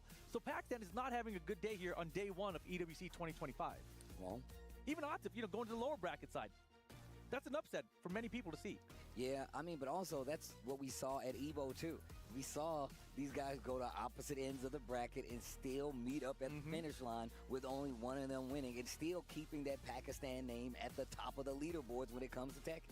For sure. And of course, the big difference, EVO is an open bracket, 2,000 people, etc. But this is 32 of the best players on the planet, all battling it out together. We got 8 groups, and 8 of those players are going to go 0-2. But let's get into it. John Ding from Korea going against Arslan Ash from Pakistan. Game number 1, Esports World Cup 2025. Eddie Gordo versus Anna Williams. Samuel Jackson said it in Jurassic Park. Hold on to your butts. Let's go. Very solid game so far. I like that. Use that armor. That's one of the things we've seen how players have been dealing with Anna. Using armor in some of these situations when they're not prepared. But speaking of being not prepared, looks like Arslan Ash is ready. Oh, yeah. Working on a perfect right now for round number 1. Not going to get the perfect, but still a huge life lead. Relax, 4 finds mark. Oh, no. And look, one thing about John Ding while the trade, and it actually made him waste it. One thing about... Nice. We tried the backspin blow and Arslan's in there. One thing about John Ding, we talk about this super aggressive playstyle of Pakistan. John Ding has one of the closest styles to it, and with this Eddie, he has ran gauntlets with it. So you're seeing him fight Arslan in his own pace. I mean, without a doubt, John Ding has had a lot of success against Pakistan over the last few years. Counter hit 2 heat engager started. That is so good. Little 1-2. Bad position here for Arslan. There's one in the wall break. Are we taking it, though? That's the question. We're not. We're keeping it here for the pressure. Sideways. +5 on block. Oh, my goodness. Careful. Okay. Oh, wow. Just down 4-1 to actually catch the relax stance. And he is really low. No, sir. He tried so hard for that back 3-3. No counter. Arslan, nice patience. Good punish. Big baits on the side of Arslan Ash, and he looks real calm in this right now, and gets a launcher right out of the gate. Arslan Ash looking strong in this first game versus John Ding. Hey. Step on it. Arslan looking to run through here with a quick 3-0. He is not letting them get in the stance. He's challenged it every time. And look at how commanding the lead is right now. Arslan Ash. Is he going to survive? He does. Didn't get hit. All right. Small chance for John Ding here. That was basically a perfect that Arslan was working on, right? John Ding, not the lowest amount of health, but he's going to get back a small chunk. Still has heat available as well. Let's see what he can do with it. Cancel. A lot of great recovery. You can find it. Boom, boom, boom. Another one. Just do it back-to-back, John Ding. Can't believe that Arslan just ran it back to that, and now 3-0. I talked about how everyone in this group must have prepared for Eddie, right? And so far, both Eddies have gone down 3 rounds straight. Will John Ding swing, Steve? Switch. No. I don't know, but that was pretty clean, though. That was rough. Pretty clean, though. I think John Ding's actually thinking about it, though, which I don't blame him. I think he had to try the Eddie Gordo, right? You have to do that. Your main is the ones you've had the most success with. But after that start, do you stick with it? I mean, look, you're one loss away from being on the chopping block. You better do something. Whatever you do, you gotta believe in it. And Costume is down there. Jeez. Okay. We get the Clive stage. Who did John Ding pick? It's gonna be Eddie Gordo. I had a feeling. Let's see what happens. Foreshadowing. If that is foreshadowing, that'd be crazy. Okay. Defense looking a little more solid. Oh, so cheap, dude.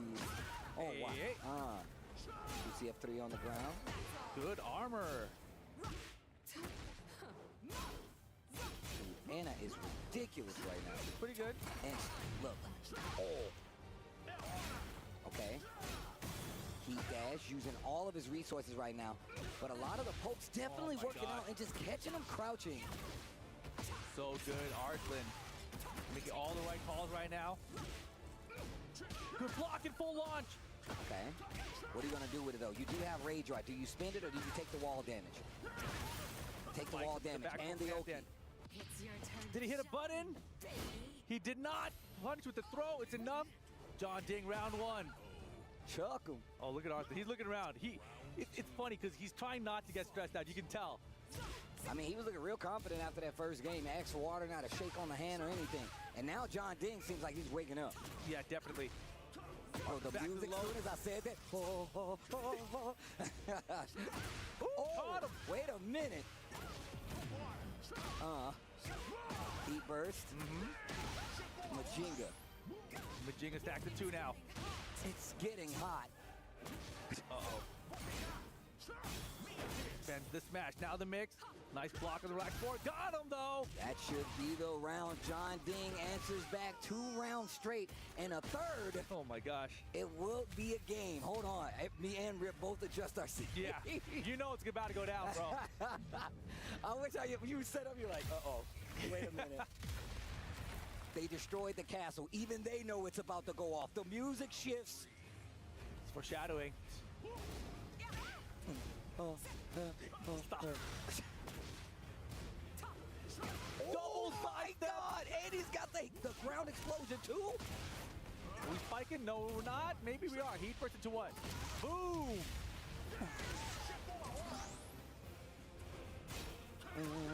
Back 3-3, not enough. Andy was ready. Arslan's defense has been crazy this entire game. It seems more offensive than anything, but his defense on certain attacks, the back 3-3, basic, has been immaculate.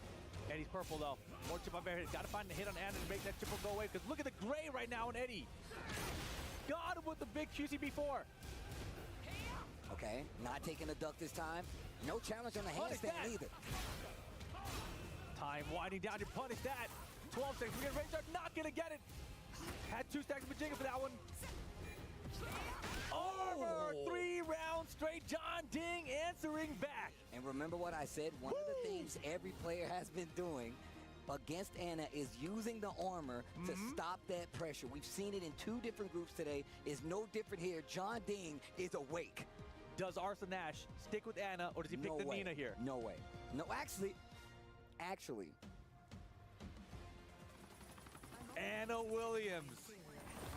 Wow, betting it. This is huge. Let's see it. Pac-Man stage. Game 3. Blinky and Pinky in the back. Let's go. Oh, we out of there. Oh, we stepped your back, though. Oof.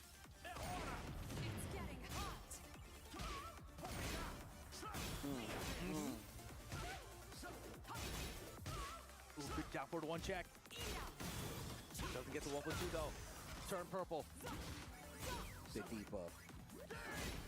Wow, QCB4 so good. Oh, great defense, both sides. Side step. Triple step. Oh, he's getting the trade back. Wall there. Tornado's good. +5, careful. The low. Got him. But there's no heat. No heat. Only rage. Yeah, he's all caught up though. Started duck the high. Didn't punish better. That could cost him. No way. Yes way. Oh my God. Yes way. Yo, take her to the cookout. John Ding betted on the rage art. Arthur with full crowds. I thought he had nothing, but he went for the mix. And John Ding takes the first round in game 3. And officially in the lead in the set. Big decisions paying off right now. Big whip though. Down 4-2 for Arthur with the Ana. Okay, big damage here. Remember, this stage has so many floor explosions. They got to break one of them first. Wow. All the lows. Nah. No way. No way. No way. All right, we're in agreement on that one, though. No way. Perfect. Arslan Ash. I like that throw.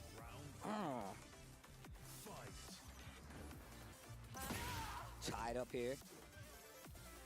Spacing it out. Defense looking real solid on both sides, though. I can tell you that. Good block.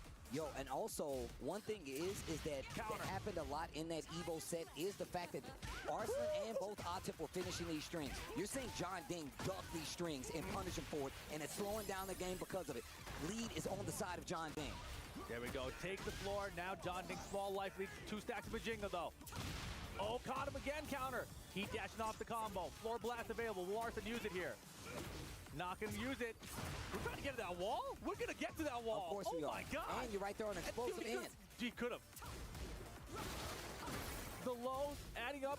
Heat for John Ding. Fends the smash. Now the mix. 14 seconds. Time becoming an issue. Oh my moly. God. Big damage. 7 seconds. Lead. Arthur's gonna go low. Oh, the strings. He's finishing the strings. He's doing strings. Rage Arthur, close it out. Hit him with the spotlight. Oh my gosh. Arslan with the risk gets the strings there, and John Ding hit a button and loses the entire round. Arslan up now, 2 rounds to 1. Set point, Arslan Ash. And sealed with a kiss. Hold on. Bro, I love that the ghosts all change colors on the final round. That's what happens when you eat the pellet. Now you can eat the ghost. Oh, man, John Ding getting caught third of the strings. Engage. Oh, no. Oh, John Ding's in big trouble. Arslan looking good right now. Okay, 4-4-3, Majinga. He's got an opportunity, and he's got the positioning on the stage. The wall right there, drum roll, please. Uh-oh. Are we booming? Take him downstairs. Boom! Take him upstairs. Big damage, what a run. John Ding. Sir. Beautiful punish. The booty. He's gonna connect for John Ding, the pixel. Arslan can still bring this back. Arslan Ash is still gonna make these guys come back. The block. Oh my God. Final round. Oh John my God. Ding. Arslan Ash. Oh my God. Group stage. Fight around. SNB letting you know. Engage. Arslan Ash with the heat first here. Chipping him down. Nice block with John Ding. He's got the launch. Oh my God. And he has the floor explosion here too. He's gonna get it. Just the tip of the end. And if he plays it right, he still has heat. Oh, engage. Trouble for Arslan here. Drum roll, please. Tornado. Wait. Here comes the heat. Both have heat now. He got him with the confirm. John Ding takes out Arslan Ash. Again at EWC and keeping the streak alive. Once again, this guy, John Ding, looking like a demon to Arslan Ash. And there it is. The pop-off from John Ding. Feels good for sure. I told you it was foreshadowing. I told you, dude. We knew it was gonna go up. The climb character, the climb stage. It's all bad news. It's all bad news. Yo, look at the flex of John Ding right here, bro. This set was Dude, crazy. that ramped up at the end. I'm telling you, bro. And look, like I said before, if you go back and just look at the Evo replay between Arslan Ash as well as Atif, you could see that they both were really finishing these strings for Ana because they really want you to freak out, freeze up, because she's got so many quick lows. She really can she can play the game and just annoy you like this right here. She can just keep getting away with it unless you stop her. Lots of down jabs, and the fact that John Ding has such an active play style, like I said, he's playing to the speed of Arslan Ash, and on top of that, he's challenging some of the strings you're not supposed to. The handstand, he's using it. The relax, he's using it, and even his whip punishes was on point, just like this. Yeah, and even the sidesteps are right. Eddie is able to sidestep in this game, and John Ding taking full advantage of it. Arslan had that first game 3 rounds straight, and John Ding answered back 3 rounds straight. The clutch rage guard got him the first round, I believe, and then Arslan's like, nah, we got it perfect. This ain't over yet.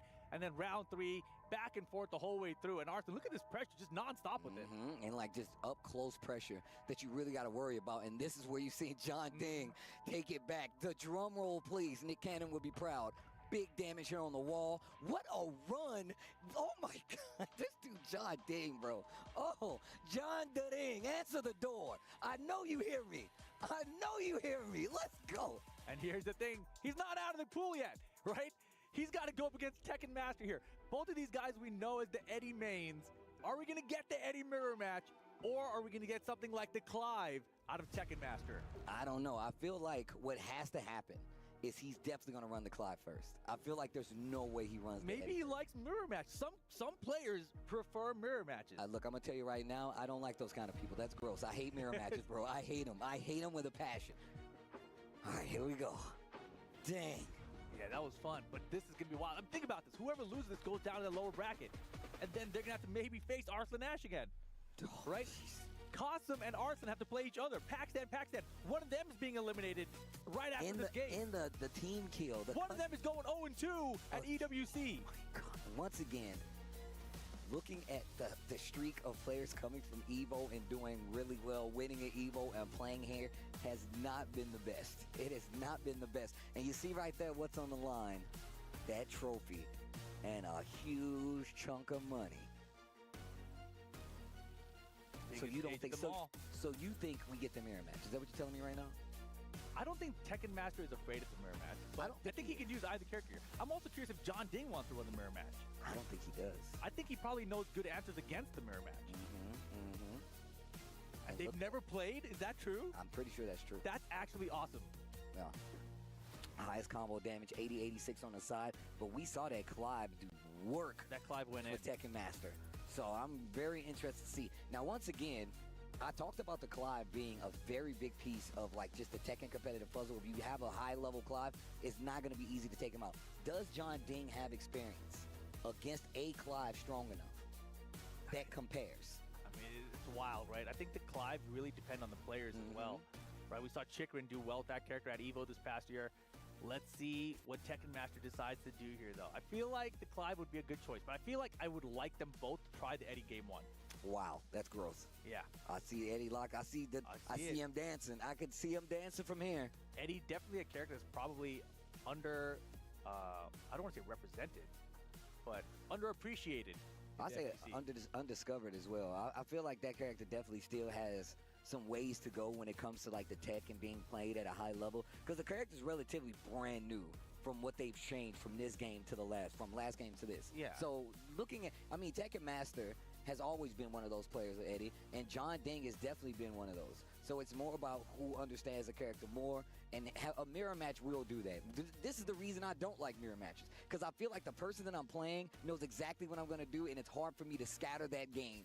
And what do you do when you're two players of this caliber possibly going into a mirror match? Beat the character. You beat the character, not the player? Exactly. That's what I try to do. Like if I'm so playing knowing the mirror hard match, counters, yeah. Exactly. I'm like, I know that if this character does X, Y, Z, then I can do A, B, C to beat it. You know, counting on those kind of defensive options against the character, I feel like can go a long way. But we'll see what they prefer. It looks like they're locked in and ready to go, though. This is going to be the upper bracket final for Group C. John Ding going up against Tekken Master. Shout outs to everybody hanging out, watching with us. I appreciate you guys. Hopefully you understand what you're looking at, because this is godlike in the Clive. Oh, Ready, boy. Doodle. All right, John Ding with the Eddie. Tekken Master with the Clive. Oh, hey, that's the same setup. Flame bash on block, duck for jab punish into Wild Thing 2. And I feel like, look, we know how this works. That's an old school gimmick. Let's see if John Ding adjusts. Phoenix Shift 3. Wow, flash duck. Flame bash is good. He could have heat dashed off it too. Guard break though. I don't think he hit it. I think he way. step blocked. Yeah. Down forward. Oh, wow. Flame dash, heat dash. Okay. Okay, interesting punish. Perfect regardless for Tekken Master. Okay, round one. Look at the So range much he's playing range. at. Yeah. I mean, we saw him last time in this, fighting a character like Safina.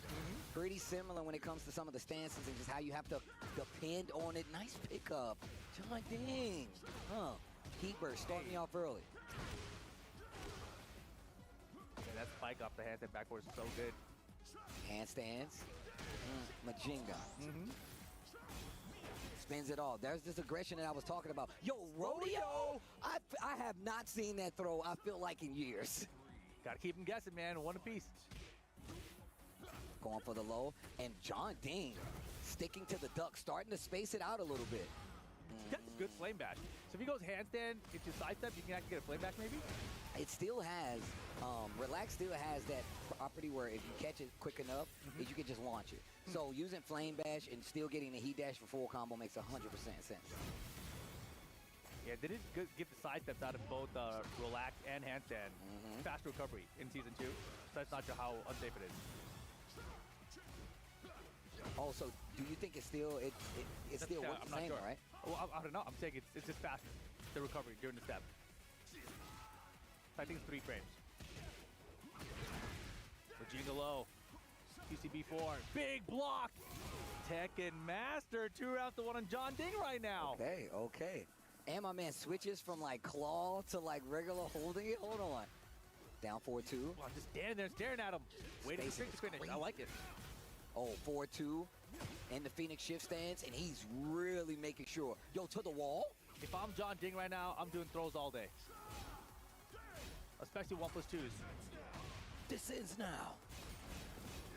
And we saw how he runs his back 3-3 after the sidestep right. Here comes the heat. We dashed him or not? Wow, Heat smash. rage on smash. Wow. That interrupt was crazy on both sides. With the heat smash, with the 1-2. Nice 1-2-3 challenge and final round, game 1. 4-4-3. Majinga. Oh, got him step with the QCB4. Is extremely long range, high homing. Down back 4 of his own. Heat bash becoming less and less effective. Majinga low. Gotta guess. 2 stacks. Punish. No. Goes for heat instead. He wants the momentum. Oh, no. I would not give John Ding that. Yeah. I would never give John Ding that. Not doing the punch is probably a big mistake there. John Ding gets game 1. Classic guess right there in fighting games, especially in Tekken. Obviously, you can block it. Sometimes you can take the punish. Sometimes you can take the space, and that's part of the guessing game.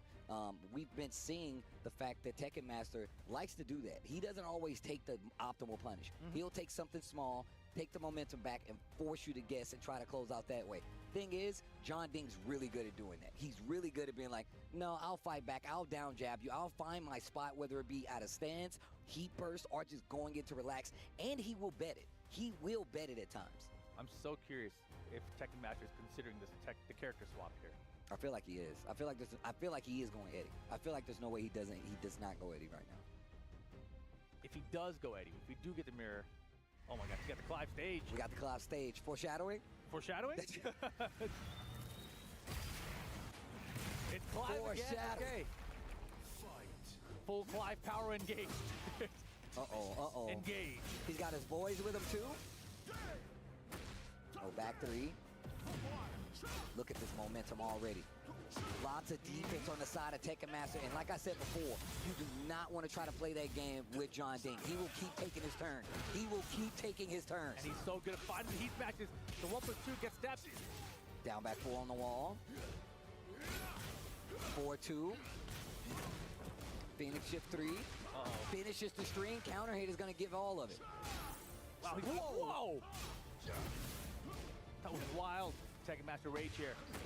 Counter hit. 1-4 slippery counter. kick. Falling apart a little bit for Tekken Master now. The icon's like, yo, are you down there beating up my boy, Clive? Nice block. Too slow. Good counter. Wow. You can see right now Tekken Master really starting to understand the range, and he's starting to space out a little bit more. Back 2. Back 2 again, heat. Yep. Let me get the wall. Yeah.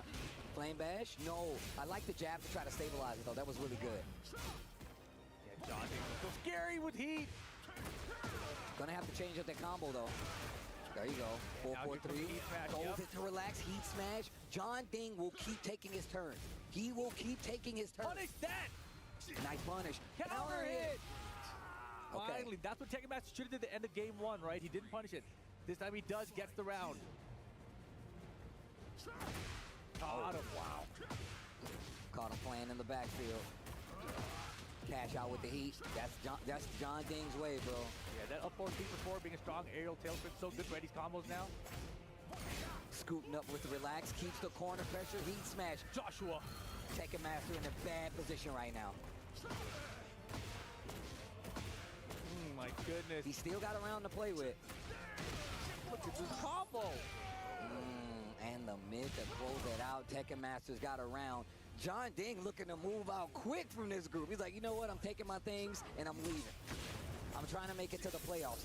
Back to Phoenix shift stance. Tekken Master. Slipping away, but here's the flame bash. A little bit of chip, not too much. I love the sizzle after the hits. Engage. Oh, got back all the gray, all that chip. Doesn't matter anymore. The way flow conversion takes the floor. Big damage here. And he's got 3 on the limit bar. You better be careful. He can have big damage cash out now. And that's why he's finishing strings. If he gets a big hit, he can cash out something big. No heat on either side. About 15 seconds left on the clock. John Ding with the combo. The Tekken Master big trouble, but chance still. Big chance. Can he stay in it here? He's too slow. He's got the life lead. 5 seconds. He's got a block here. Final round, game 2. Tekken Master fighting to stay up here. Oh, yeah, that Phoenix shift stance really starting to do work now. And now he's mixing in the normal lows from Clive. Engage. Flame bash is good. Step was good. Didn't go for a punish, though. Heat smash soon, maybe? Heat dash instead. And the lows. Punish? Nothing. Oh, my goodness. He put himself to the wall, though. He is abusing that low. 1+2 throw. Rodeo, no. This step. He's got heat. John Ding can close it out if he does it correctly. I don't think so. He's like, oh, it's enough damage. John Ding qualifying out of the groups. And you could see the excitement on his face. If you look at the player box, all you saw was John Ding looking at the camera screaming. You know what time it is. John Ding making it out clean in the groups. Gonna let the rest fight it out. Tekken Master still has a chance, though. He has a chance. Team Vitality gotta be happy with this one. John Ding qualifying out, didn't drop a set to anyone. Well, let's look back at some of the action. Man, that was pretty close, though. You know, Tekken Master kept it interesting with the Clive the whole way through. I mean, look, the fact that, like, we saw how the first game went where John Ding was just kind of beating him up. Tekken Master was literally, he was doing a great job of just using his stances, using heat like he was in the first game when he's going against Kasim Mir. But this time, John Ding actually interrupting. You cannot let him get a chance to breathe. He will challenge with something. And he uses that to put the pieces together to figure out what you're going to swing at and take advantage because of it. But I love the fact that Tekken Master kept adjusting. Whether it be the spacing, whether him using Flame Bash, starting to sprinkle in the lows. Like, those are all things that really worked out. And it gave us another chance, especially him using the parry here too. Yeah, the reversals were clutch for him as well. Sent to a final round here. And this was such a close finish too. John Ding, and really it was one sidestep from Tekken Master towards the end that put his own back to the wall that gave John Ding the potential to end with that combo that he did. So really positioning mattering a lot in Tekken. Got to be careful about where you are on the stage at all times. But that means John Ding moves on out. Tekken Master still in it, has one more chance to qualify out of pools. But coming up next is this one. Casimir going up against Arslan Ash. One of them going to be eliminated from EWC 0-2. Look, it's getting scary out here. I mean, these go fast. We get ready, prepared, built up for this. We're looking at the groups all the time, looking at the players, and we get here, and when I tell you these groups blur so fast because you're like, oh, this player's going to make it out. That player's going to make it out. Well, this player's obviously going to make it out. And I feel like it never works out the way you think it is. The story continues. The saga of Pakistan versus Korea is still heating up. You would think we're 2 years into the game and it'd be pretty clear, but it's not. It's still contention. I spoke to Qasim earlier today. I asked him, you know, Arslan Ash is in your pool, is in your group. You also got a couple Eddies. How do you feel about Arslan specifically, though? And he said, honestly, it's 50-50. Can go either way. So he knows that he can get it done. He knows he might lose it, but now it's for elimination, right? It's for your survival in the whole tournament. Dude. So what character do we get for Qasim Mir? Maybe there's a Fina here? I don't think so. I think the backdash could be good. You think Azucena? Never mind. I would figure the Azucena, but maybe. I think Zafina's good. I think the backdash is good. Her range is good. But really, the question mark has just been how people deal with Ana's offense. Like, are you stepping in the right place? Are you ducking the right highs? Are you making the right decisions at the right times with these strings? Because Ana's full of solid mix-ups for these options. And this is what I meant. I was saying because she has a lot of great lows. Yeah. That can just really annoy. She's got like great tracking moves on top of it. So unless you're really challenging her, it's not going to be easy. Yeah, if you look at the first 10 seconds of this game, right? If you look at the 3 or 4 pokes that Arslan hit him with, they took up 25% and left with no gray health. That is the strength of Ana. You don't want to duck in this game, right? That's Tekken in a nutshell. But Ana forces you to. 100% true. Sidestep. Off the wall combo. Nice conversion. Has a big opportunity here. Gets a little bit of life back. Down 3. Sidestep the Desperado. Hey, first round Arslan. Nice block from down 3. Purple stuff. Boom. Wow. Down 4 6. Has the heat. Oh no, not going to use it just yet. Wow, spring kick from Arslan there. Wow. Boom. Okay, he first. Tries to finish it. Arslan interrupts. He knows. Stepped in again, yeah. Heat dash. Not going to be able to get the kill. This is a great situation. For Zafina, though, luckily has just a tad bit of tracking. Wakes up into it. The Desperado one more time. Yeah, Arslan just look at these side steps in the heat smash, and both of them paying off so far. Down for 1-2 pressure. You see Qasim with that side step right at the end.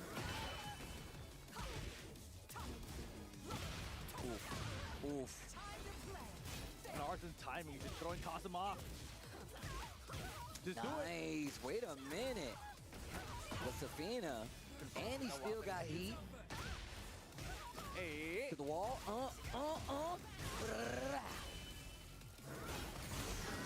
Do it again. Oh. Oh, yeah. Oh. Give me that round. Qasim Mir on the board. And you see him just pump up his chest a little bit like, all right, wait a minute. We're gaming now. Wow, what a down forward 1. Okay. Making him fight the stances here. I like this. Again. And the down jab, just so you don't have to deal with the low pressure. Sidestep right to deal with it. Oh, man, think about the Scarecrow mix. Engage. Slash kick. And look at, Qasim Mir is really starting to get the hang of this right now. For sure, but look at Arslan knows exactly where to interrupt him with what. Oh, stuff the heat smash.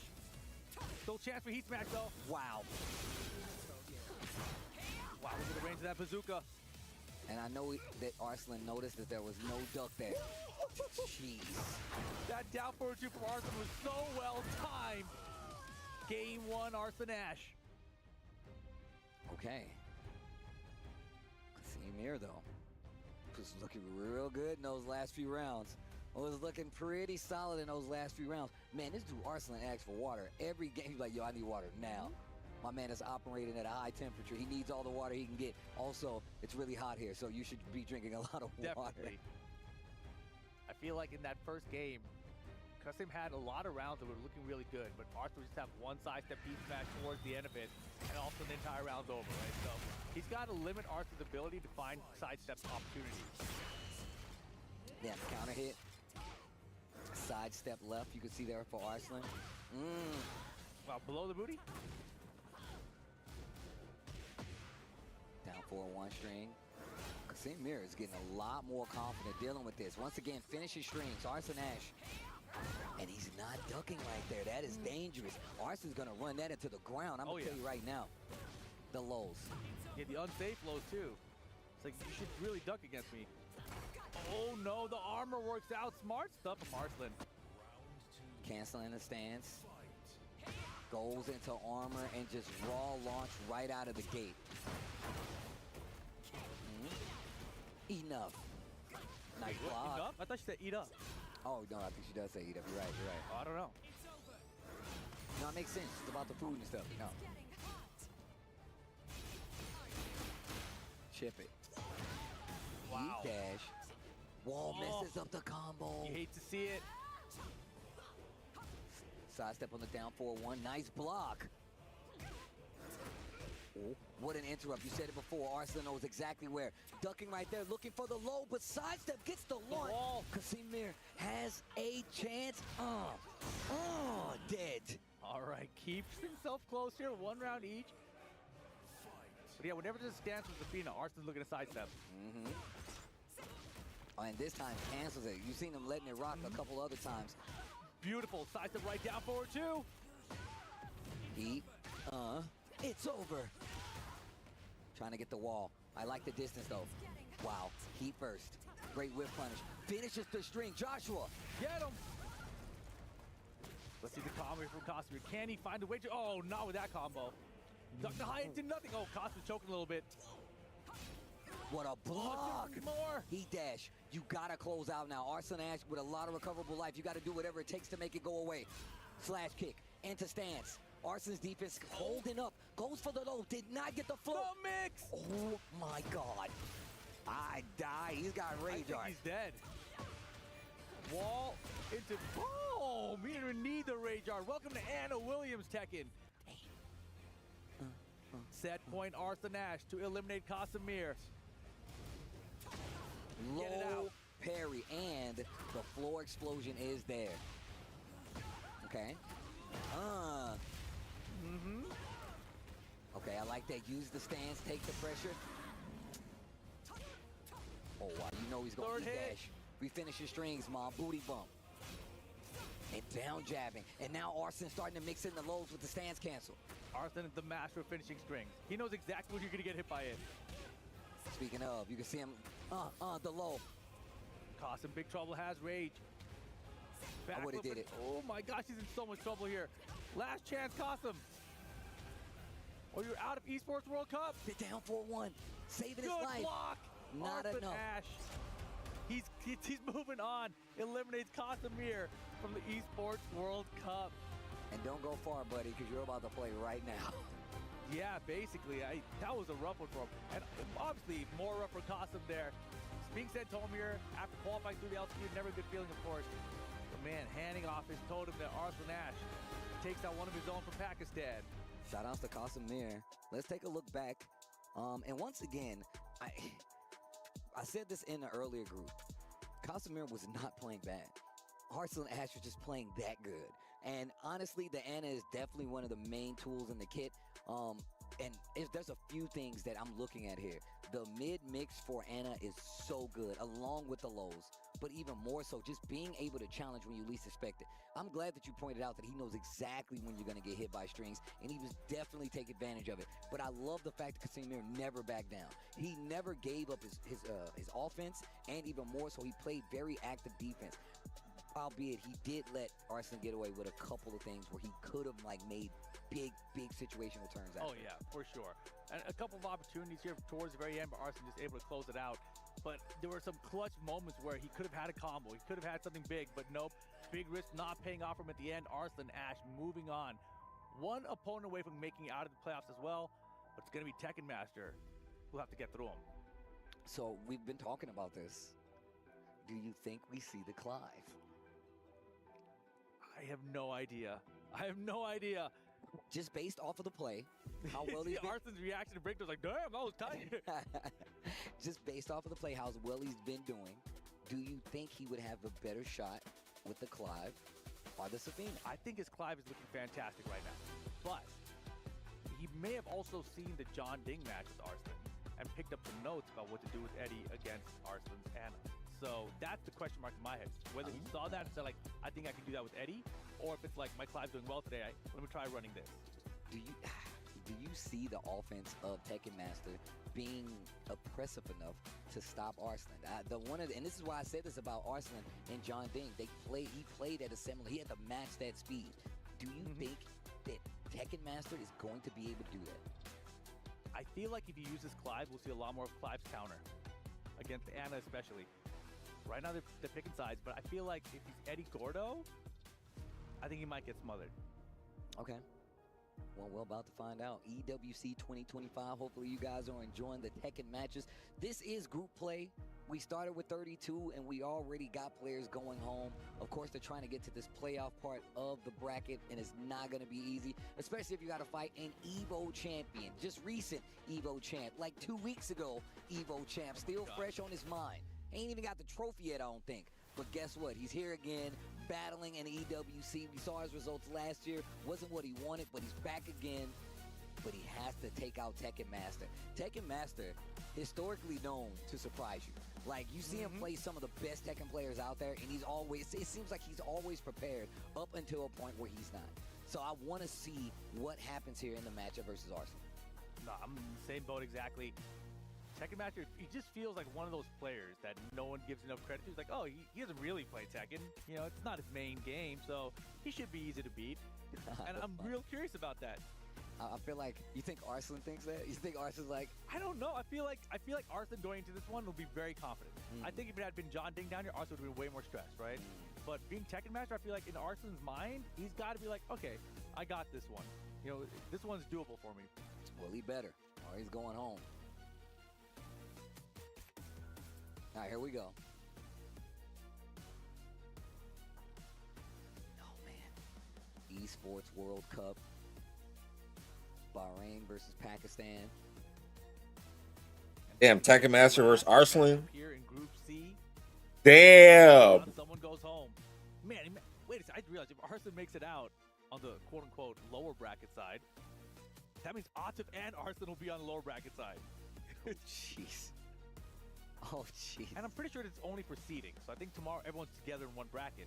But that means that if you make it on the winner side, you got either Atif or Arslan potentially lined up for you. Oh, so it might be better to come out on the lower side. Isn't that crazy to think about? That's terrifying. You got to purposely go down to the loser side. Otherwise, you're going to run to Atif or Arslan first round of the next round. Wow.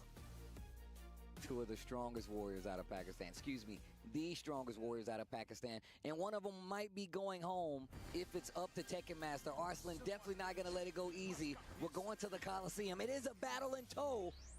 Tekken Master, Arslan Ash. One's going home, one's going on. Group C decider. Let's go. Decider match. Hey, swing the bazooka. Half-life gone in 4 seconds. Welcome to Anna Williams. Counter hit. Evasive. I was talking about this earlier. He's one of the few Eddie players that really does take advantage of it. And now he's back in the running to get this first round. Oh, yeah, he's way back into it. Majinga. I got two of them things. Counter hit. No confirm. The steps are good, though. Eddie Gordo, sidestep specialist character. You see Arslan adjusting himself. I love the little icons letting you know what controllers they're using. Oh, man. Okay, and I'm telling you right now, Tekken Master, he did some homework in this match specifically. That's a rock. You ain't the only one that can finish string. Sidestep. I love that because it kind of makes sure they have to block the heat burst. Good block and the punish. Oh, my goodness. Down back 4, you thought you were safe? I'm Eddie Gordo, bro. Okay. Majinga. Spins it. Relax. The low. Oh, my goodness. Tekken Master putting out a show. Look at Arslan. Look at the pressure building up in his face right there. Hey, like I said before, remember what I said? He always has a habit of surprising the best players. He's always prepared, it seems like, until he's not. And right now, he looks like he's in control. Arslan finally ducking, getting an exchange, gets the debuff. Hey. And the engager. Make it back that gray health. And again, the down for 1 check down. Stop the handstand mix. What's crazy is we saw him do that a lot versus John Ding. Side walk, what a launch this dude, Tekken Master, and he still got heat. I'm telling you, he did his homework. He watched back those Evo tapes. He saw what these Annas were doing. Good block from Arslan, though. Amazing block from Arslan. Still got some heat left. The wall is pretty close. Can you close it out? Booty bump one more time. I don't think the skill's not dead. Chance. The down jab. Now you got to guess. Handstand. Oh, my goodness. Yeah, he's down forward one again. Cannot abuse the handstand against Arslan. He's going to check you with that down forward one. Early trade. I like that, going for the low. Mid this time. Wow. Tekken Master is bold, bro. Big low, big block. Arslan trying to get this round count back even. Arslan is ridiculous. The defense is phenomenal. Now the full crowd pick for the low this time. Final round, game 1. Why does that launch? I need answers. Why does that launch? Boom! Yo, QCF3 right out of the gate. And Arslan, I think he tried to run the full crouch mix out the gate. Just got beat to the punch. Yeah, Arslan's so good. He's adjusted his timing to match Tekken Masters. Sidestep left this time. Wow. Nice. Both sidestepping. Lots of movement on both sides. And you see Arslan using that stance cancel a lot. Oh, he's purple. Sidestep. No, he didn't get it. Oh my goodness, big lead for Arslan here. And he got the heat smash, claps his hands. Nice pop-off, nice comeback. 3 rounds straight for Arslan Ash. Okay. All right. Great adjustments on the spot for Arslan. And this is how he does so well, man. At EVO, it's usually a first to 2 for most of the tournament, right? 2,000 people you got to get through. And somehow he finds a way. Quick adjustments on the fly, even within a single game. And that's how you do it right there. 3 rounds straight for Arslan. Probably one of Arslan's best traits. I'm glad you said that. A 2,000-man tournament, and still Arslan finds a way. Like, out of the mud, he will find a way. It's actually crazy. All right, cleaning off the controller. So do you think Tekken Master sticks with Eddie here? I'm going to be real. I think the Cloud would do work right now. I think the Cloud would do work. I think the Eddie can get it done, too. Well, he does, too. He's right there with you, Rip. All right. Eddie Gordo. I mean, that was a close one, right? I think he kind of threw away. He got a little bit over-aggressive. Too many risks taken with those big lows, and Arslan made him pay for it, right? He was feeling it. Yeah. Oh, my goodness. Everything hitting right now. Damn. Hey, late. Nice try, though. That was a good try. It's a good try. See what I mean? Still got the punish, goes into relax. Yeah.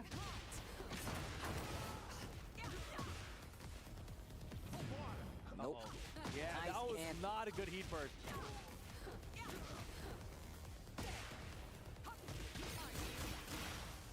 Slide. Do it again. Not gonna let him heat. Nice. Down 4-1. Oh, wow. Tries to go for a little evasive tool. Tekken Master now on the ropes. Lead in favor of Arslan Ash. He's up a game and a round. Counter hit. We'll take that damage. I like that. Roll into the foreground. Oh, my gosh. While standing 1-3. Trade. Good confirm off the trade. Boom. Trying to move. Getting clipped. Down back 4. Blocks the low. Tries to go for the throw. Not enough. Good punish, though. Side 4, not gonna hit Desperado. They gotta be careful. Arslan been on point of that heat smash.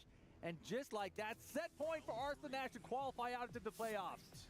And the floor is lava. Big launcher right out of the gate. You know he's gonna use it. He'll use it, right? One more. Boom. Oh, I like that Oki option right there. Backdash. Yep. Wall splat didn't help him all, though. Cannot lose a round, and him going to these stances have actually been his downfall. Uh-oh. Good stab. Oh, my God. The wall's in the way. You got those? No. The wall. That's a wall combo ender, but he still gets the round, stops the bleeding and the round count. Tekken Master, you got a chance. No matter what, though, you got to stick it out with Eddie. Tekken Master's up 2 rounds here and lost the last game. Will he turn around and do the same thing to Arslan back in game 2? Doesn't look likely. Keep up good. Tekken Master trying to fight back through this, but has rage now with his heat. Tries to finish, no counter hit. Smash for Arslan to qualify out of the group stage. Well played, Arslan Ash. Crazy exhaustion right there. Like I said, man, that guy finds a way. It looks like it was going all the wrong way, How you gonna hug him after you beat him like that? That's crazy, bro. Don't hug me. Are It you was serious? stressful, man. They both had a good run there. Tekken Master was looking good in game 1, but Arslan had to bring it back 3 straight. And then into game 2, you know, Tekken Master, he tried, right? He got around in it, but just wasn't enough. I mean, I'm glad you pointed it out in that first game. Look how well he was playing in these first 2 rounds. Yes, so good. The side steps are on point. You know, his offense is flowing well. But really, I think after he had the round count lead right here with 2-0, he really just started taking bigger and bigger risks. And against someone like Arslan Ash, you know, you can't test his defense. He's just so good defensively. And look, and that's what was getting him killed. So he kept going to stance and then trying to sidestep a lot. Down 4-1, 1-2s. Arslan did that versus John Ding. You see the pop off right there as he's excited. Yep, clean that bad boy off. And you can see he's definitely like holding on for dear life when it comes to some of these situations. Tekken Master has such a skill of like taking it and running with it. Luckily, Arslan Ash's skill for disruption actually helped out this time around. And you can see as he gets more confident in his play style, he plays so much more defensive. He plays so much further back because he feels confident in the gameplay. And he didn't look confident at first, but he looks happy that he made it out of Group C. Him and John Ding going to be the 2 players that make it out. Kasim Mir, Tekken Master, will be going home by way of a crushed piece here for EWC. Arslan Ash finally getting to crush some totems out here, the Esports World Cup. Is this going to be his year here at the EWC? No, but we're going to find out. We're going to find out for sure. That piece is gone. Arslan Ash goes on, and there you see the Group C make out of the bracket.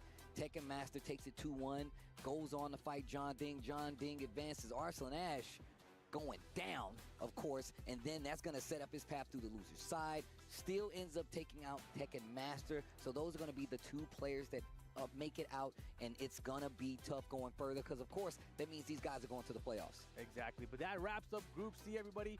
Don't go anywhere. We'll be right back after this break with some Group D action.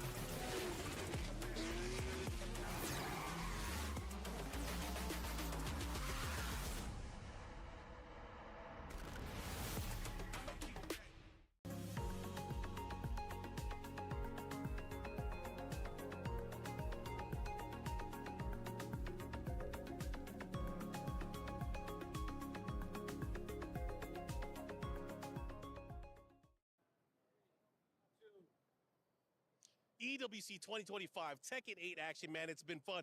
Majin Obama, Mark, man, we're here with you. How you feeling?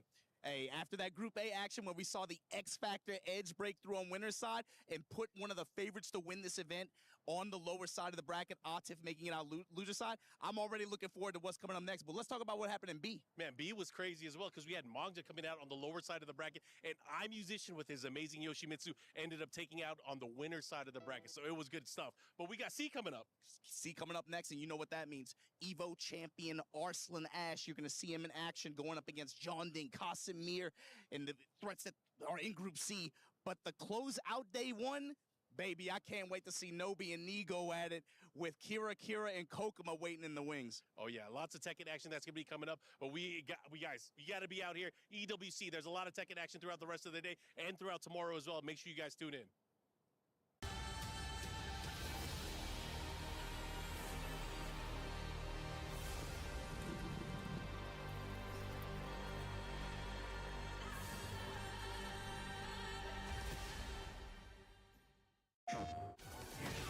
This is Peter.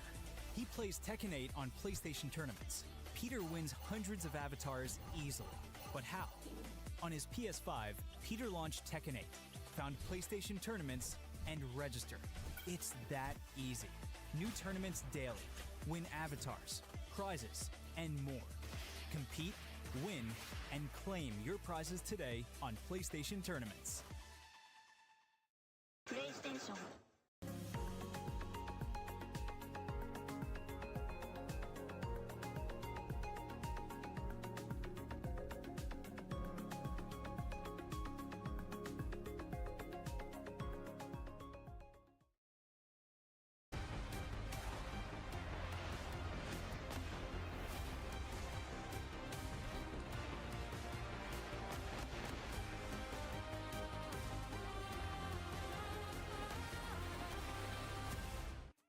Group C concludes and John Ding makes it into day 2, winning the match of the day alongside Arslan Ash.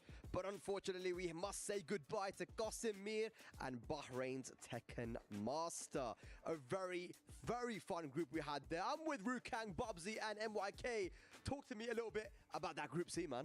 I mean, it was a very, very big win for Team Vitality. You know, they are still in very much the contention, 3rd place. And, you know, I believe the differential of points between 3rd and 2nd is 550 points. And the prize money differential is $1 million. So I'm sure he's going to be getting $1.5 million highs, right? Yeah. High fives, right there. Yeah, I mean, look, when John Ding won, the first thing he did was, he popped off and he pointed towards his jersey, right? His team, Team Vitality in that 3rd place. You know that they're invested as well. But we should also talk about Twisted Minds. You know, Arslan finally making it into day 2 because last year he wasn't able to. Now, I'm interested in 2 things. How many points will he get for Twisted Minds? But what is day 2 Arslan Ash going to look like here at the EWC? Oh man, yeah, it's crazy, and Arslan Ash, props to him because last year he actually lost in the first phase of EWC, and this year he manages under pressure to get out of that group. So big props to him, Arslan Ash and Twisted Minds. Absolutely. Let's have a look at the bracket as well and see how it all went down for Group C, because Tekken Master actually, I feel like he started off strong. He lost the first game and he had that Clive, which I always say in Tekken, I feel like you should have 2 characters, right, just in case there's a rainy day. And it worked out for him. He lost the first game very badly, got that 2 win over Qasim with the Clive.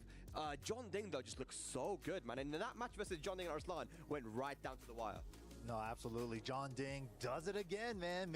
Repeats history, takes out Arslan Ash one more time, but Arslan still ends up making it there from the lower half. But yeah, John Ding, I remember his post after Evo on X saying that he wasn't super happy about his performance, but now came here, worked his butt off, and showed that he got the stuff. I think he showed it wasn't a fluke as well. I know, absolutely. Twice. Yeah, I mean, look, consistency. Also, Qasim Mir, we've got to give a shout out to him because it was tough. He wasn't able to travel a lot. He only went to Battle Arena Melbourne, and he was very close to actually getting up into the bracket there too. He lost the final round versus Ulsan there, and that was an early tournament, right? So Qasim hasn't had many opportunities, but he still managed to make it to the EWC, man, from that LCQ. So we've got to give a shout out to him. Very, very well played. But Tekken Master, man, I mean, he definitely impressed me, man. Yeah. Thoroughly impressed. Yeah, every time I see him, I'm just like, how can anybody sleep on this guy? He's making top consistently at the biggest tournaments. This guy is no slouch. He's not just a one-game guy. Yeah. This guy has the chops in Tekken 8. It's very interesting you said about the one-game guy, because I was saying this in the back. People may scold me about this, but Clive, I feel like so if you play it, he's an NRS guy, right? Yeah, absolutely. And it's just NRS is very string based, and I feel like the Clive is just a perfect matchup for him. He was really, really mixing up the strings, and I feel like he's playing to his strengths there. Absolutely, man. Well, I think one of the biggest stories is that Arslan Ash finally makes it into day 2, and luckily for you guys, we have our reporter Reinhardt with Mr. 6-time Arslan Ash for an interview. Let's hear what he has to say. Oh my gosh, what a clutch, intense period there for you, Arslan Ash. We saw what happened last year. I know you did not want a repeat performance. What's going through your mind right now? When I lost my first match versus Jending, the flashback of last time, it was coming in. My mom was like, no, I cannot do that, And I was watching you interviewing losers. I said, no, I don't want to be in this stage, interviewing, So I'm so happy that I won. Even when I lost on Jending, I was like, no, I can still do that because I am very good, I think, versus Zafina. And then Tekken Master, he was hard. The first match that I won, I had so much confidence. The comeback, Also, Eddie is kind of bad versus on open stage, so I was like kind of lucky because many situation I avoided because he could have mixed me up at wall like the Jinding did that. Jinding, this is how he won, At wall, Eddie is like so good. So you're the 6-time Evo champion. What is it that you find so challenging when you're here at EWC? Of course, this is no Evo. This is EWC. It's like, I think it's not the biggest thing happening to Tekken, or happened to Tekken, or esports in general, So I really want to win EWC. I don't have this title. I have Tekken World Tour. I have 6 Evos, mashallah. I don't have an EWC title. Last time I lost early in the pools. This time I'm going to win. I'm aiming to win it, inshallah. Strong words here from a strong champion. Arslan Ash is moving forward in the tournament. Thanks, guys, for watching. We'll see you later. Thank you, Ryder. Thank you, Arslan. As you can see the relief on his face, right? And he said, look, man, I've got the Evos, I've got the Tekken World Tour, but EWC is a different story. Now that he's made it into day 2, guys, what do you expect from Arslan Ash? Well, it's unknown territory. Weirdly enough saying that, right? Arslan didn't make it through. But, I believe as he progresses, he's going to get stronger and stronger. But also, are we going to see that Nina? Because there was a few opportunities there in the last match where, I was joined in with the big down 4-3. And it's just like, sometimes when you're with that character you've played for such a long time, those kind of like whiffs, you're just ready to pounce on them. It seemed like he wasn't as ready. I do want to quickly point out as well, Korea is kind of giving it to Pakistan right now. Day one, Korea's killing it. Yeah, 3-0 I think at the moment, right? Yeah, crazy stuff. Every pool. Well, we still got Group D too, so it's not over yet. Group D. We're talking about Group D. Let's have a look at our upcoming match here for Group D, and it's a very exciting one, ladies and lads. We have Kira going up against Kokoma, and again, both of these guys were kind of late qualifications into the Esports World Cup. Of course, Kokoma from the LCQ. Kira surprising a lot of people at Evo this year, man. So I cannot call this matchup. Kira always brings it. Always ready for matchups. Kokoma, though, looking good. Yeah, the thing with Kokoma as well, I don't know if, everyone at home has been following his journey this year as well. He's really been torn in this game. He hasn't really found a character and his style of Tekken as well. And every time he's lost, he's really taken it to heart. But right now, he says he wants to have fun and he wants to win EWC. Bobsy, what do you say about Kira? I mean, we've known this guy for a long time, man. You know that he's going to come ready for this. I'll tell you guys a little story. It was actually quite funny. So just before Evo, I made a joke to him, just like an off comment. I was like, hey, just go out there and qualify for EWC. And I was just like, oh, he actually done it? He did the thing. He did it. I was like, all right, cool. That's good advice, man. Really good advice. It's fine. Your advice worked, man. But the other two players, ladies and lads, mums and dads, family, friends and felons, Nii and Nobi will be joining these two. MYK, talk to me about those two, man. Of course, the legendary battle between Korea and Japan. A tale as old as time, right? Pakistan joined the scene in 2019 with Arsenal's eruption with the Evos, right? But this is like legacy, old school legend, Japanese Nobi and legacy Tekken god Nii going up against each other. Yeah, and you can see this is how it's all going to go down. Kira versus Kokoma will be our first match. Then Nobi versus Nii. I can't wait for that, man. That could easily also have been, a match of the day. These guys have been competing since Tekken 6 on the big stages against each other, and even the Tekken World Tour finals, we've seen these guys going against each other, and we're going to see it again here in EWC. What do you guys think about this? Because Nobi also, had a very strong performance last year, winning, getting grand finals, I believe, in DreamHack Dallas, right? Yeah. That's how he qualified, and he was looking really strong in Season 1, but EWC, I don't think he had a very good performance, but I mean, we expect a lot from him this year, right? I think it's because he's kind of like having that character crisis right now too. A lot of Dragunov mains kind of like switched off of Dragunov after Season 1. Maybe they don't believe in the character anymore. He did receive a lot of nerfs since Season 1. He's kind of been like bouncing around with the Lars and the Steve now, so yeah, he's trying out some new characters. But Nii, the Evo Japan champion, he's looking good. Ever since the end of Season 1, it looks like he found his footing. He's been killing it in Korea. Bubsy, Nii, talk to me. I mean, one of the things I've definitely noticed about Nii is the uses of his heat now, because it was like a running joke in like Season 1. It's like how he doesn't really know how to utilize the heat, and now he seems like he's found his footing. And one of the other things that I've really noticed is he's kind of bringing a little bit of a defensive style. He's trusted in himself. He's trusting in the, I'm going to hold back, I'm going to wait a little bit, which is more, I guess, the style that tends to him. I don't think the aggressive style is really him. I think he's starting to find a balance right now. I'm going to be a little bit of a selfish guy here and say I kind of want to see the Kokoma versus Nii matchup. We know they're not the biggest of friends, and I would love to see Kokoma versus Nii. Plus, what do you guys think about Feng? Because you mentioned it briefly, right? That he hasn't really got a lot of confidence in his character, and he said that look, it's too late for me to pick another character. And a lot of Feng mains like Joker, of course, big shouts to Joker.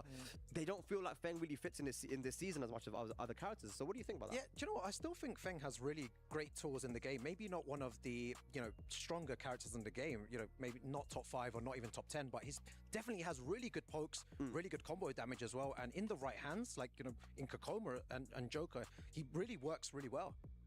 Yeah, there's a couple changes though, like the fish hook change. They gave that high extension, but fish hook on its own being -10. Yeah. I think that changes up a lot of that small Tekken game for Fang. Yeah. I think talking about the back four though, it's a weird one, right? Because I see that to it as well, but I'm also seeing that though it has an additional mix up, because I feel like, yeah, it is -10, but it's always so that thing is I gotta worry about it. that. So it's one of those weird buff kind of nerves things. It puts like a mental frame, and I think people can kind of start to really play around it. But I guess that's more for a longer set than the first two. Yeah, absolutely. Well, ladies and lads, this is going to be a crazy group coming up. Group D. We're going to go on a short break, and when we return, killer group coming up here with Group D, EWC Tekken 8. See you in a bit.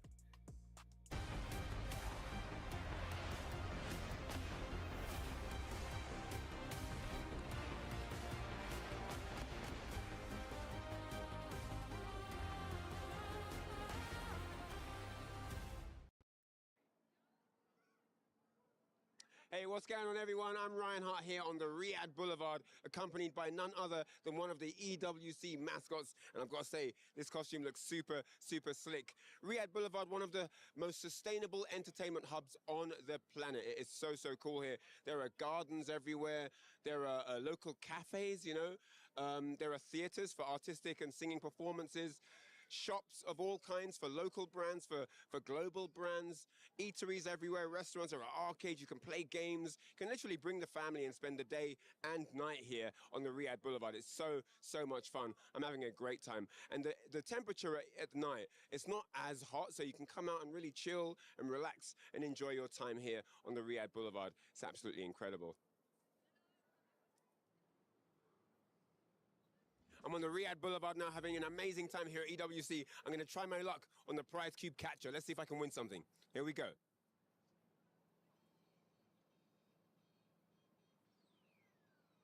Oh, might have something. Oh my gosh! And just like me right now, everyone's a winner here at the Riyadh Boulevard, one of the most sustainable entertainment hubs on the planet, and it gives you amazing prizes. Check it out. Whoa.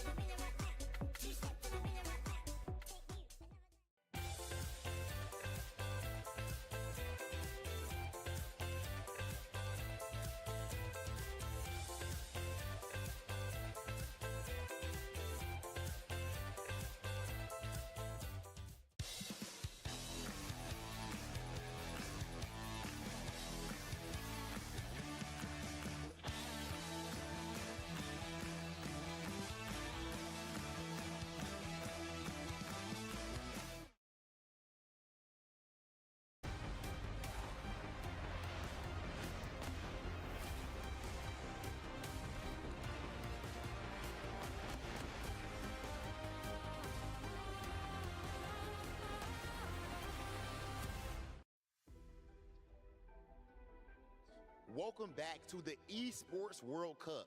Ladies and gentlemen, first and foremost, do not lie. Y'all thought my man's Arslan Ash back was against the ropes. You thought he had an Eddie problem. Eddie Guerrero, Eddie George, Ed, and Eddie, it don't matter. Arslan in 5. My man's got it done and qualified to the next stage. He's done an incredible job. That obviously negates the story that Arslan had last year. Of course, Evo champ, the man has done it all. He's done all the walk except for win this trophy right here. Because last year at EWC 24, only what? 30 meters this way, he got eliminated in the group stage. At least that is broken. You could see the relief on his face at the end, beating Tekken Master to make it through from Group C. That's now done and dusted, closed up. And now at this point, of course, he was not the only one to make it out. He actually made it out on loser side, because on winner side, it was the big dog, Big Swole, getting it done. And how about that? What's up with my man's fight stick, though? What did he have on his fight stick? So John Ding has very special stick art, I have to say. You got a mirror, but then there's one that is a photo of something that he took in the mirror in a bath towel. It's artistic. That was definitely artistic. Luckily, he did not place the fight stick in a different location. That said, ladies and gentlemen, our next match is ready for our next group. Yes, it is Group D, and big competition here in Group D. This is where we close off this first day of Groups, Rob. You see our players are all set up behind us and ready to go. So shall we? Yes, ladies and gentlemen, it is about that time. We have Kita going head-to-head with Kakoma. Let's send things over to our commentators. Ladies and gentlemen, Group D action, Tekken 8 EWC 2025. We got Markman, we got Majin Obama. Obama, how you feeling about this? I'm feeling good. I'm also glad John Ding left that stick at home. Yeah? You see Kokoma, he's getting ready for action, storing that stuff. But sitting across from him, Kita the killer, man. This guy had a great showing at Evolution. Was able to drop who else is in this group in the losers bracket early on at round 2. Ooh, we're going to talk about that later, We're going to get to that. Oh, well, maybe we will. But the thing is, this guy has quietly been a silent killer. Yeah. He is the triple dub, WWW, the waifu wielding warrior, using that Jun Kazama. And, you know, the analysts were talking earlier about, you know, he really hasn't found his groove yet. You know, in Tekken 7, he had the awesome Eliza. He had a lot of other good Out the picks. gates, yeah. But, man, I feel like he's doing well with Mama Kazama. No, he's had a good year so far. Yeah. And the events, I feel like he hasn't traveled that much. But the events that he goes to, he usually has a strong impact. Impactful, yes. So this matchup for him, though, Kokomo on the other side, you know, he's kind of, I think he's had a more inconsistent year and struggled a little bit more than what he's used to. Yeah. It definitely feels on some level like more mental, too, for him. He was really emotional when he qualified. That's a good way to put it, too. Yes, emotional. He better get control right now, because he's in the thick of it here at EWC Group D, going up against Kita. Engage. And you got to think about the way that Feng Wei has kind of, you know, just changed since Tekken 7. You know, Feng Wei has always been a very strong, solid pick, especially for some of the better characters in the game. But, you know, over time has been adjusted quite a bit, where it changes his playstyle quite a bit on how he can approach, how he can play defensively and safely. And Kira already this first round has had some excellent calls against Kokomo. Just like a little bit of sidestep left here and there. He had created some whiffs. Yeah, trying to create use some of space. armor. Then you see the back 1+2. Yeah, I think one of the keys that we're really going to see from Kira is his ability to catch the side steps with the tracking moves, but also the whip punish. He is such a great wall when it comes to that. Whip punish, but also he's got to find a way to be able to lock Kokomo down and or especially get wall control. If he can find wall, crack out that big damage that Jun can. Oh, he missed the follow-up! Oh my God, that would have been the round. It definitely would have been the round, but it went down to the final second there. Kokomo able to take that first one. And it's also being able to find control, I think, in close quarters and when they get into compact play. This character can really be annoying and lock you down like that. So you see one of those attacks, sidestep 4 at close range like that, able to engage. And of course, throughout the game, if he can early on build up Kazama Essence to be able to get some good return. Right now he's at 43 here in the second round. Have her pop and turn into that mid-boss character. That's one way to do it, building up that meter ability. Let's see what she's able to do here. Nice, goes for the lows, and one of the things with Kira is his ability to use the lows with Jun. It's astounding. You just got to watch how he just piles it on. He's very good at harassing with jab strings and of course those lows, and being able to find the counter hit confirm into lift kick, which he gets. Yeah. Again, as you mentioned, the lift kick, the can kicks, very, very strong at being able to use that. Even the back 3, very, very good placement Here you go, great punish. Yeah, that's one of the stronger punishes at that frame rate. But here we go, out of back tempo, Kokuma now in the driver's seat. Kira willing to just bet it on the upboard kicks. Yep, this is gonna be a good way to follow up here. Has heat available as well. Can play the range game now, has the option to do it. Let's see, goes for the chase down, the follow up here. That shining golden emblem, though, Mark. I thought he had the counter hit there, just shy of it. Headbanger's ball, crouch jab, still turn back up. Jab string this time in the 1+2 throw, broken. Nice sidestep jab here, trying to create some opening here, the 1+2. Here comes, oh my God, Kira with the pressure. It looked like he was surprised that hit himself. Yeah, here we go. Of course, able to again build up that Kazama essence here in round 4 early on. Back turn throw, got him. Gets buffs on several attacks. Kokuma looking really good here in round number 4. Oh, you got a whiff. But the step was there. This thing, it hits from really, really far range. Gotta protect your legs here. Caught him slipping there. We're gonna engage, push to the wall here. Geyser Blast, Kokuma now just trying to play it patient here. Blocking the Geyser Blast, down back 3. Sidestep, activate on the whiff. Uh-oh, here we go. Big opportunity, they're about even on life here. Using all those resources, big counter hit here from Kokuma. Gonna bet it on 50-50 here and gets the grab, no break. Kokuma up 1 game. Yeah, gets him with the normal grab there. That pressure proving to be just what the doctor ordered. Man, the eyes of a killer. You gotta talk about how he qualified to get here. You gotta remember, through the LCQ, he had one of the roughest paths. There's only 3 other guys in here you could say had it as rough as he did to make it on the stage. Again, I remember how emotional he was. He had to, in the LCQ, you had to go up against Kudan, someone that he is so used to playing against, ended up losing that. Then now, of course, gets on full tilt, has to qualify through the lower bracket, but he was able to make it happen. Again, man, he was just super emotional the whole year. He was doubting himself, not sure what character to use, what strategies to employ, but he made it, and he's here now. He's taking full advantage, having the lead here. Yeah, right now swinging with Kira. He's running back fours, letting the follow-ups rip. Kira gonna push towards the bomb wall, though. Kokuma getting caught stepping, and just like that, Kira up 1 round. Yep. Here we go, the evil arena, of course, where there are lights on the walls. There's an ability to get even more violent. Good block, great punish there from Kira. Gonna slap at the wall here. How can you slap? Okay, oh, missed the combo. Had that weird corner there, but doesn't matter. Punish into the bomb blast wall, though. Having another shot here, looking to close it out here. Should be able to do it here with the mix-up. At the wall. With the dash behind it with another bomb. And yes, wall damage, this character is among top class in the game. You got to talk about it. The consistency. She will finish fights, man. Low parry after the geyser. Yeah, gonna be pushing towards the wall here. Big damage coming in. Not just that, in a nasty mix-up. Let's see what she got. Oh, tech roll just in time. Back force with it. Oh my God.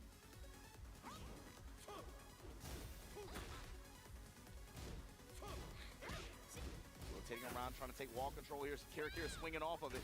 Yeah, I like what Kokuma went for there. He went for the 4-2 there, fishing for a counter hit. See what he does. Sliver of life left. Oh, the reverse Kempo launcher. This could be big. With the heat activation, he's not going to be able to get that much health back. He's got to be able to maintain control here. I mean, he has the shoulder, he has the heat dash cancel. Going for the lows now. Opponent knows it. Big punish. Follow up here, and the down two. He made a huge comeback there. I feel like, man, especially with the character on the left, man, life bars almost don't matter sometimes with this game. She can get it all back. Yeah. She'll spend that cash. You make the right decisions here, you could definitely be back in the game. It's never over till it's over. Back 4. Ooh, whiff opportunity, no dice. Here we go. Ended up using all the resources. Now, Kokuma having to fight back here. He still has rage. You better do something with it. Great block. Big opportunity right here. Oh, what a block there from Kira, and they are now tied up 1 game apiece. That last round felt really similar to the round previous to it for a moment there, but that's the thing. Kokuma, he had good guard, especially in that last round on some kilos, but it felt like throughout this game, really, he's been giving he's been giving Kira a lot of these lows. He's not really trying to be too greedy about block punishment, I think, on those.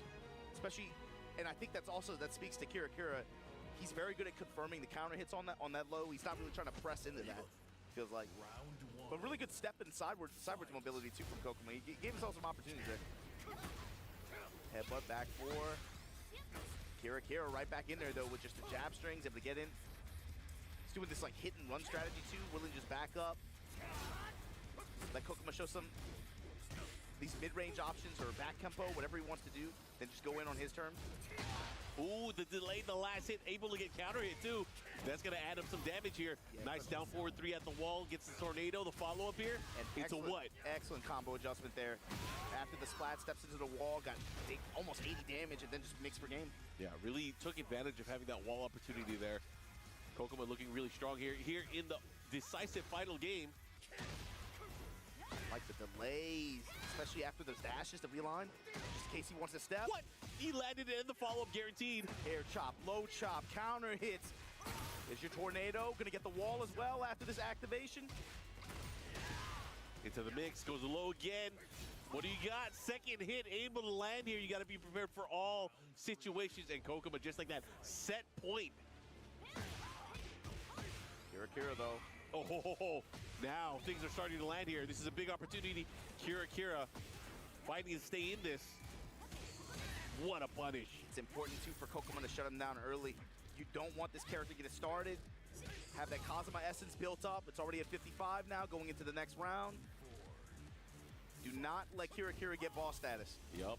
Do not give her the juice. Don't let her get loose. What do you got here? Talk to the hand. And I like it. He's laying the pressure on him. Stop sign, running 3, back 4. Stop signs all over, but whoa, man, what a step. And the low option afterwards. The mix, the axe kicks here. Great pressure here from Kira for the big step. Uh-oh. Look at this mix. What do you got? One more time. Kokoma just waiting on activate. Gonna rotate right side. No, Kira just gives him the smash. He has rage art though. Gotta be, oh no, he didn't punish. Back 4, bet on the 50-50 here. No, just jab pressure, keep it tight. Woo, and the back 4 follow-up, Kokoma. 2 games to 1 over. Kira gonna punch his ticket for that qualification spot here in Group D at EWC 2025. Oh yeah, and Kira now moving to the lower bracket. Kokoma having to face off against the winner of the upcoming game. Winner of the upcoming game, and also that gives this next set, which is like, this is the one I've been looking forward to all day too, right? MYK was selling it.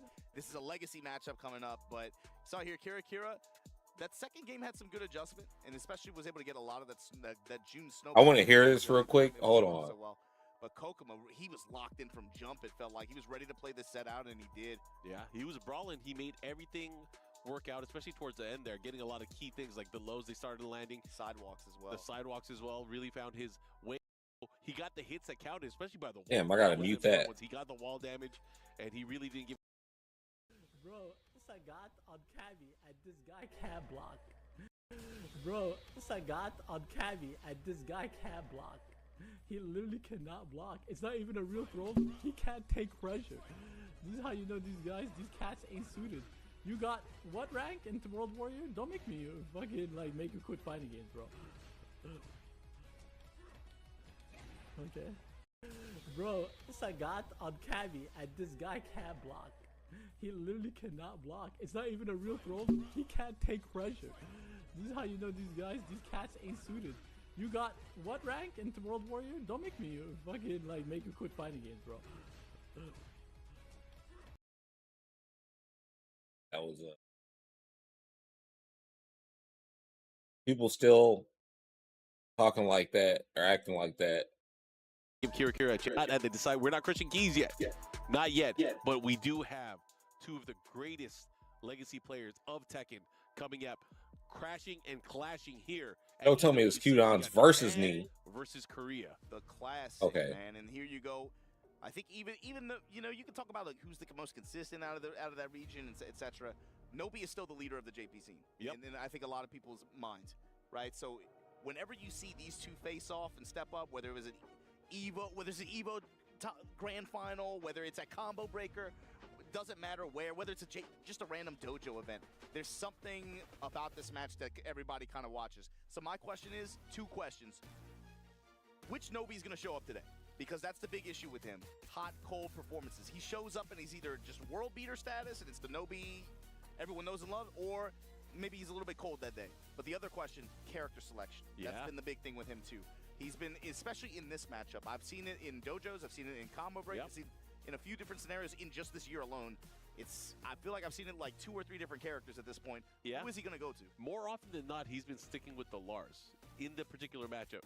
But because he's lost the last few times that they played, maybe that's going to lean him back towards Dragunov, right? I was going to say lean him back towards Dragunov. Or Steve. Yeah. I was going to say Steve. Yeah, he has a few characters that he has been using in tournament play, so we'll not be surprised either way. But we know for Knee, he's locked in on that Brian Fury. And that's the other thing too. Nobi feels like with Dragons, can be very like, it's like a relationship. He's like, like he hits him up sometimes. Like maybe there's some communication. I need your power.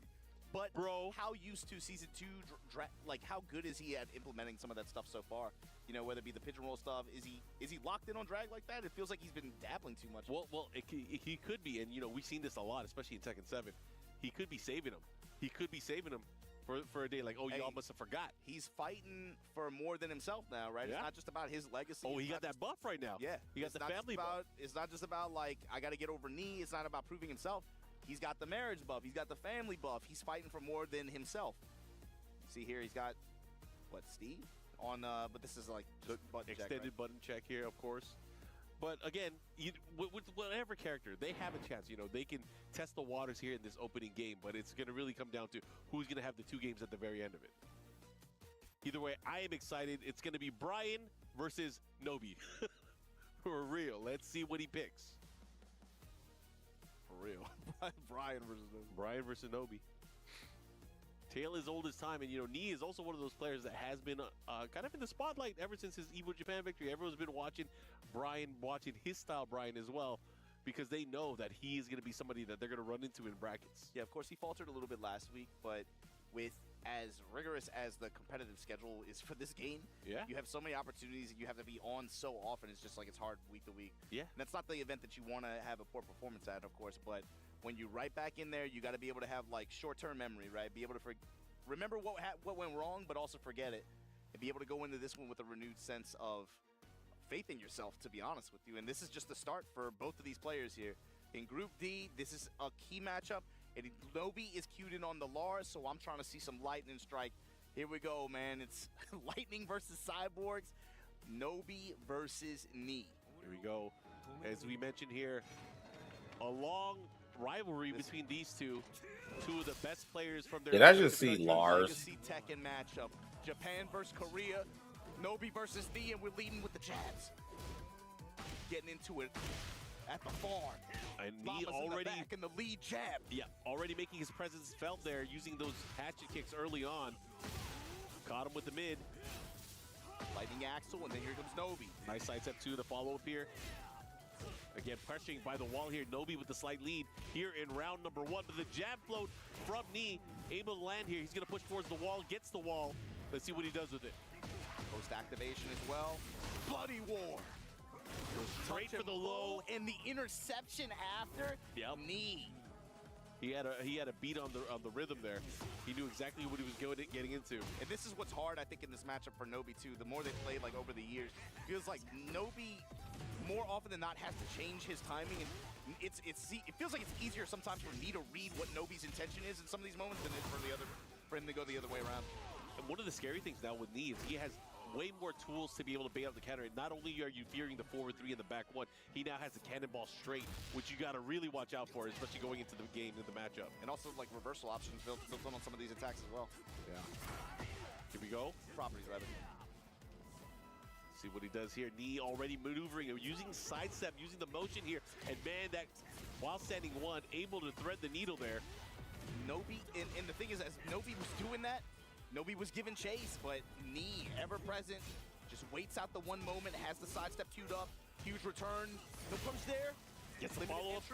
Yep, tornado, follow. Let's see what he got. Trying to extend it, carry with the jabs. Gets the lightning thrust with the dash behind it and gets the wall. Big damage. Oh man, what a combo, what a set there.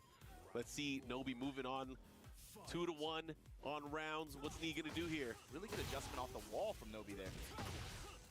Low touch at the wall. Still at the top. No balcony break. Rotate around. Nee never gonna stay in one spot too long. Yeah, magnetic shock on the knee. Nobi scouting the sidestep rights here from Nee, making some adjustments here, using some extra attacks that hit a little bit later to kind of get him on the tracking side. Homing attacks, dashing to realign. Passive homing attacks now on the table a lot more. Oh, he whiffed it. Swing and a miss. He tried to raw dog kick him in the shin. There we go. Cannonball straight to start off the round. Here comes Nee. He's gonna get the wall. You better guess right. He tech rolled. Oh, but he has insurance. Huge float.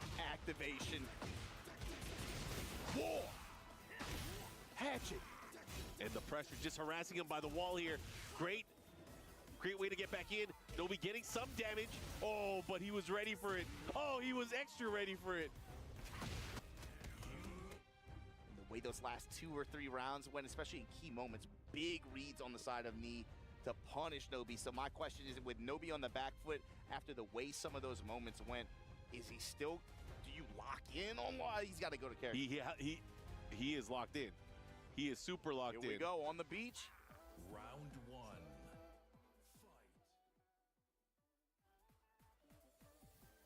Or maybe he's not. Maybe you put a stop to it. He said, wait a minute.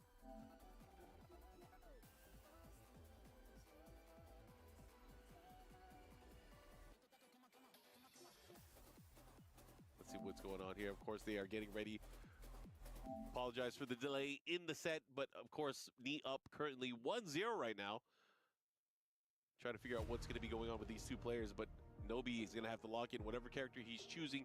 As he goes into this, he's going to have to win 2 games straight to be able to overcome and move on in the upper bracket. And it looks like we're going to, characters like to wear stage select, either way.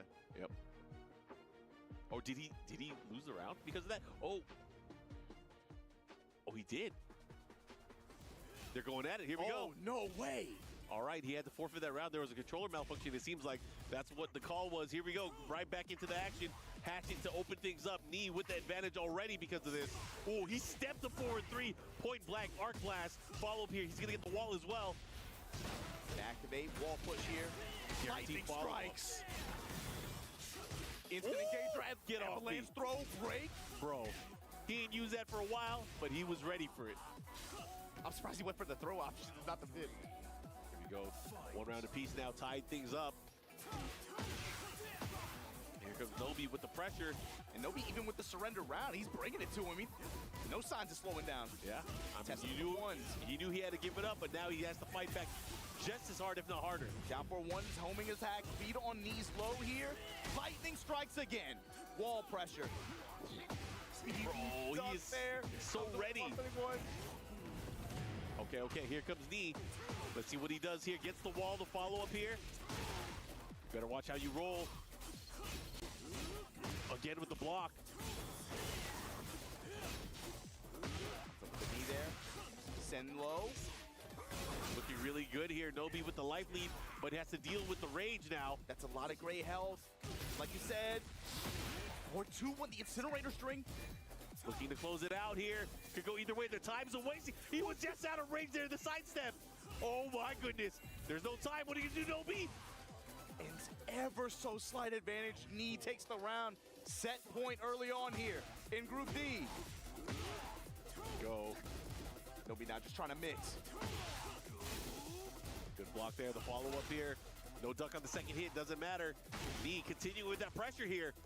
Has him by the wall. Nobi has to be very careful here. It could be the end of his upper bracket run here. What's going to happen? Huge step to the right. He is brandishing that taunt. He wants something. Ooh. Cannonball straight goes right under it, Nobi. All right, smashing. What do you got here? The follow-up. Oh, he's trying to get it again. This time a punish from Nobi, staying alive here. Final round, game number 2. He can get wall control. One frame, this time goes lightning axle, connects on knee step. Good block. Comes up with a knee. He's been very good with consistently. There it is, baby. Counter hit. Yeah, that's a huge counter hit. Has to be careful. He has placement by the wall now, and knee smells blood in the water. Viking funeral. Leave him burning. Uh-oh. Step in. Hatchet.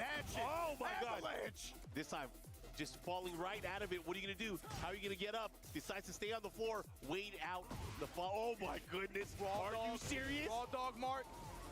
2-0.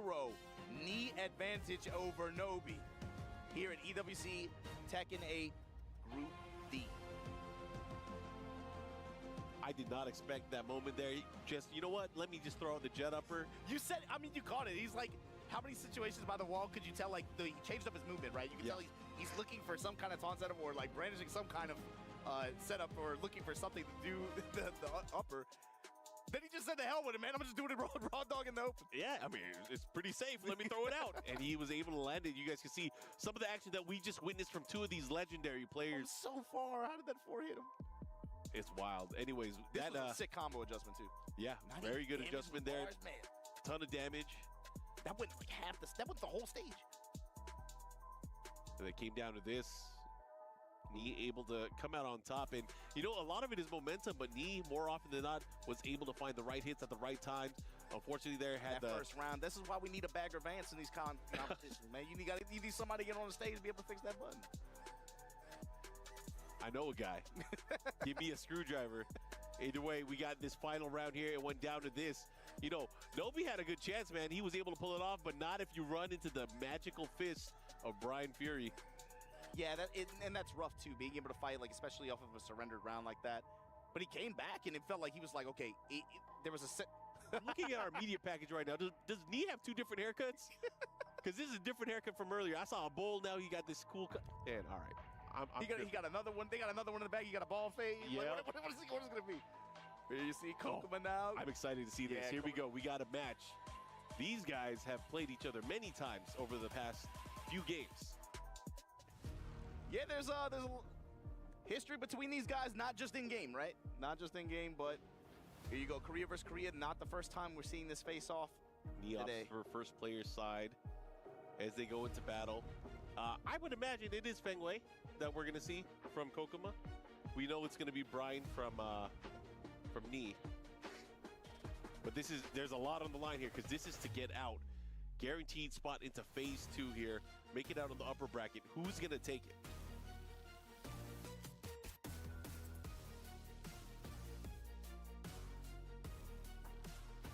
Man, for Kokuma, fighting through that LCQ, you make it, especially on day 1, be able to get to your group qualification match, and it's against your rival in more ways than one like this on this stage. Yeah.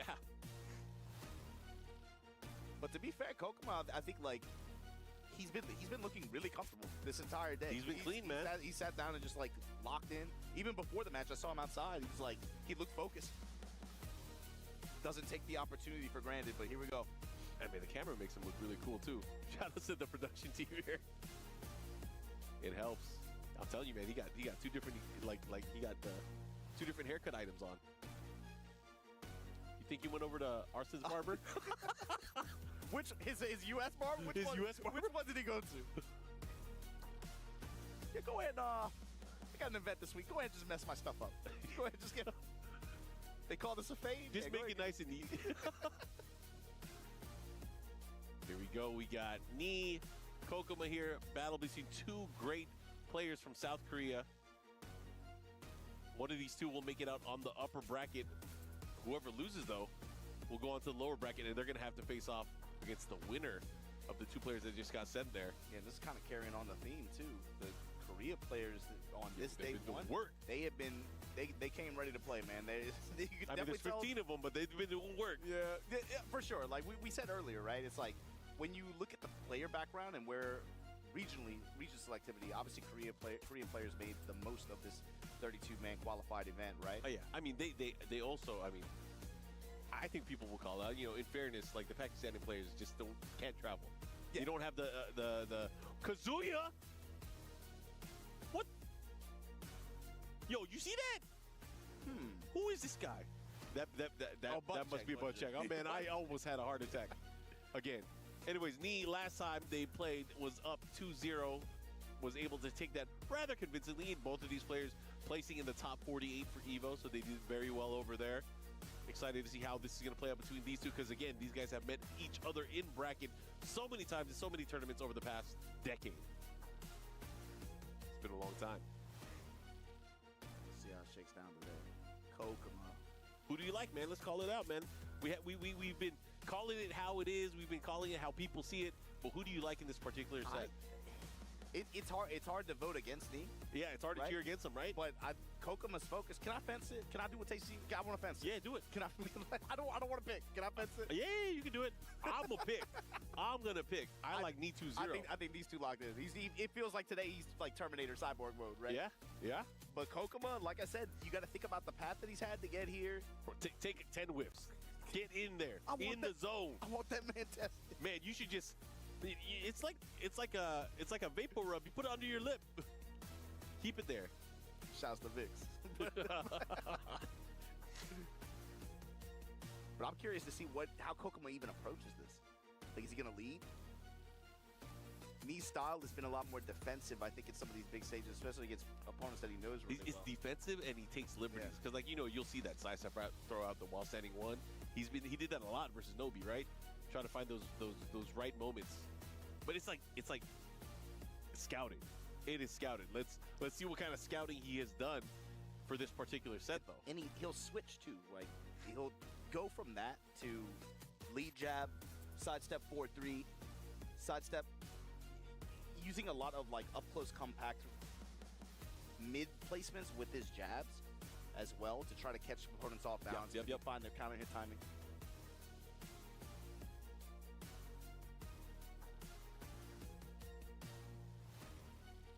All right, looks like the players are locked in. We're about to get ready for this particular matchup. I feel like it's going to be Fengwei versus Brian. But there is a very much a possibility, if Fengwei doesn't work out, that we can see a change for Kokoma. Here we go. He is locked in. He is nodding. You guys are tuning in. This is the last group for day one. EWC, day one. Let's go on the arena. What's the opener look like? Dash jab immediately from Knee. Lead runs in the down forward, one counter hit from Kokoma. He sidestepped it point blank. This is crazy. Knee is locked in. Oh my God. Oh, he's dog walking him. Touching him in the back, and the hips, and the side. Shaolin Kung Fu, huh? Okay, now he's starting to chase him down, but as soon as he tried to counterattack, big counter hit from Knee. Lord Hiza with the counter hit, activate. Super hatchet into the mid after. Knee right now looking like bro. We were on media day. They were filming some cute stuff. Arslan and Nobi are laughing and yucking it up. Knee is the worst actor of all time. He's like no laugh, everything no serious. expression. Look at him in the camera right now. Yep, he's razor focused. I'll tell you, he's here to play. And we got the wall. Okay. Viking funeral, you on fire? Now what do you got though? Started, man, he is. Like I said, I like Knee. Let it be said, I'm not trying to skirt it. No, he's on a mission. He's on a mission. He is one of the players to beat. Ooh, okay. Finally, Iron Palm, Iron Fortress. Iron Palm, getting the return here. Hatchets, trades on the mids. Kokoma now leading with the jab of his own. Pressing. He has to, though. He has to fight back. He has to take the turn back. Okay. Oh, my God. The walk. He sees it. The activation. And, man, you know what's coming. Kick him while he's down. Knee up one game, and that looked razor sharp focus. That was light work. That's the Terminator on the mission, you know? Kokoma, whatever you do here, this is important because if you're switching characters, you're locking in. He's locking in, and it's this is hard. I mean, especially first to two format like this, man.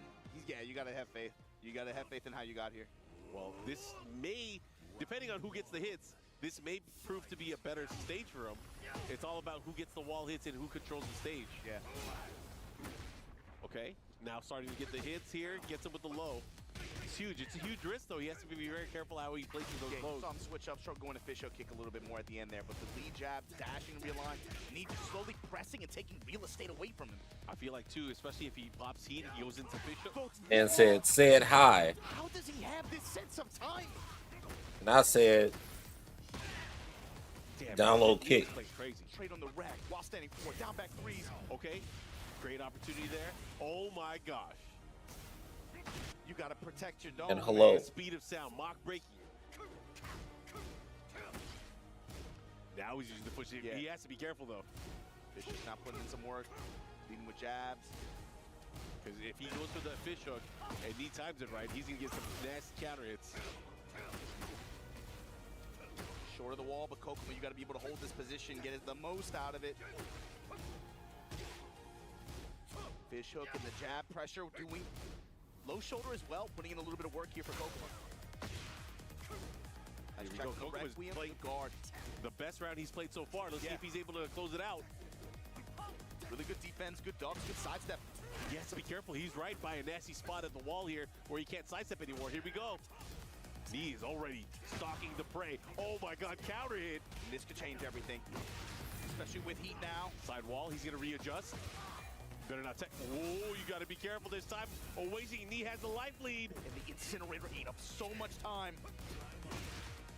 Yo, the defense, the presence of mind. He's unfazed. Now, just like that, potential set point here for Knee. Can he take it? Bro, Obama and I just looked at each other. The uppercut in the back. Oh, the wall pressure, and that could have been even worse. Yeah, he wanted it. Obviously, he was going for Tom Jet up over there. But we should be able to get a spike. No. Oh my gosh, he was already stepping. Fish hook kick goes for the low. Down back three. Orbital. His old friend.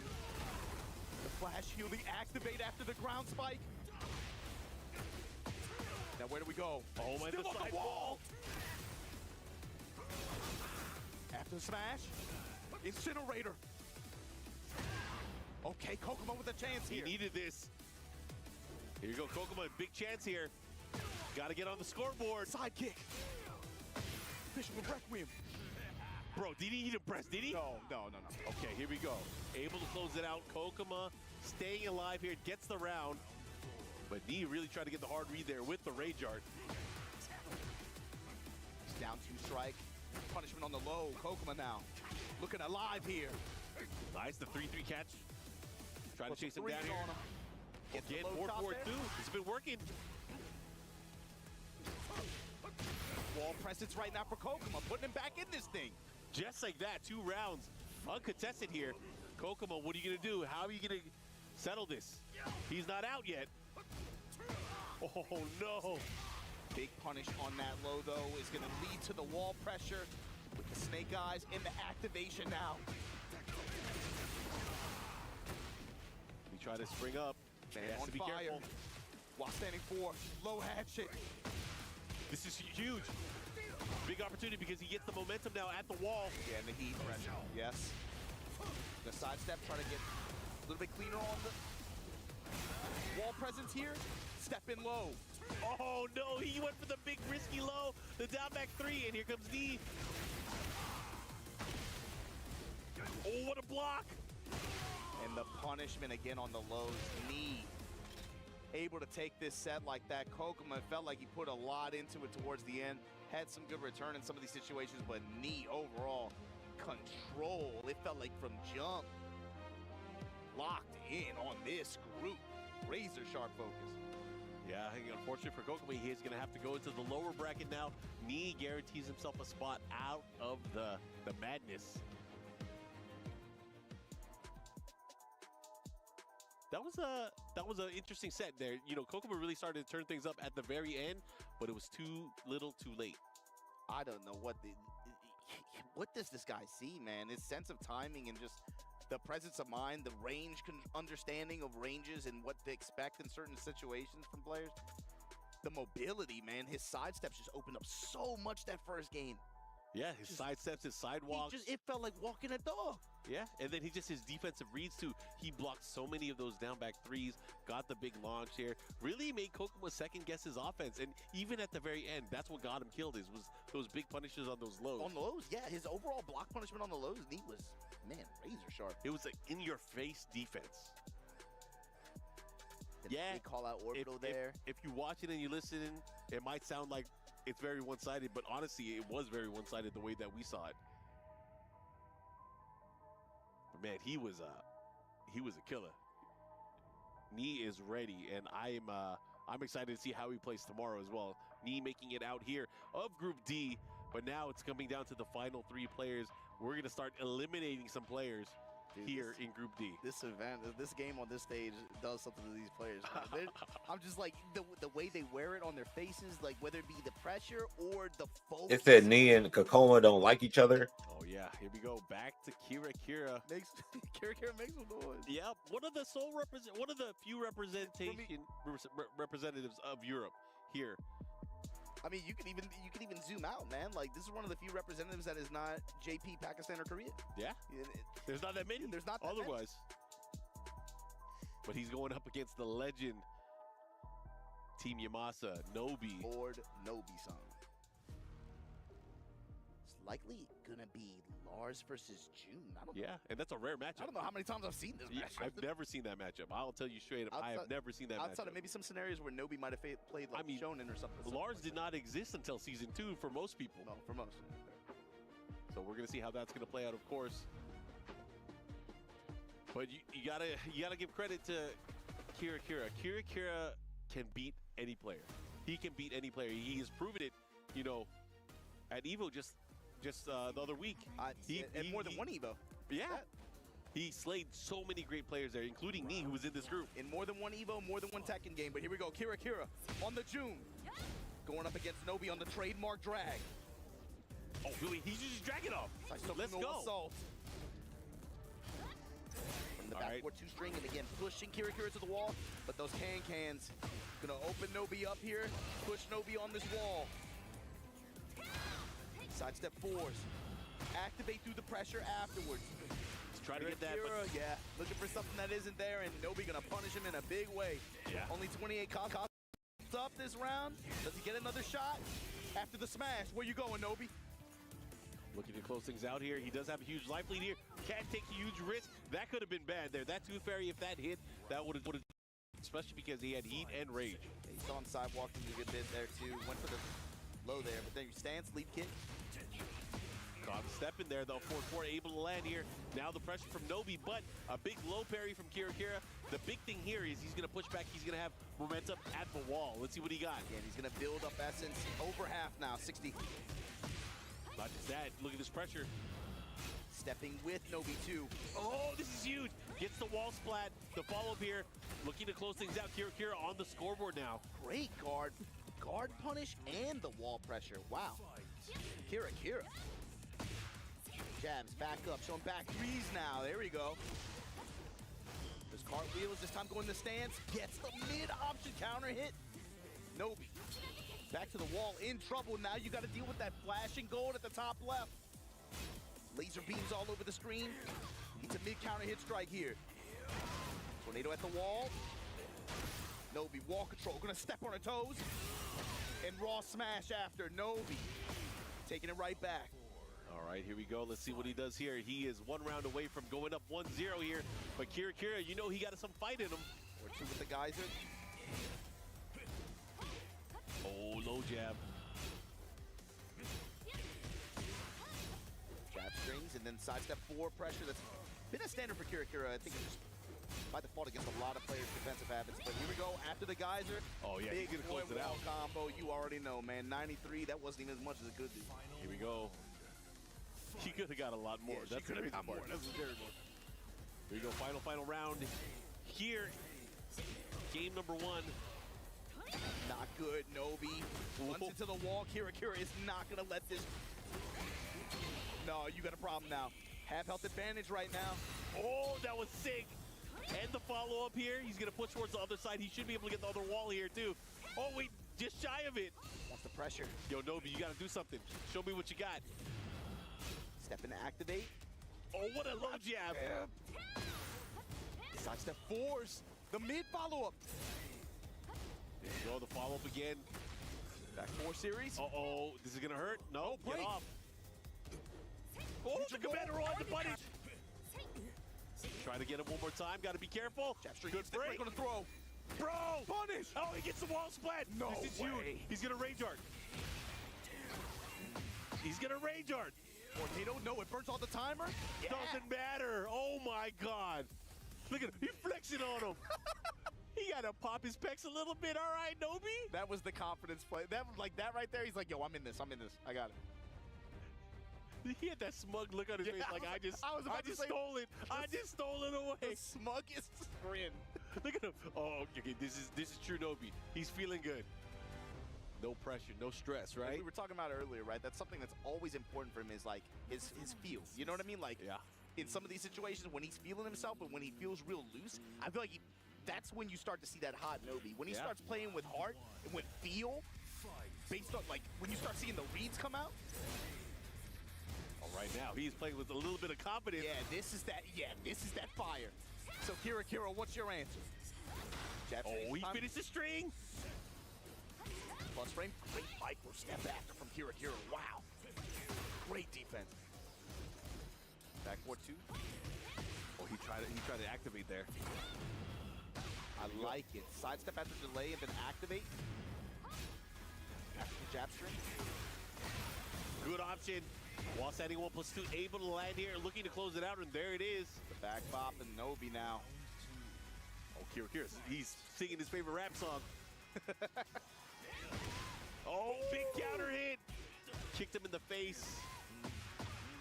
There's your tornado at the wall. Slam. Rolling with him here. Stepping with him to the right. Nobi now on the block. Sidestep forward. Wow, tanks through those hits with the armor. He burst. Kira just going to that jab string over and over and over again. Finally, the cans to deny any follow-up there. Cosma Essence now over half. The follow-up here, looking to close things out. Can he get back on the scoreboard? After the guys are going to dash after. Sidestep 4. Oh, the second hit, you got to be careful. Cross jab after the steal is turned back. Oh, he blocked it. Oh my God, full crouch low, block. Kira. It's not over yet. Woo, counter hit slide. The assault to push. The mid kick. The real estate already. Kira back to the wall. Whiffs, no punish. Oh, Kira. Lighting him up, showing him the sparkles. The assault to step in with the, wow. Wrist chuck slam, nice break there from Nobi. Down. The awareness, oh my God. Walk to the left in the smack. Man, Nobi on set point here. Kira. Nobi got that look on his face. He's like, I got this. That's the look. Kira though, not one to be ignored, not that easy. Especially with that wall damage. With that gold medallion. Here we go, had a great chance there. Went for the wall stand 2, looking to close it out, and here we go. Final round, game number 2. This is huge. This is huge for Kira. He needs this. Oh, it wasn't sideways enough. Ooh, the step on the laser. That was sick. Just jab and just take my heat burst. Oh, you gotta be careful. You gotta watch out, especially by the wall here, especially for the cans. Great crouch jab. All that? Just to throw your shoulders and do the 50-50? The 2-1-3? Oh my God, you gotta be careful. Can't whip that again. But if he gets a big hit here, Oh! That close? Not that easy. Nobi over Kira here. Kira, he's had a good run, had, of course, an excellent EVO performance. Made it through this Group D, gave us some good sets, but unfortunately got his key crushed against Nobi. And Nobi going to be moving on to face Kokuma for the right to play on day 3. Yeah, but before that, he's going to give him a hug and he's going to crush his key. He's going to put in some work. Shake your hand and just crush your dreams like that right after? I like it. You see some of the action that just happened and just transpired between these two amazing world-class players. We got Kira and Nobi battling it out. This is lower bracket action, so you know whoever's out of here is out of the tournament. And unfortunately for Kira, it just wasn't his day. He had some great sequences too, and like his pressure overall, especially with that jab string going in the stance. He showed the Sabaki animation as well after a few times. He really kept Nobi guessing on some of these situations like that. He went to the stance lead kick a lot, and you could see the Yomi situations right after playing out quite often, especially going to the grab a lot as well. Yeah, I wonder if it was strategic that he didn't even try the Lars. He went straight up, drag it up. You know what? I'm gonna go with my spirit animal, my old tried and true, right? It worked out big time too. He was able to just again get a lot of wall controls, had some really good just offensive sequences, just able to just pressure Kira. And even though Kira again had some really good responses here and there, overall Nobi was able to navigate the minefield, especially even once Kazama Essence got on the table. You know, there's lasers going on all over the stage and stuff like that. They were never really a huge factor. Nobi just able to get control. And again, had really good block punishment as well overall. Yeah. Crush it, look at it. Oh, he started. Oh, he's enjoying it.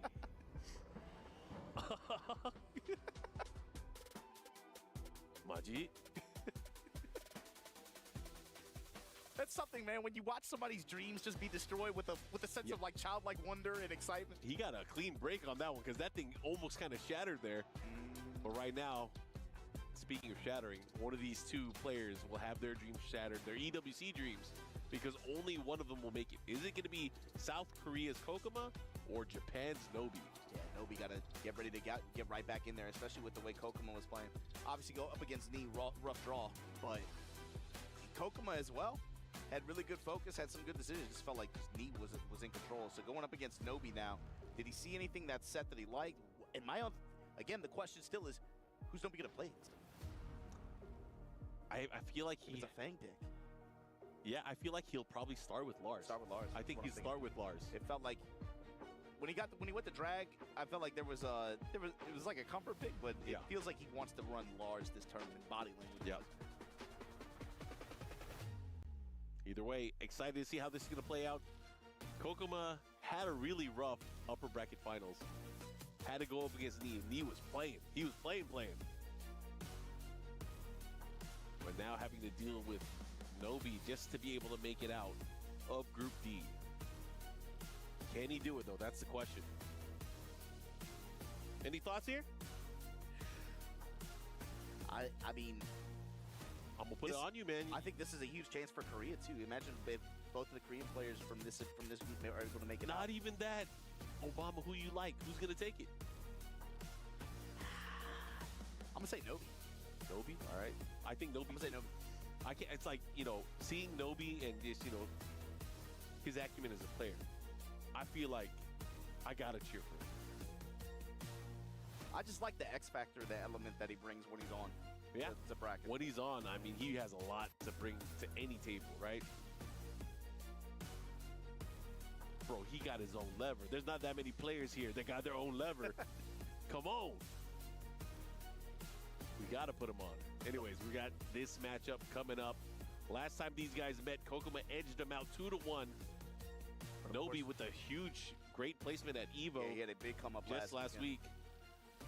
E-burst. You can see Nobi is you saw it a lot in the Kira set as well. He's willing to just, okay, once I have a sense for when you want to just sit there or stand, I'm gonna turn up. I'm gonna activate. Yeah, I feel like, again, going into this and just like seeing how they're gonna play, I feel like even more I'm leaning towards Nobi picking that Lars. But hey, we could be wrong. Let's see what happens here. Key crushing dreams up ahead. One of these two players will not make it out. One will move on into phase 2 of the tournament.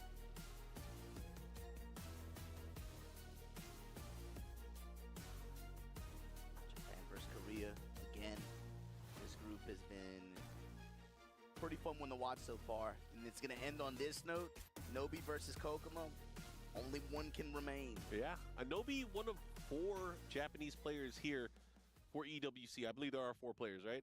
KSK and Chikarin on the other side as well? Yeah, we'll be watching them tomorrow. Here we go. We have the Lars pick. We kind of predicted as we were going into this. Let's see how it's gonna go. And you know, he's not like a Lars player because Lars is good. This is one of his characters from the Tekken 6 days as well. Yeah, he's been running it for a long time. Yep. This is actually his tag 2 team, Dragunov and Lars. Hip up and then the 4-4-1+2. Break the balcony, gonna get the wall as well. Lightning strikes. Do it again. Back 3 pressure here. Here comes Kokuma. Can he do something with it? Slide punch evasion. Nobi able to get his back for it. Activate through the recovery kick there. Sidestep attack again. Oh, the backswing. Oh, man. Can he stay alive with this, though? Look at this. He has heat now. Has the positioning at the wall. What are you going to do with it? The mid-noggin. Oh, he got the second hit. He should be able to close it. And no! He dropped the combo, but doesn't matter. Cleaned it up there with the counter hit. But, man, that was crazy at the wall, man. That got nasty at the end. It's like 2 back-to-back mistakes, and it all just comes down to a counter hit down back 3. Yeah, scrambled eggs, man. Oh, that was crazy. Bro, these guys are just walking around each other. Hey, y'all, I'm going to get off for a little bit, and I will come back when... I'm going to get off for a little bit and come back when Q-Don's full starts. That's what I want to see. But, I'll be back. I'll see you guys when it happens.